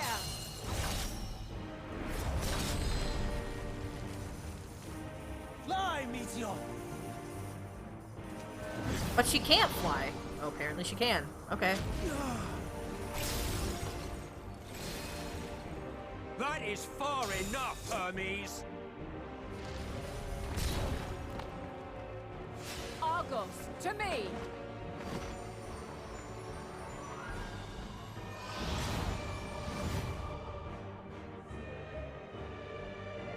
First process complete. 2 remaining to execution of memory reconfiguration. As if we needed more pressure. No matter what, you cannot forget what happened today. For it is the key to saving your future. Your world. Is indeed. This fight is our fight. What comes after, our problem to contend with, not yours. No. Your own struggle awaits, and no one else can take your place. You must flee this place with your memories intact, and I will see that you do. Thanks, bro. Now then, where is it? Where's what?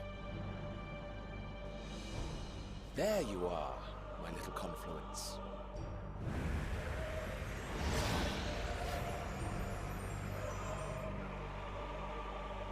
Are you gonna chase her into space?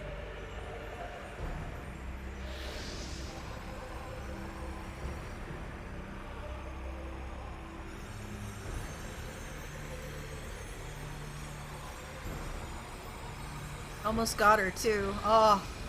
Almost.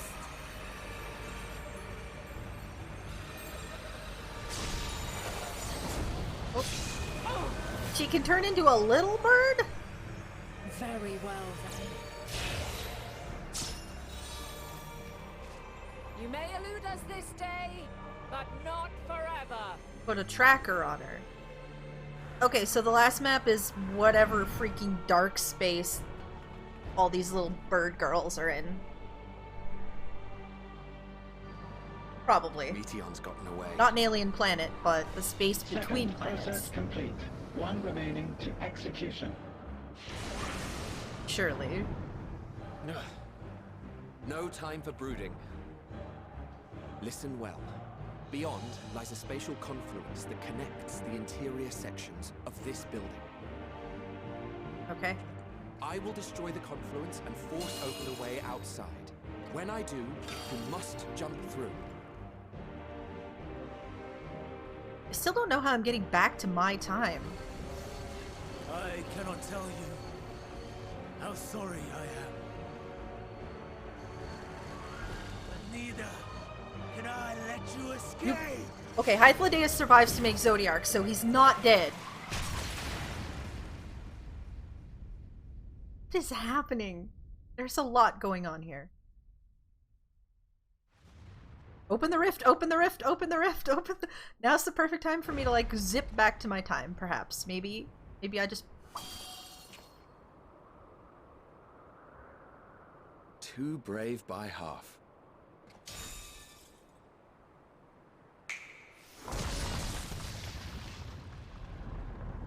Huh? Exemplary work, as always, Emmett Selk. We did it. What? But how? I thought the confluence was... over... Over there? Yes. We were rather hoping we would. Can't see it, but they can. It was never anywhere but where it is now. The instant those two began making their way towards nothing, 'twas clear the plan was a diversion. I'm quite incapable of destroying a confluence, I must confess. A gambit brazen beyond words. Though we've grown accustomed to reckless improvision due to the antics of an incorrigible associate. Though, in the case of certain present company, incorrigible is an understatement. Honestly, I'm beginning to suspect it's a requirement for every Azen. Hey, the doggos. There we go. You caught me on the doggo. Good. There's no time! Quickly! Even now, I do not believe your tale. I would not suffer us to walk such a wretched path. Still, if it must be said, do not squander it. The legacy I leave you. Ah! Oh! Oh! Final process complete. Executing universal memory alteration.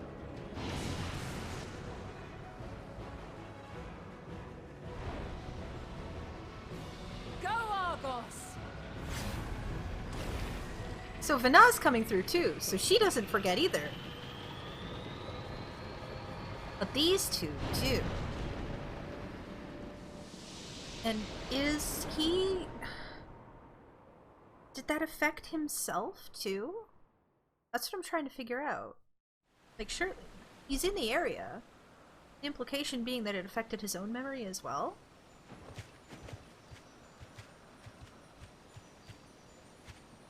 Anyway, I guess they'll probably answer that in a minute. Freaking wild. Okay.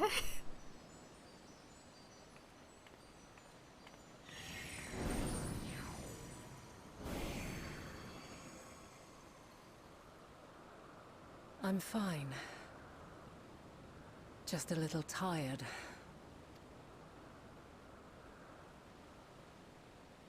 Can it be true? Are we the only ones left who see beauty in the world? In life? Are the stars above no more than husks of fallen civilizations?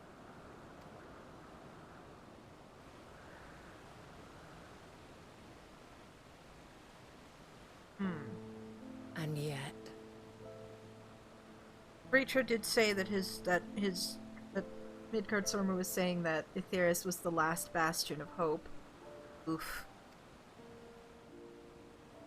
I feel her. Though she is unimaginably distant, I feel Meteion's presence, and the place where to we must go. Ere she made good her escape, I placed an enchantment upon her, one which allows us to follow her trail. She has already left the outermost bounds of Aetheris, and continues on her way. Given the vastness of the universe, it will still be no easy feat to track her down. But thanks to Emmet Selk and his Ladeus, all is not lost. We remember. So long as we remember, our fates remain ours to shape.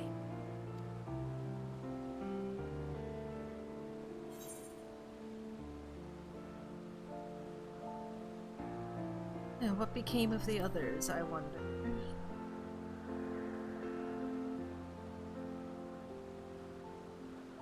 I'd like to know too. Let us ascertain the situation at Kutisis Hyperborea, where they should still be.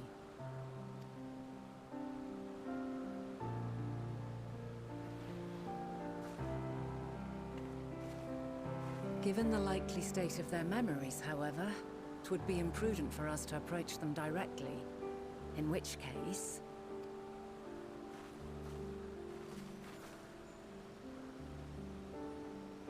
I am sorry, my friend. I've asked much of you this day. But may I trouble you one last time? Bubby. Gonna go check him out for us? Argos will investigate in our stead. We will share in his consciousness and see and hear as if we were with him. Okay. Now, close your eyes and open your mind. Bubby vision. Let's go.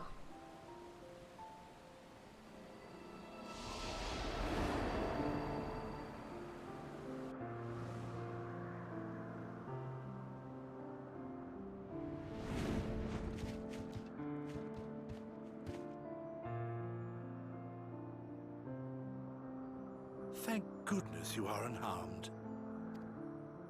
Unharmed? There is a gaping hole in my memories. I can scarcely remember arriving here in Elpis. Forgive me. I was preparing to demonstrate the functionality of Kairos to our guests. But Meteon, her shared consciousness became unstable. And she... So, that's what prompted the state of alert. And when you went to investigate, you were caught in Kairos' accidental operation. So it would seem. It's all a blur to me. Such an unfortunate accident. Oh, and what of Vinar and your other companion? You went inside together, as I recall. We did? If Vinar was with us, I have no recollection of it. But that there is her familiar, is it not? The fellow seems happy enough, so I think it's safe to assume his mistress as well.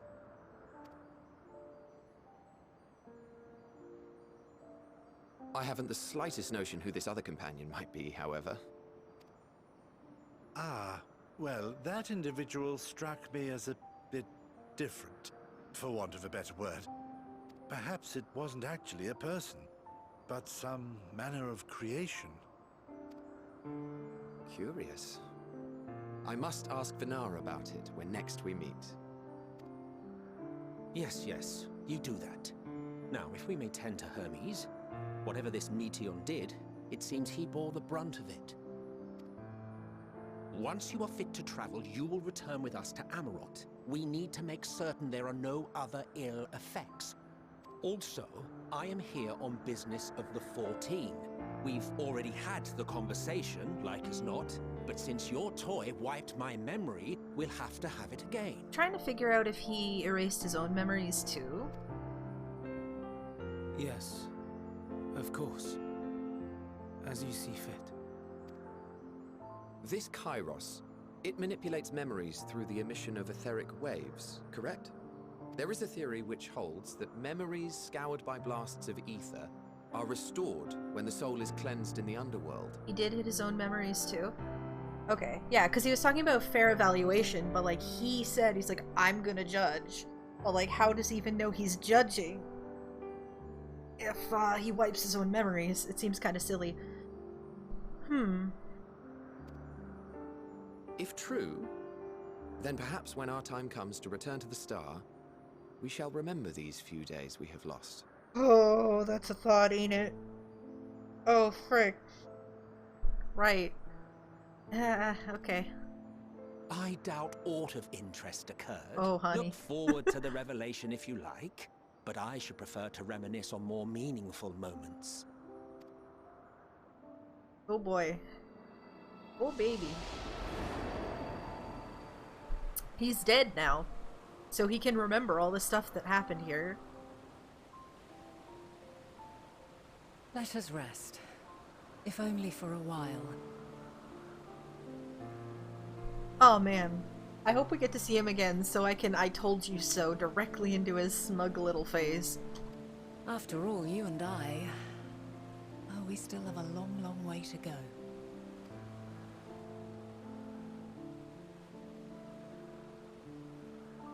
So, the two of us are the only two people in the entire universe who know about this. Also, I was more right with my Warframe Sentient comparison than I thought. Ha! Huh. Fancy that.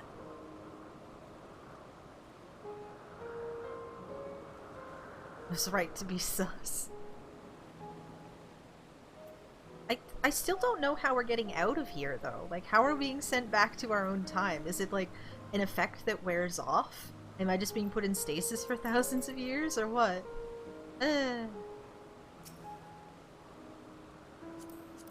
Feeling at all recovered? I understand that your exertions were more than purely physical, but resting one's body, if only for a moment, is never without merit. As for Hermes, I think it unlikely he will create more Endwalker. poured much of himself into Medion, and now that she and her sisters are gone, dissipated in his mind, the grief must be unbearable. Okay, yeah, that confirms. He definitely himself with it. Okay.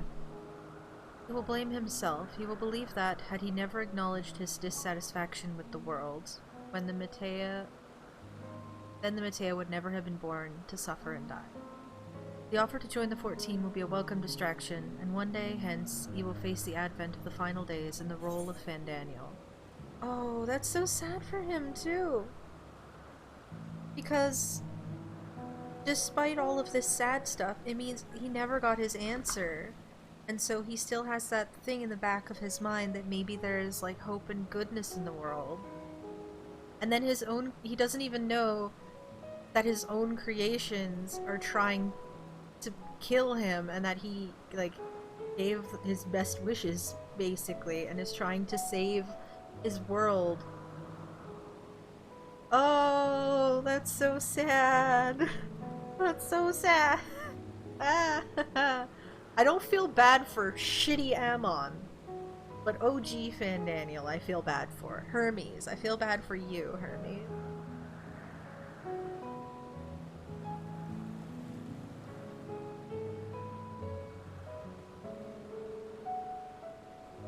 Like, now that he's, like, forgotten that stuff, I don't... Like, I did kind of say, like, he's gonna find out something and it's gonna, like, flip his personality. I was kind of talking about it earlier. It's like, just because the soul is sundered doesn't mean they turn into a completely different person. They tend to have a fragment of their original personality left in there, like Ardbert and you having kind of similar adventuring things, you have similar stories. Ammon would not have just out of nowhere been like that if that wasn't already there in her. It's just he wiped his own memory, so he didn't... It was sort of a darkness he forgot he had. Ugh. But from the perspective of he's just a nice guy, if you erase that whole, like, memory bit and take that out, that's just sad, because he's trying to save his world that he still has hope for against something that knows that it is hopeless. He is hopeless. Oh, it's sad. It's so sad. Also, we're fighting an army of bird girls from space. Anyway. Bam. We can fly now. Before we pursue this quest, I'm gonna go unfog the rest of the map.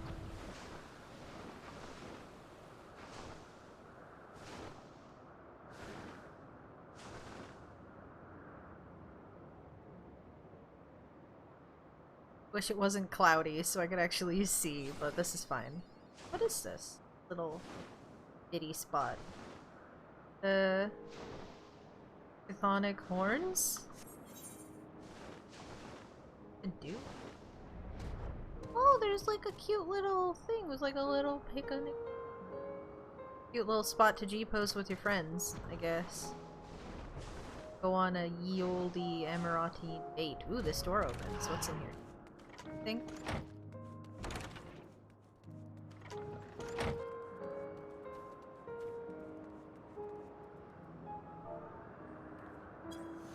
I was making comparisons, so like, I was making comparisons to the sentience in Warframe.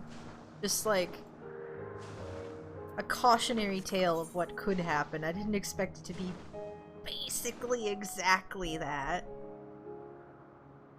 But here we are. Space birds. Not only 2 dungeons, but 2 trials. We still haven't... I have no freaking... Things that I would consider to be candidates for trial bosses have been dungeon bosses. So I have no idea what's going on. I feel like I could safely assume that the Metea are going to be probably a trial.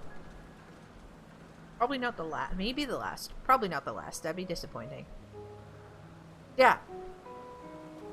I thought Hermes was going to be a trial, but I'm like, you know what? He's probably a dungeon boss knowing how this has been, but... Man. Anyway. More answers, song lyrics. Good, good.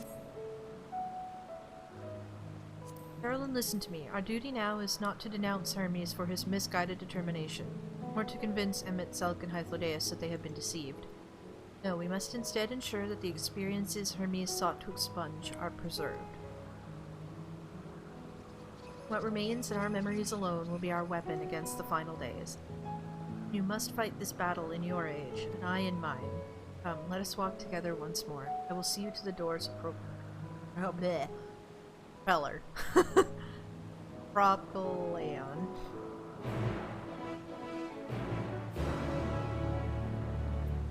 I knew that he was in the launch trailer. I pointed him out. I was like, what the hell is that?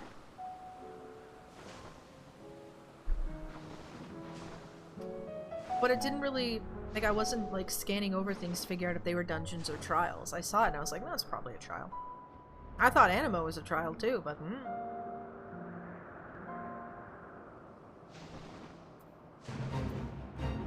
Gave me, like, Innocence vibes.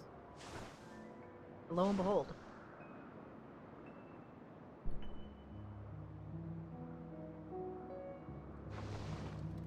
You want to know some completely unrelated trivia? Final Fantasy XIII's Odin is in this game's files. Like, the model. I don't know why, but it is. Read it somewhere. I'm not saying that, like, Odin's gonna be in this, but, like, I don't know why. It seems really weird.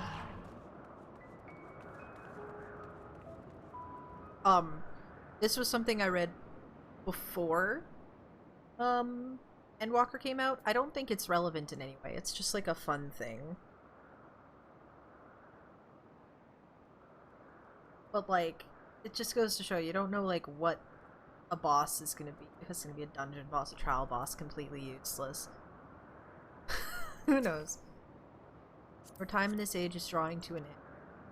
On speaking to Vana, several cutscenes will play in sequence.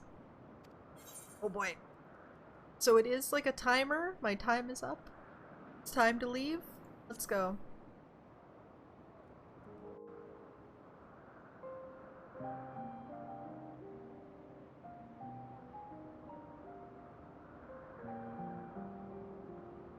So, it is within. The portal that brought you hither, and will take you home. I have to put my regular clothes back on after this.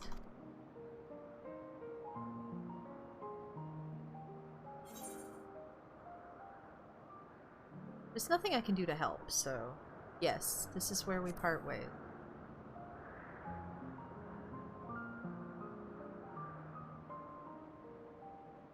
May you and yours emerge triumphant. Make use of the knowledge you have gained, that your days in Elpis and our friend's sacrifice be not in vain. Bruh, you've been waiting. With Meteion free to pursue her designs, 'tis only a matter of time until the final days are upon us. Bruh, you've been sitting there as Hydaelyn for tens of thousands of years waiting for me to be born properly so that you could get me to do all this crap. Damn. We must be ready. From fortifying our defenses to securing our escape, there is much to be done. In spite of this, we cannot allow the report that set this calamity in motion to become common knowledge. Were the masses to learn the fates of the other stars, I fear the situation would spiral out of our control. I must carefully consider who can be trusted, and bring them into the fold. Ordinarily, I wouldn't hesitate to call upon the 14. However, it was the desire for a fair determination that drove Hermes to attempt to erase our memories. And were he made aware of his actions, there is no telling whether he would remain a friend or become a foe. Alternately, we might try to alienate him from the convocation. Yet in doing so, we would deprive ourselves of a brilliant mind who would be invaluable in the crises to come. quite the dilemma. Which is why I must work independently of the Convocation. Regardless of how we proceed, if we are to permanently avert the final days, we must be equal to Hermes' challenge.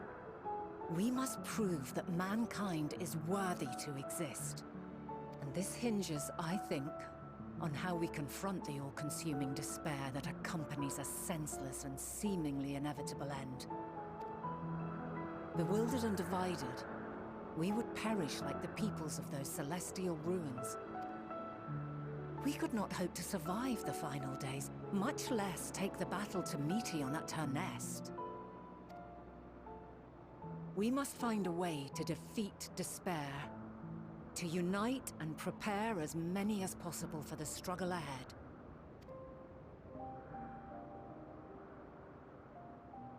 Heavy will weigh the burden of guiding this legion of souls. Yet I have faith in mankind's potential. As long as he believes in himself, there is naught he cannot achieve. So I will not give up on him. On us. I'm just thinking ahead into like the Hydaelyn creation stuff. It's entirely possible that the reason Hydaelyn was made is not the reason that like the Convocation thinks, because that's the excuse they use, but she was very likely made for a different reason. You may find your world to be very different. Or perhaps the erasure of our friends' memories has sown the seeds of a conjunction between us. We cannot know until the moment is at hand.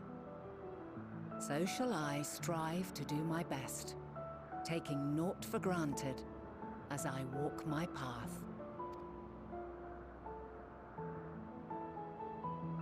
And I pray you walk with me to the end. As you move forward, so too will I. As will all, resolved to fight for the morrow. And when mankind has found the strength to stand against despair, we shall silence the song of oblivion.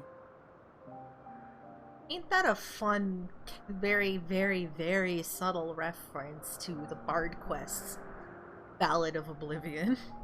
Moving on. Oh!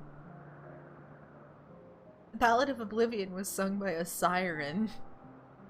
A bird girl. That's fun. Moving on. She who sings it will learn our journey is far from over. This I promise.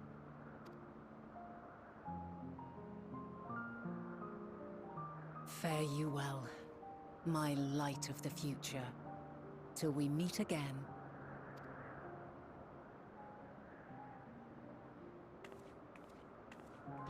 There was like legends of a song that could like kill people where they stand. And we found a siren and we're like, oh, I guess it was just a siren, but like maybe the legend is actually based on even older things. That's fun. Also, yeah, they never actually explained how we were going back, so I guess cool, it was just a time-based thing. Bye, future Crystal Mom. See you in several thousand years. Try not to go crazy in your time between now and then. Still in the robes. I should have changed my outfit back. I'll change it back when we're out of the cutscene. Surely not that much will happen.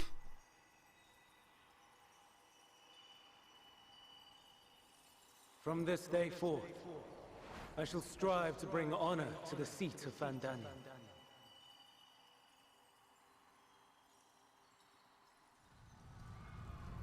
Uh-oh.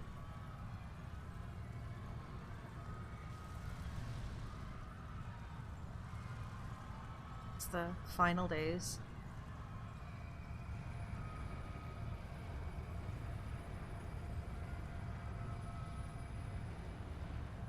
Just end up in the...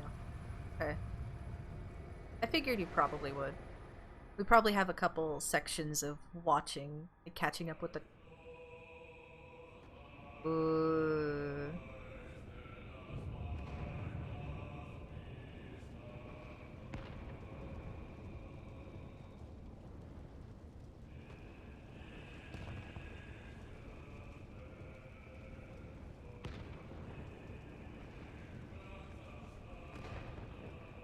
Even now, I remember standing there, locked in a moment where the sky is aflame.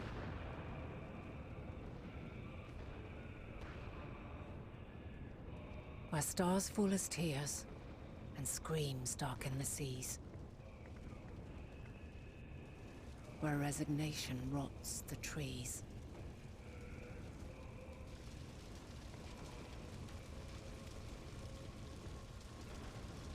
Where terror twists magics into abominations.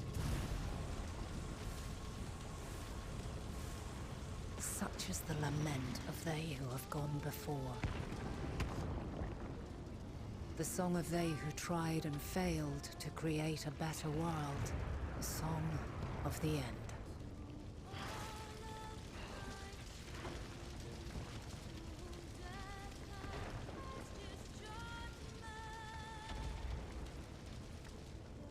That which hides at the edge of the universe is no longer hope's creation.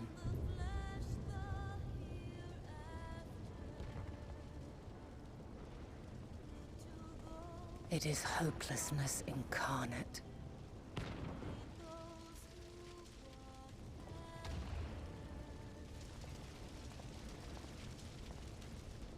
That day, mankind saw half of its number sacrificed to bring forth Zodiark. Hythlodaeus is one of the ones who sacrificed himself, right? And covering the star in a shroud of ether, we forestalled the final days.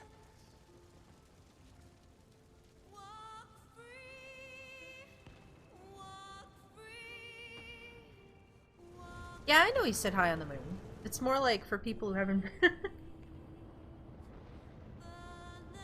For those who have just tuning in, Hythlodaeus is a cool dude. Yeah, he has Vera hair, or Vera face, and she has Vera hair. Yet the cries echoed still. Ah, the good part of the song. Hell yeah. We wept for innocence lost, wailed for death inevitable.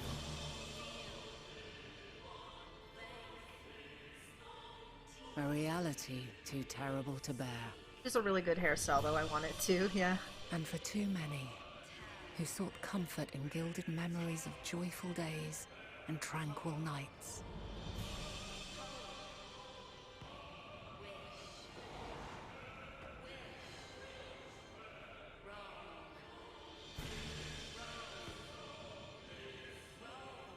This is all wrong. Why must we suffer so? It needn't be like this. No. There must be a way to restore things to the way they were. Good part of the music. To reclaim the perfect paradise we once had. No, my friends. Suffering exists, and we cannot pretend otherwise. This is from the ashes! No civilization, however great, could Finally! eliminate it. I'm sorry! If we would live, we must accept it as our constant companion. Finally, Phoenix theme gets the appreciation it deserves! Let us not seek to forget this tragedy. Let us carry it in our hearts, that we may grow stronger and know true happiness. We can't accept it. We won't accept it. It will be ours again.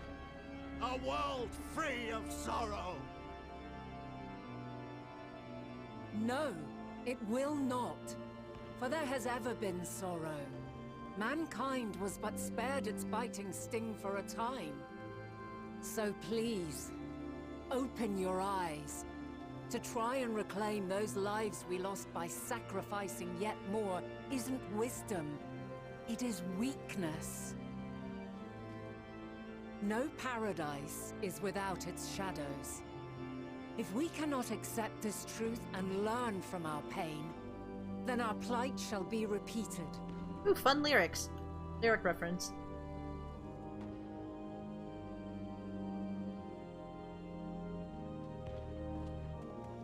Something now open our eyes while our plight is repeated. Still deaf to our cries. O mighty Zodiark! God, born of our boundless faith, we bid you, hear our prayer.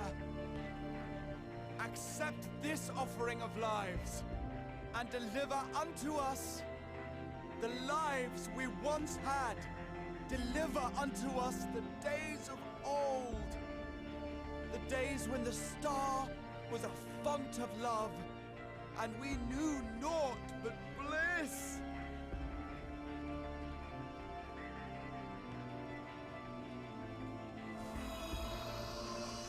What are you gonna do? Excuse me? You're gonna kill him?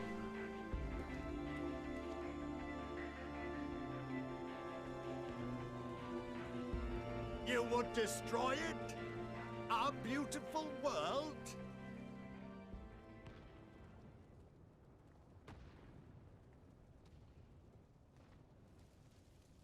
Lands that stretched on forever. Skies one could drown in. The heartbeat of nature, silent yet strong. And amidst it all, a people. Beacons of light and life. Laughter that warmed my heart like naught else before. They are my meaning and my purpose. My love. In spite of, or perhaps because of this, I choose to believe in mankind's potential, in his ability to find a way forward. So let there be no way back. From that temptation, I sunder us. Oh damn, she doing it. No more shall man have wings to bear him to paradise. Henceforth, he shall walk. Walk, bitch. I'm clipping your wings. Try not to fall to your death. God, this is really cool. So did she just summon Hydaelyn on her own? Or is the implication that Hydaelyn as an entity doesn't actually exist? I guess we'll find out. But damn, that's some power.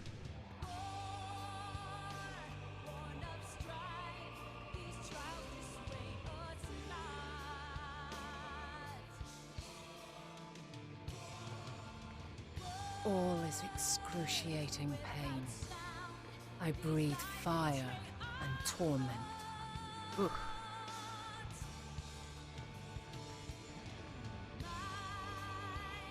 I birth a world of suffering to mire and plague.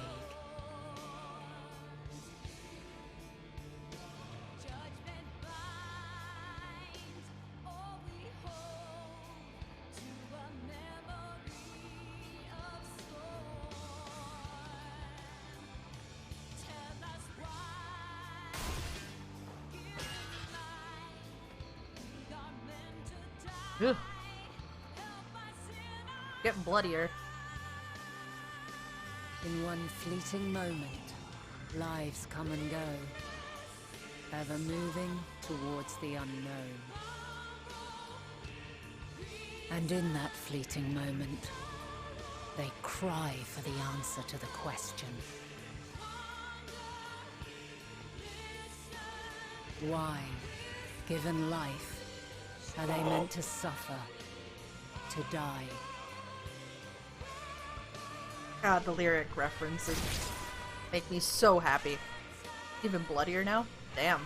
As fragmented, imperfect beings, yours is a never-ending quest.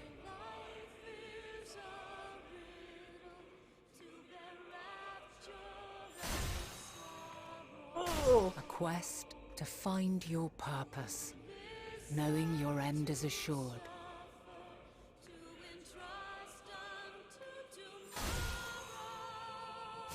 To find the strength to continue when all strength has left you. To find joy, even as darkness descends. And amidst deepest despair, light everlasting.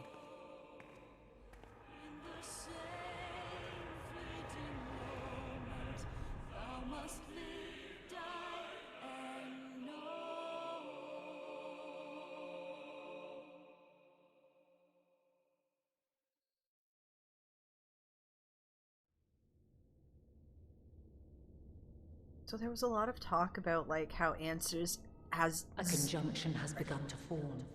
An intertwining of your time and mine.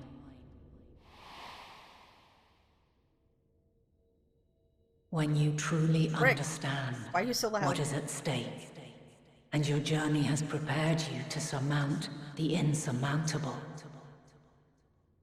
then shall I honor the promise made in another time, another age.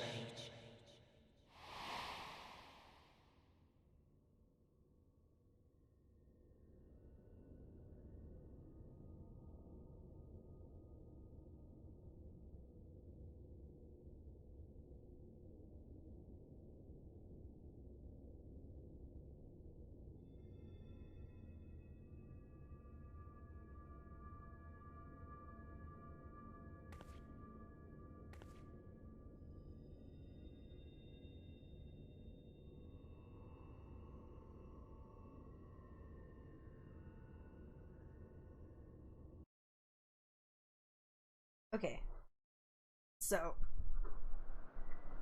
Answers has always been associated with Bahamut. At first glance, but really it's not. It's been it technically should be better associated with Calamity. And if you actually look at the lyrics, it didn't really feel like it had anything to do with Bahamut in the slightest. And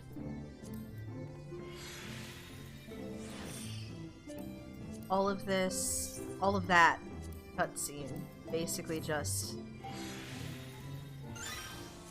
confirmed that. That was extremely cool. Okay, time to start messing up my, time to start messing with my eye level, my skill speed, because this is all gonna be, this is notably better. I have not changed my gear this entire time. Give me a second. 100%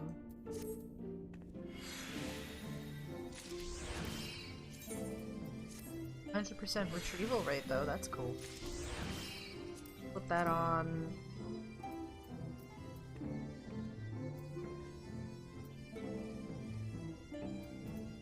I'm gonna replace the tenacity ring. Screw tenacity.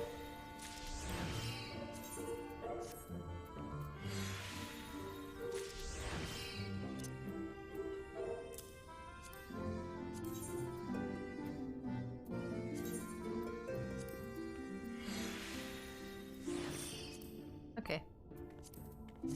You're fixed. Onwards. That was cool. That was just a cool cutscene all around. Loved it. Loved the ominous, like, slowly getting covered in blood and crap. Very Dark Souls. Really love it. Also, yeah, like I said a little bit ago, she has been alone and suffering through that for all of this time. Alone, waiting.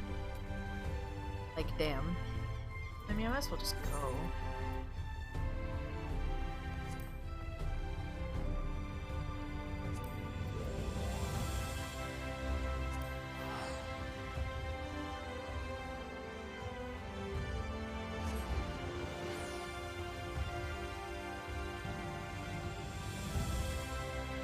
Boy, oh boy, are we coming back with a hell of a lot of information.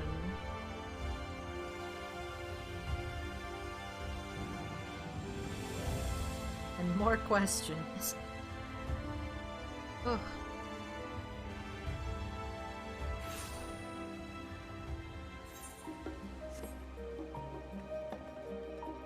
I'm gonna dump some crap with my retainer, and then we'll continue the story.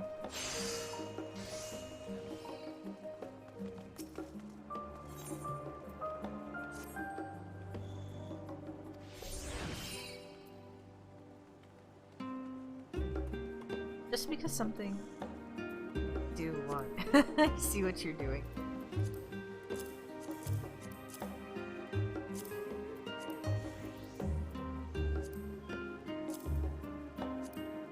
I'm also just happy that I'm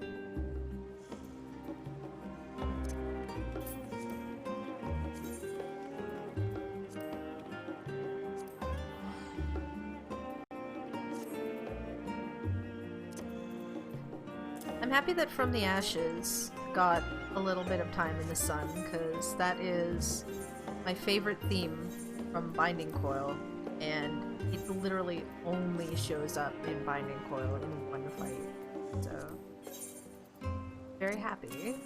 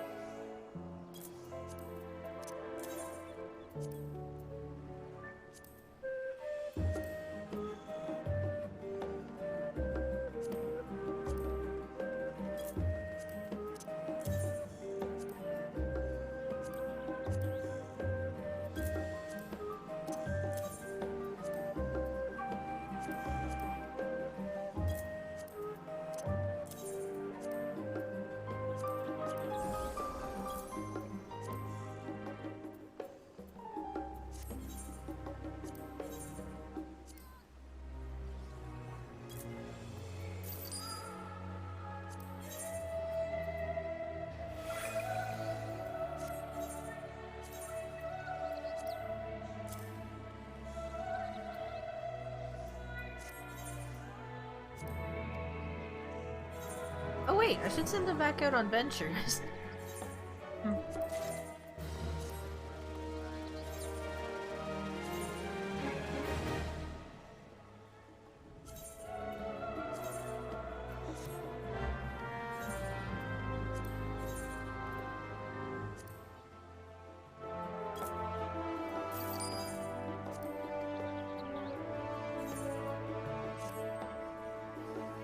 I don't think I did that at all yesterday.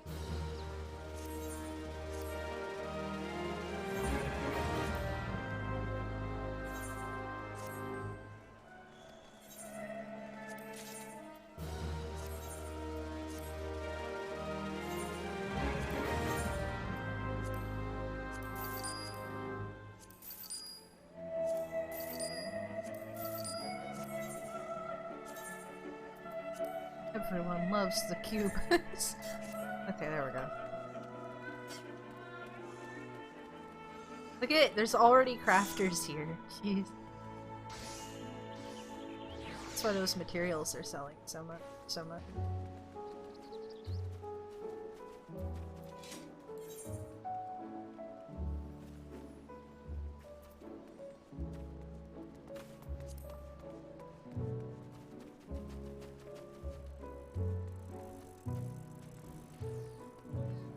Once I get MSQ stuff done, my next objective— oh look, there's a bunny boy in a maid outfit.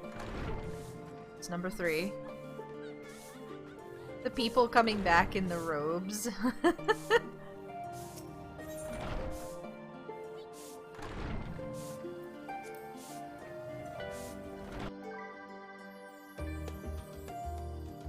Haters. Oh frick, where did we leave everybody? They were all going to investigate different places, right? I think.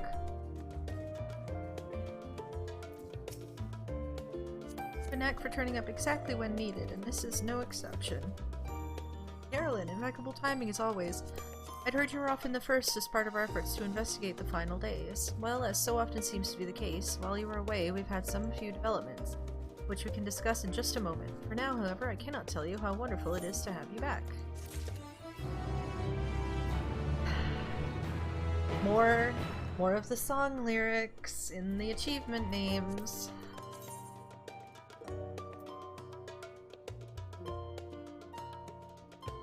Alpiferos? like on Hope you rise up higher.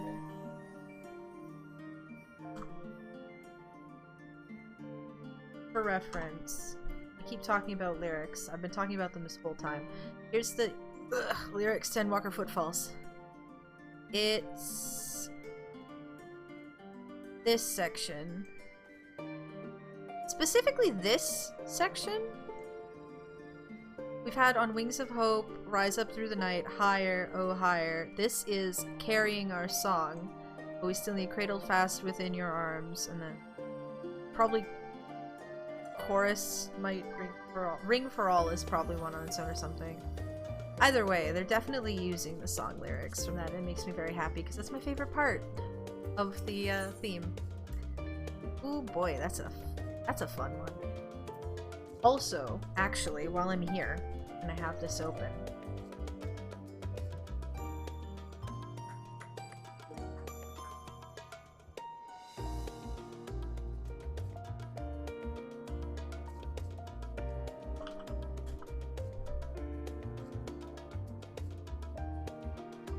the other thing to look for, in case you weren't aware and you don't know the lyrics to all this crap off the top of your head like I do,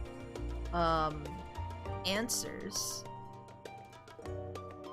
These are the lyrics that were just playing in that cutscene.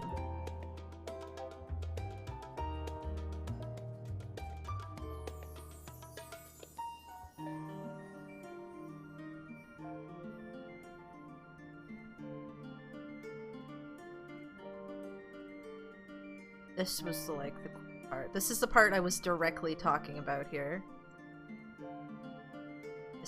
These two lines.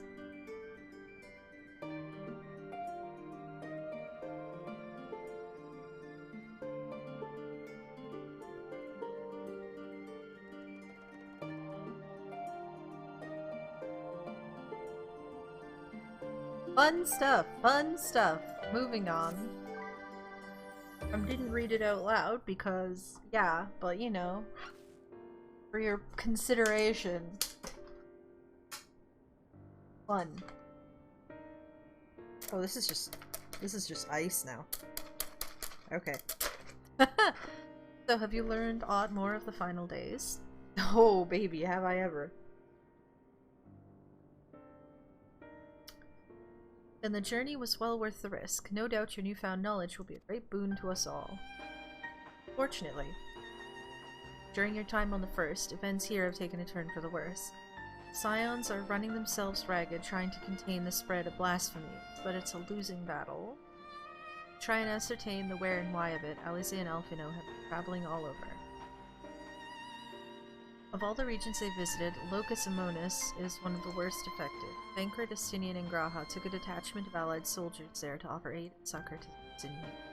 The province is vast. They only managed to visit a handful of coastal villages. It was an accomplishment worth celebrating still, but a drop in the bucket at best. In the meantime, Y'shtola and Master Matoya have been making a concerted effort to establish contact with Hydaelyn in the Ethereal Sea, but to no avail. As for Tataru and I, we've been keeping a close eye on the Forum. From what we gathered, they've been constructing a vessel to ferry people to the an ambitious project that has likely been years, if not decades. However, since we've seen no sign of it thus far, I suspect it's still incomplete. On that note, cycling back to something I said ages ago, if the whole issue with the final days and the ether corrupting crap is coming from the people, does moving really do anything? That point is now even more important. If we're being actively targeted by something, is moving gonna do anything? No, probably not, because they're just gonna find us again. It's pointless to run away, because they're just gonna keep following us. Anyway.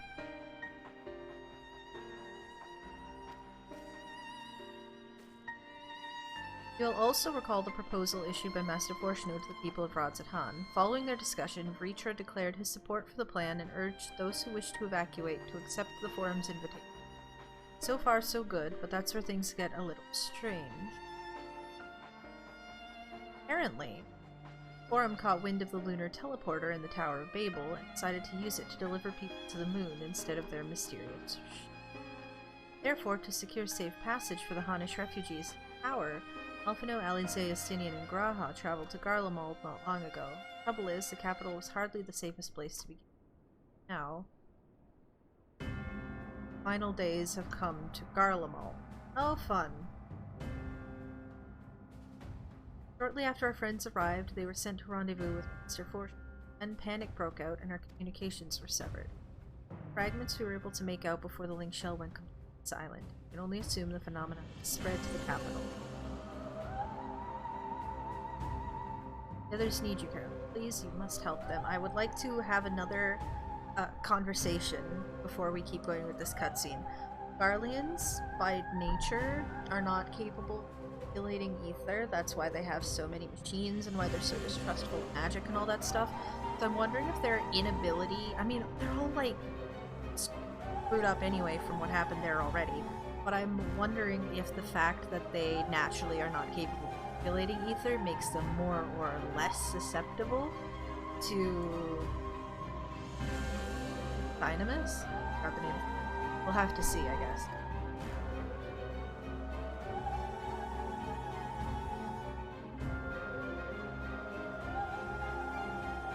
Having you there will make all the difference, I'm sure of it. Camp Broken Glass was their first port of call, so you'd best start there. Hopefully Lucia will know where they are. There's no telling what you'll be walking into, so you'd best take every possible precaution.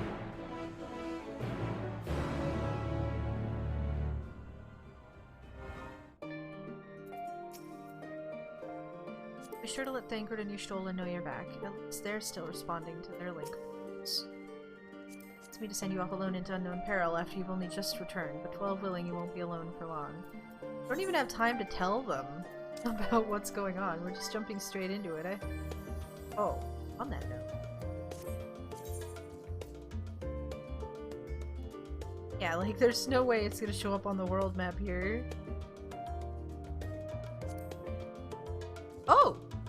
It does! Why does it show up on the first map? It's weird.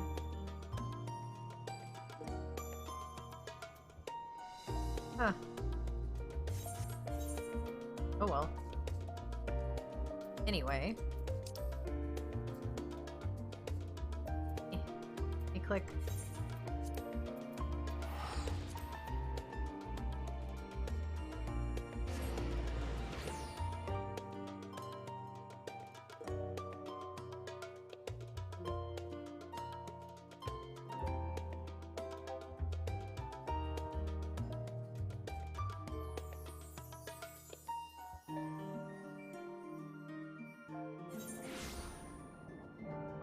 No, just because I was looking at the... You can't see it here, but I have my battle tab open, so it shows my most recent achievements, so I was staring at the song name. That's an instance right off the bat. That's fun. That particular section of the music in the trailer has not showed up yet in the game, I don't think. Like that tune. We've had a lot of Endwalker, but not much else.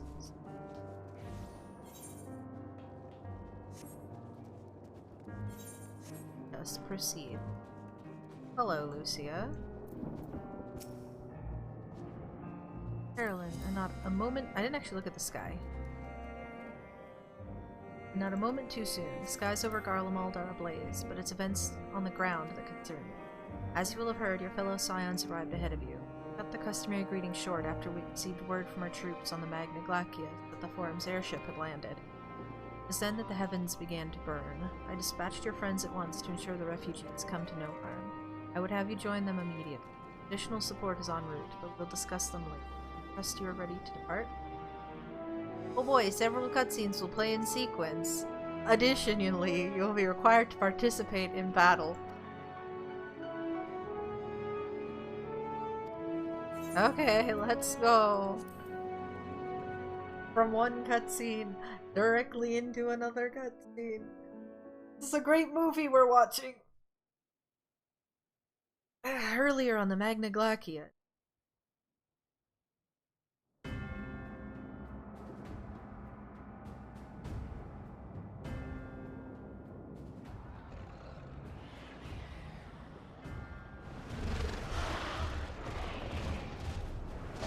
feels like when Lakeland got like hit by the Sin Eaters, that one instance.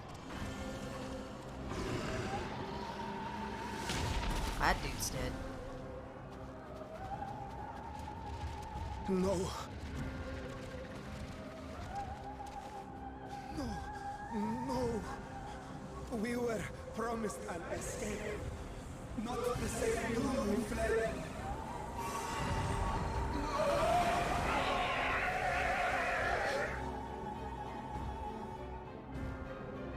I shall not meet my final days here in this blasted waste.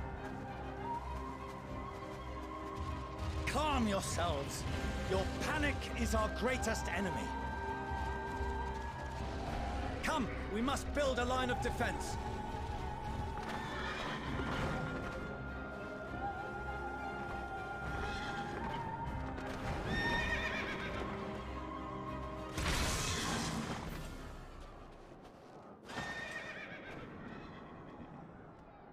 How?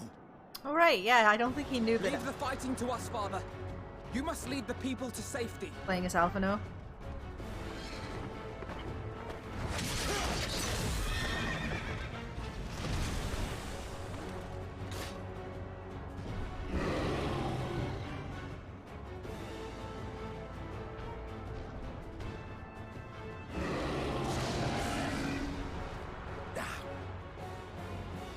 I can handle this pair. You shall tend to the refugees. Let us be about it. Or am I playing as a Stydian? As you wish, my little lord. I think I am playing as a Stydian. Or am I playing as Alphino? I don't know who I'm playing as. But it's not me. It zoomed into Alphino's face. So. Okay. I don't know how to play Sage. I don't know anything about Sage. I'll command the beast's attention. See to the wounded. How do I don't know how Sage works. Levy or Druishol? Levy. Bruh. Okay, this is a heal.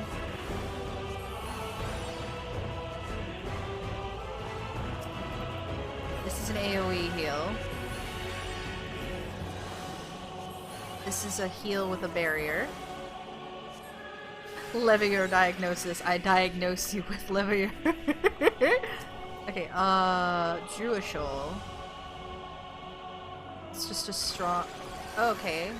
Off GCD. Dosis. Damage. Dosis 3. Dot.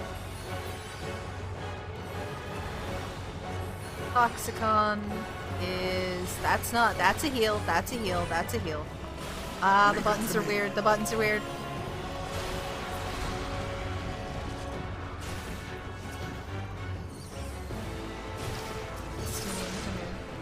I don't have regen, do I?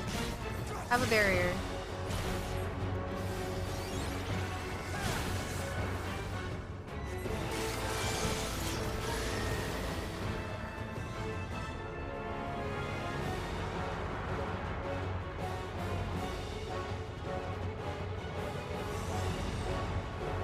They are now monsters.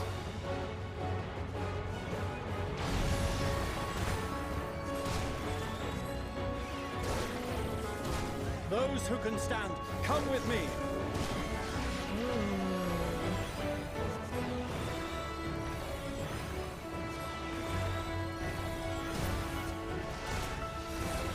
This is my first time doing anything with Sage.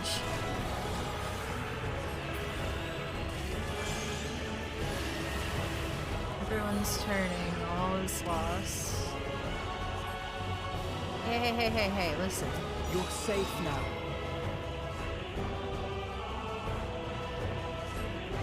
Thank you.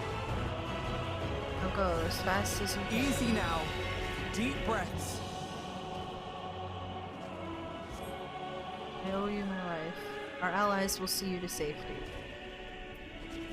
Worry not for the refugees, but for yourself. I'm fine. Ooh, big. That's an AoE, that's an AoE.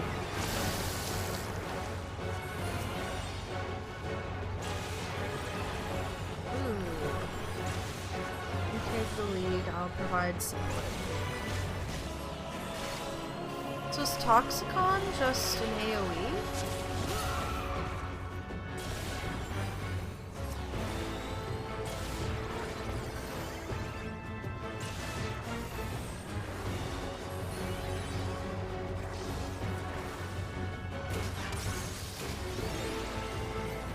Okay, so this is a barrier.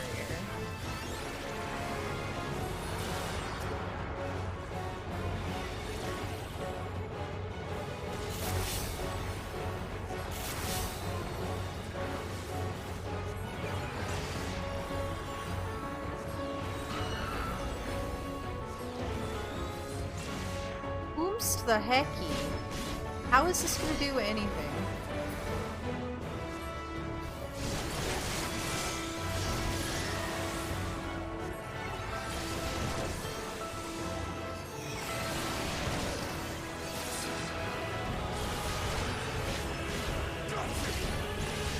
Can we please hit Estinian? God. Dude, he failed. I was not targeting him properly. I'm mad. God damn it. I was sitting there trying to heal him and it was not working. Okay, put me back in.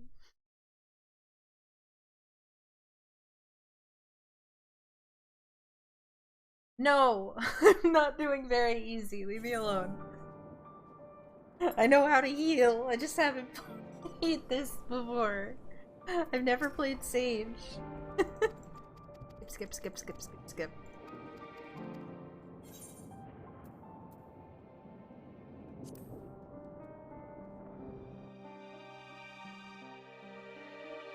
Speaking of skip.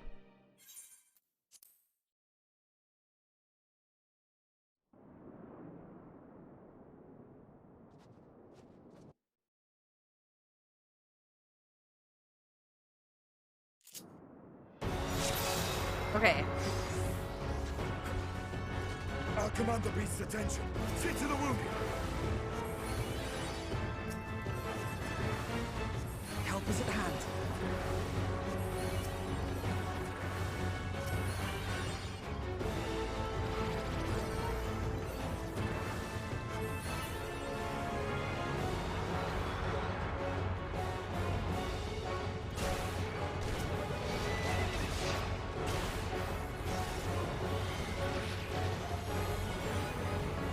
Leave it to me. Okay, thanks.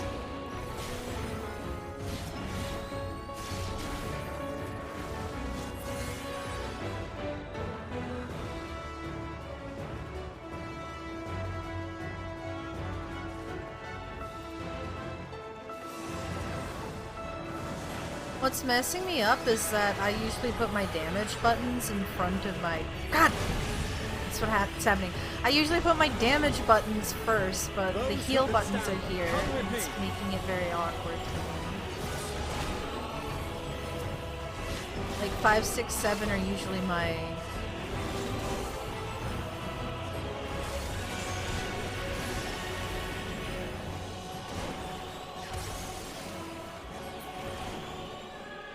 So because it's like reversed from what I'm expecting, it's kind of throwing me off. I don't think I can move those, so can I? Oh, they're stuck like that. You're safe now.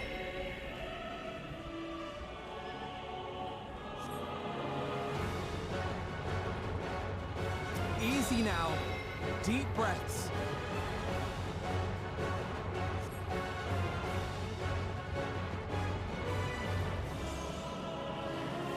Worry not for the refugees, but for yourself.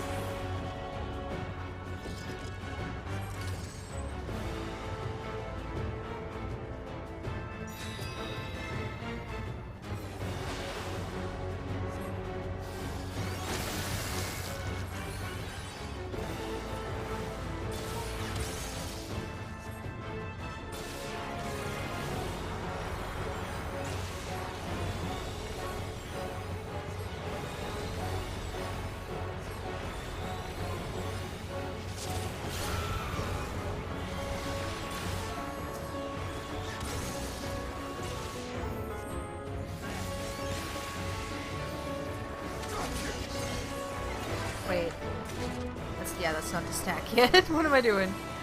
Take this.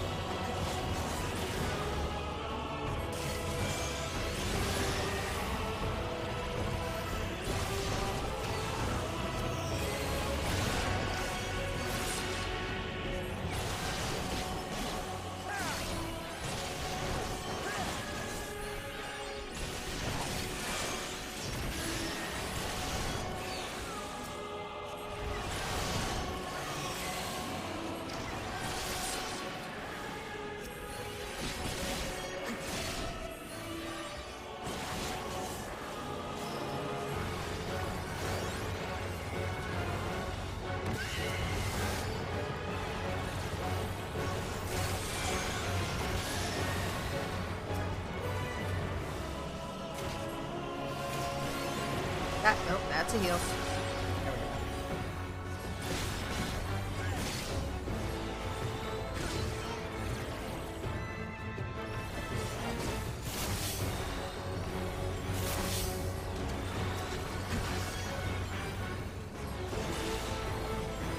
Hard, but not hard enough!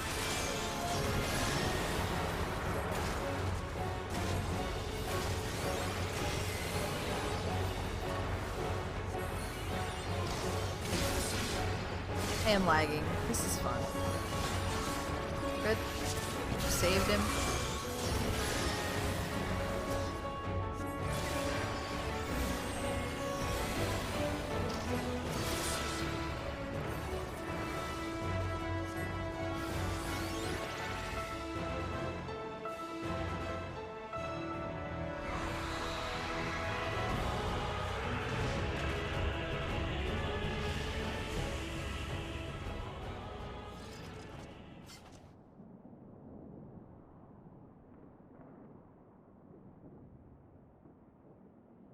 Help!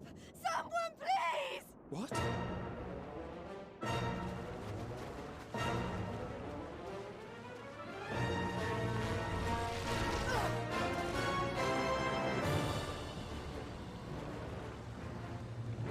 No. Don't. I don't want to die. Hey, are the Garleans helping us now? Let not a single fiend escape! That Euless? Yeah! Wait, that's... Euless and the army. So, you've recovered then? In time enough to be of aid, for once.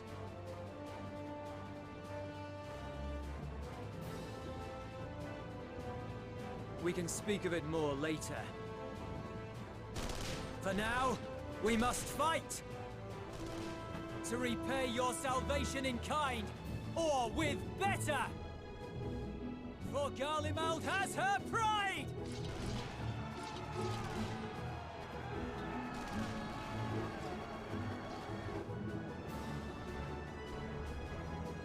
Of that I've no doubt.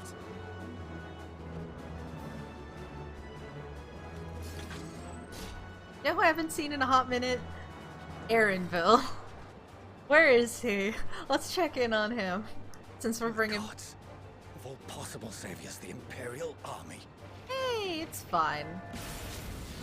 They're good noodles.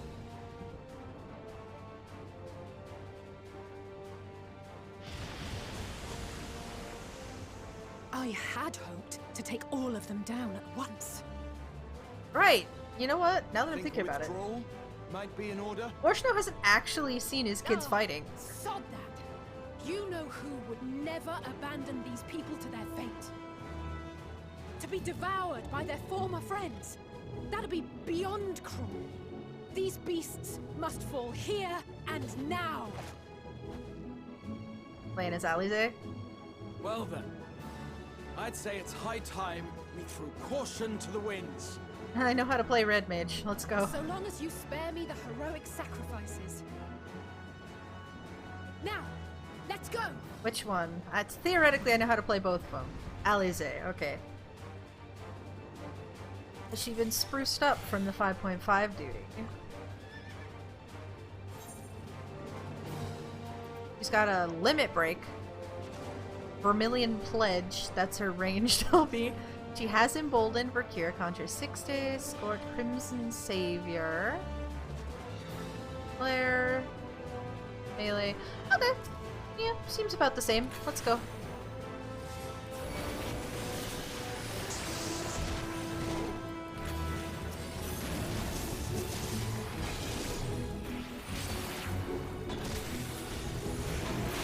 Lagging a little bit.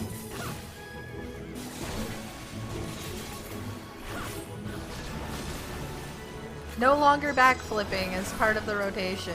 Oh, tragic. So no way to break the chain of transformations.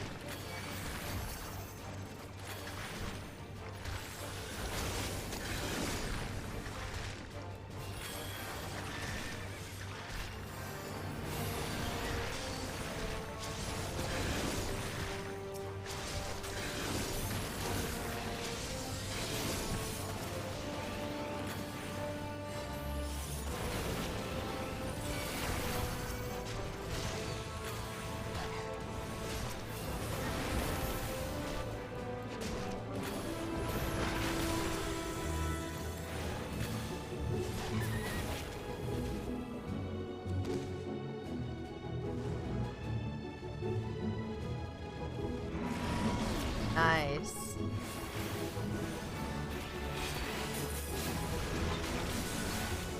It's not like the rest. I was just instinctively moving myself as though I was going to backflip, but I didn't actually backflip. I'm sad.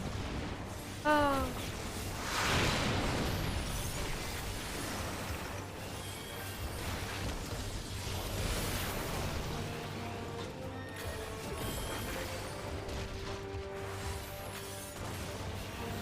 Beast calls down a rain of meats.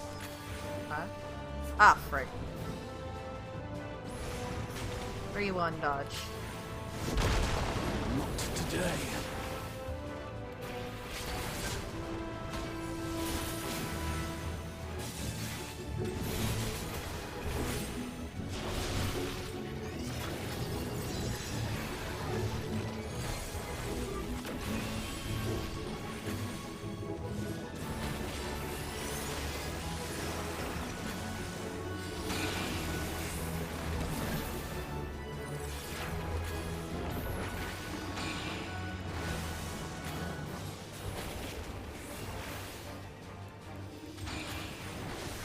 Clockwise rotation, my favorite.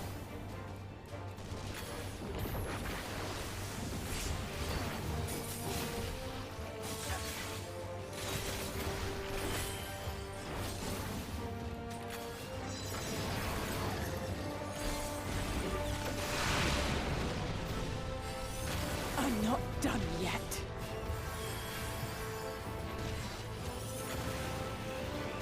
Doing back there. You could be a paladin right now, bro. You could be taking his aggro from me. None to worry about.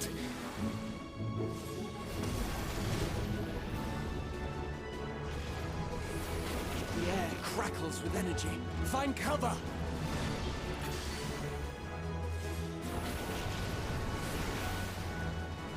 Could I just stand in the middle? Yes. I could just stand here.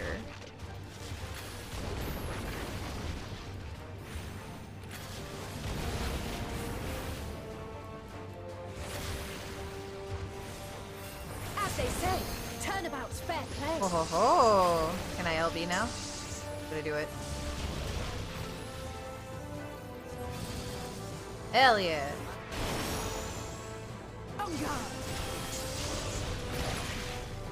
Cool! That did a lot of damage.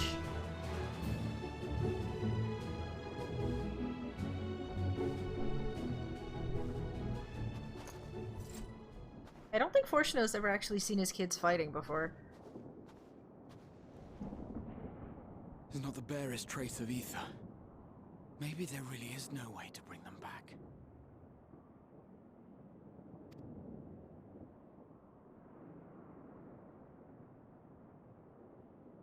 Thank you for saving our lives once again.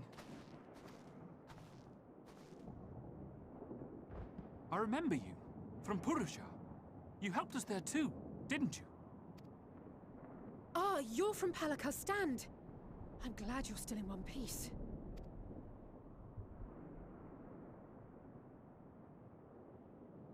Or you will be, once I see to that injury of yours.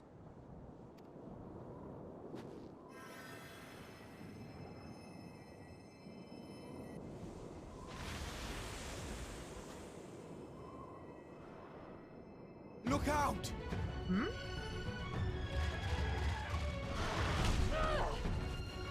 Oh.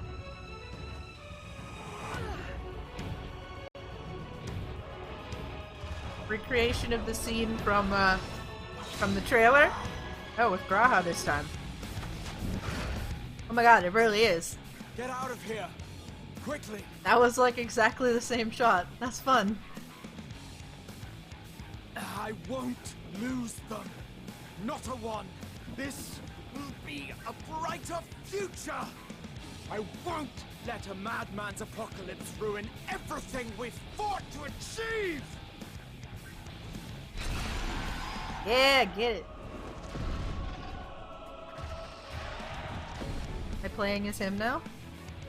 Or... Get it together, Alizé. He is really cool. Embarrassing yourself. And in front of Father, no less. You might never measure up to our champion.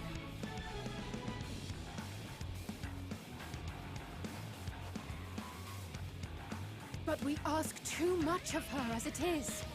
You mustn't let our sword in the darkness fight alone.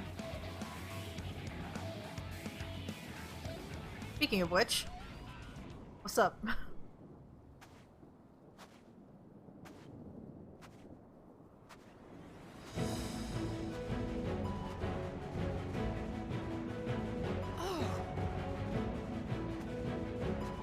How you doing?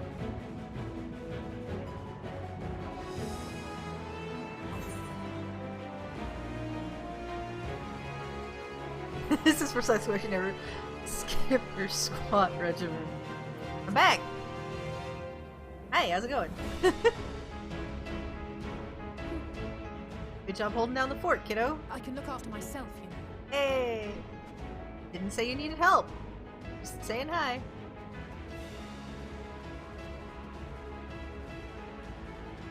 Everything's in order, I trust? It's the line.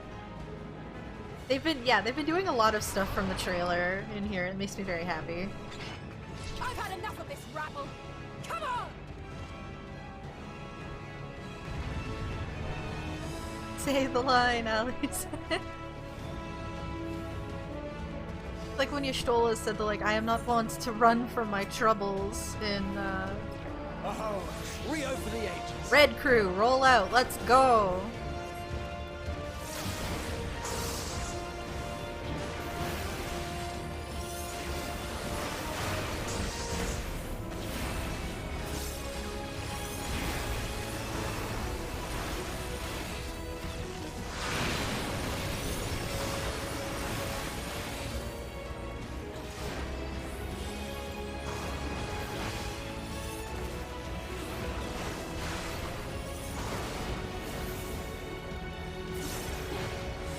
Range does not break combo! Range does not break combo! Yeah! I keep forgetting. It's so good.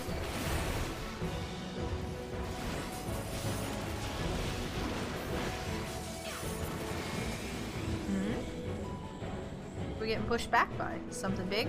Bellwether? Oh, catastrophe. Okay. I had a feeling I'd find you. Hey! This should be the last of the worst troublemakers. With me!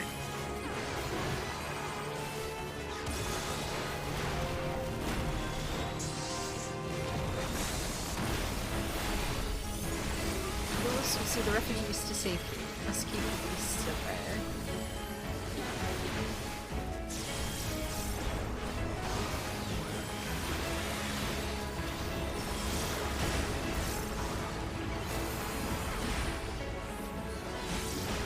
Does this do the gravity thing? Oh!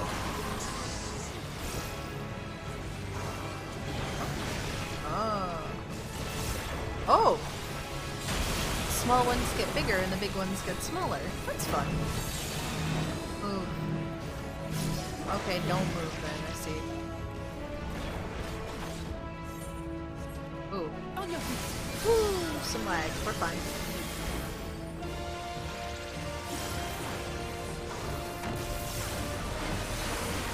We're keeping the north clear for me. Oh, hey! From,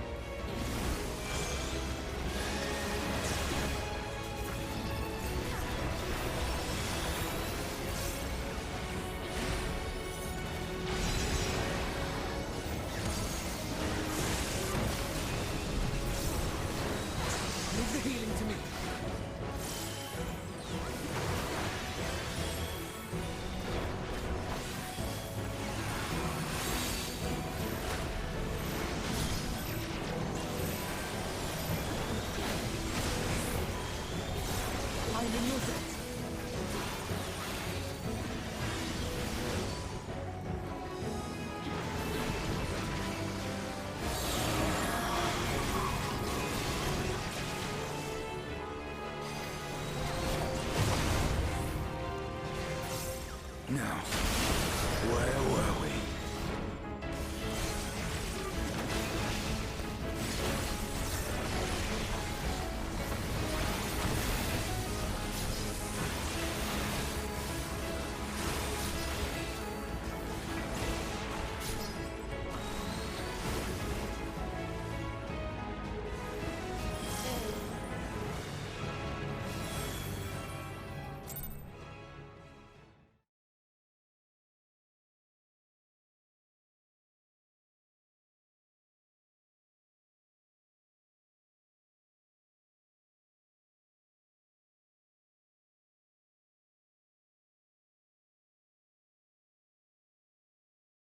It's a long loading screen. A lot of silence. Oh, I think we're back out. Eh.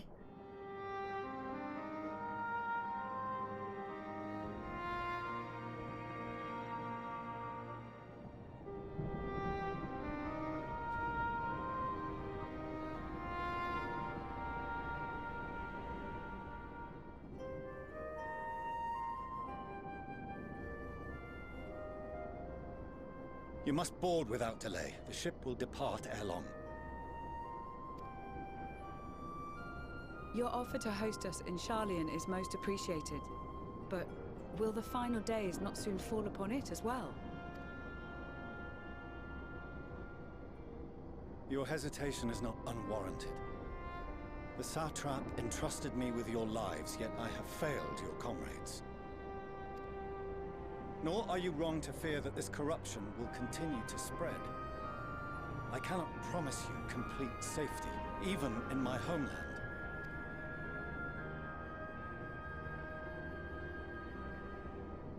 What I can promise is that I will do all in my power to protect you.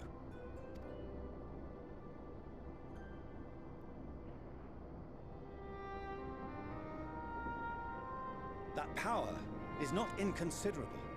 Even now, my countrymen are preparing the vessel that will deliver us to a sanctuary on the moon. Join us on our journey there, and beyond, to new horizons. Come to old Sharlayan. Please. He's gonna give you all a copy of Animal Crossing New Horizons.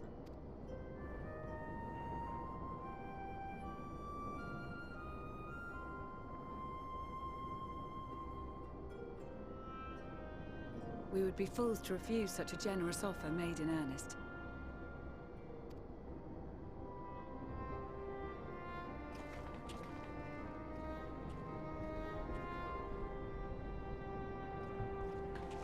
It seems they've a new destination. The people of Radzat Han have known too much suffering. The march to Garlemald will only bring them more, short though it may be. I quite agree. Fortunately, they have you to look after them. Yes. Well.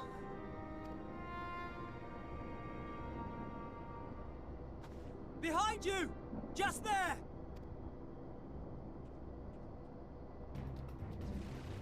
Big boy.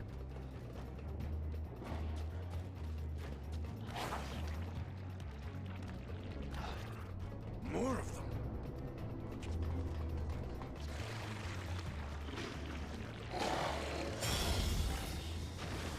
Xenos?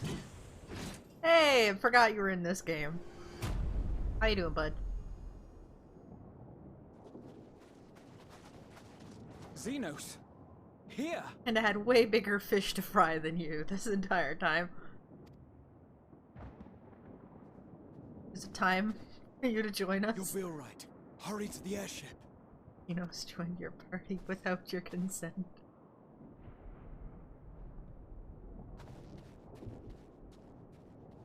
Time is nigh, perhaps.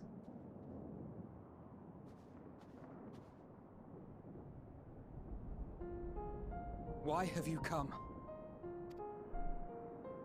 A heretofore unseen beast.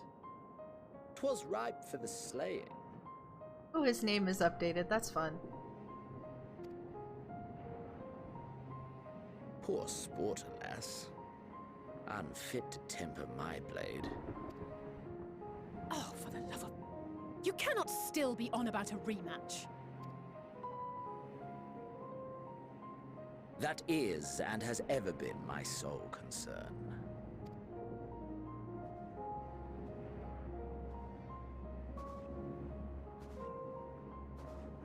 You, on the other hand, are fixated on a different quarry. Yeah, hell yeah, I don't think you got anything on ancient space bird robots. Your passion pales before mine. Yet neither hate nor despair seems sufficient to recapture your misdirected bloodlust. I feel like this is gonna be like, if you won't help me until the star is safe, then I'll help you save the star so you can fight me. So, I hone my blade, and I wait. Yeah, you're waiting, but like, you know, while you're busy waiting, you could help us. Maybe. That's it. That's all you care about. I mean, yeah. It's been his character for the past 3 expansions.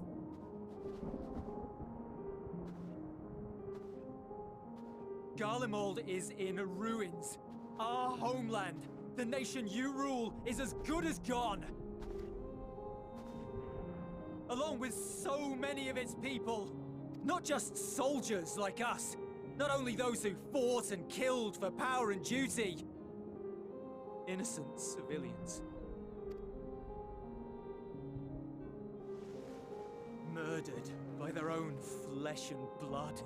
Lost and confused as they breathed their last. You're not going to appeal to him because he doesn't care. While we who survived with our lives and minds intact were left to freeze to death. No amount of attempting to appeal to his humanity is going to do anything. He doesn't care. The Eorzeans tell me all this was your doing. You slaughtered your countrymen. You did. For what? I already told you. It's for a rematch. Like, for nothing in the end. So much wasted effort. Yeah, like... You. Euless. Probably don't want to charge at him. You bastard! I mean, that's true, but please don't charge at him. For your own sake, Euless, you must control your anger. Calm down. It will serve no one should it consume you and see you transformed.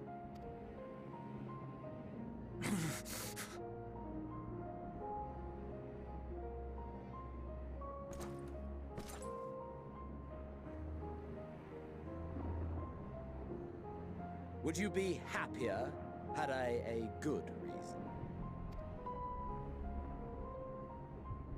What? If my motives met with your approval, would you no longer resent the outcome?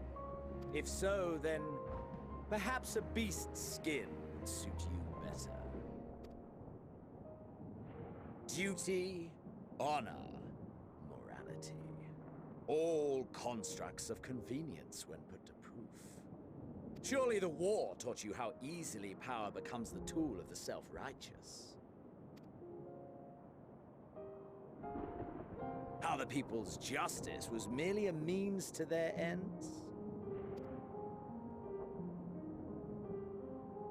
Yet you would ask me why. Ask any creature of this star and those above for answers, and they will tell you what suits their fancy. And they would be right to do so. What meaning there is to be found in the petty vicissitudes of your existence must be gleaned by you, and you alone. One dude who is not questioning the meaning of life, because he's like, I just Should you fighting, seek bro. it in battle in the fruitless pursuit of my demise, then come. Assume your rightful place as a notch on my blade.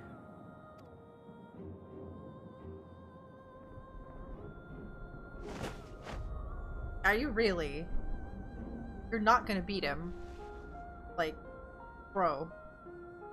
You are a blight on the Garlean race, and there would be no more satisfying way to expunge it than by beating you to death.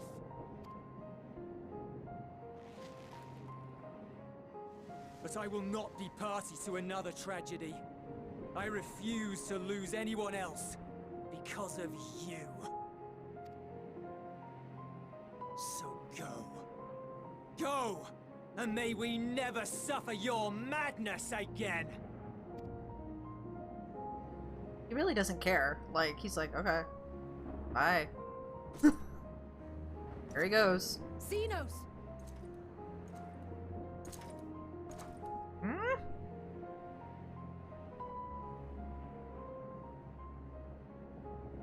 Perhaps you found meaning in living this way.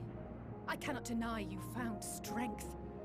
Yet if you only pursue your hedonistic pleasures and pay no heed to the plight of others, then no one will give you the time of day. You will never get what you want, not even the battle you pine for so dearly. You'll be alone for an eternity, and you'll deserve every agonizing second of it.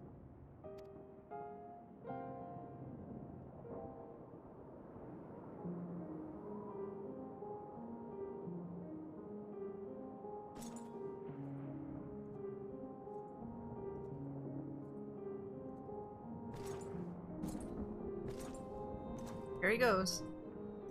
To pop up again at some random point in the future. There's so many things happening in this story that I'm forgetting about. Like, oh yeah, Xenos is in this. Oh yeah, the world is ending. Actually, I haven't forgotten about that, but like... We're ready to depart. The refugee ships will be leaving shortly, but I've asked mine to remain for the time being. There's room enough for you to join me on it, if you wish.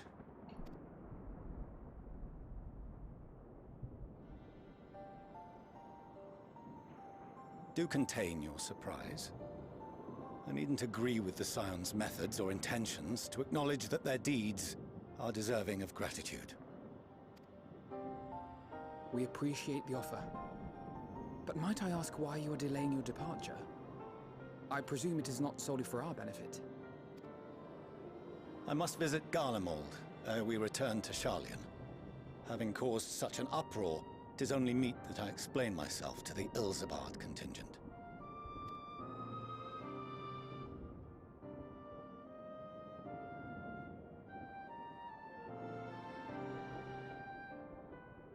Allow us to accompany you then.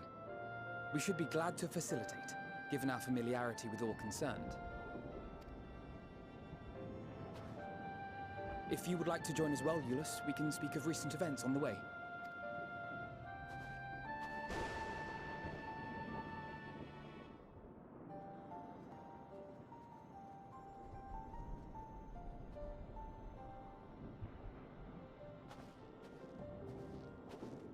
He'll be after your seat on the forum next.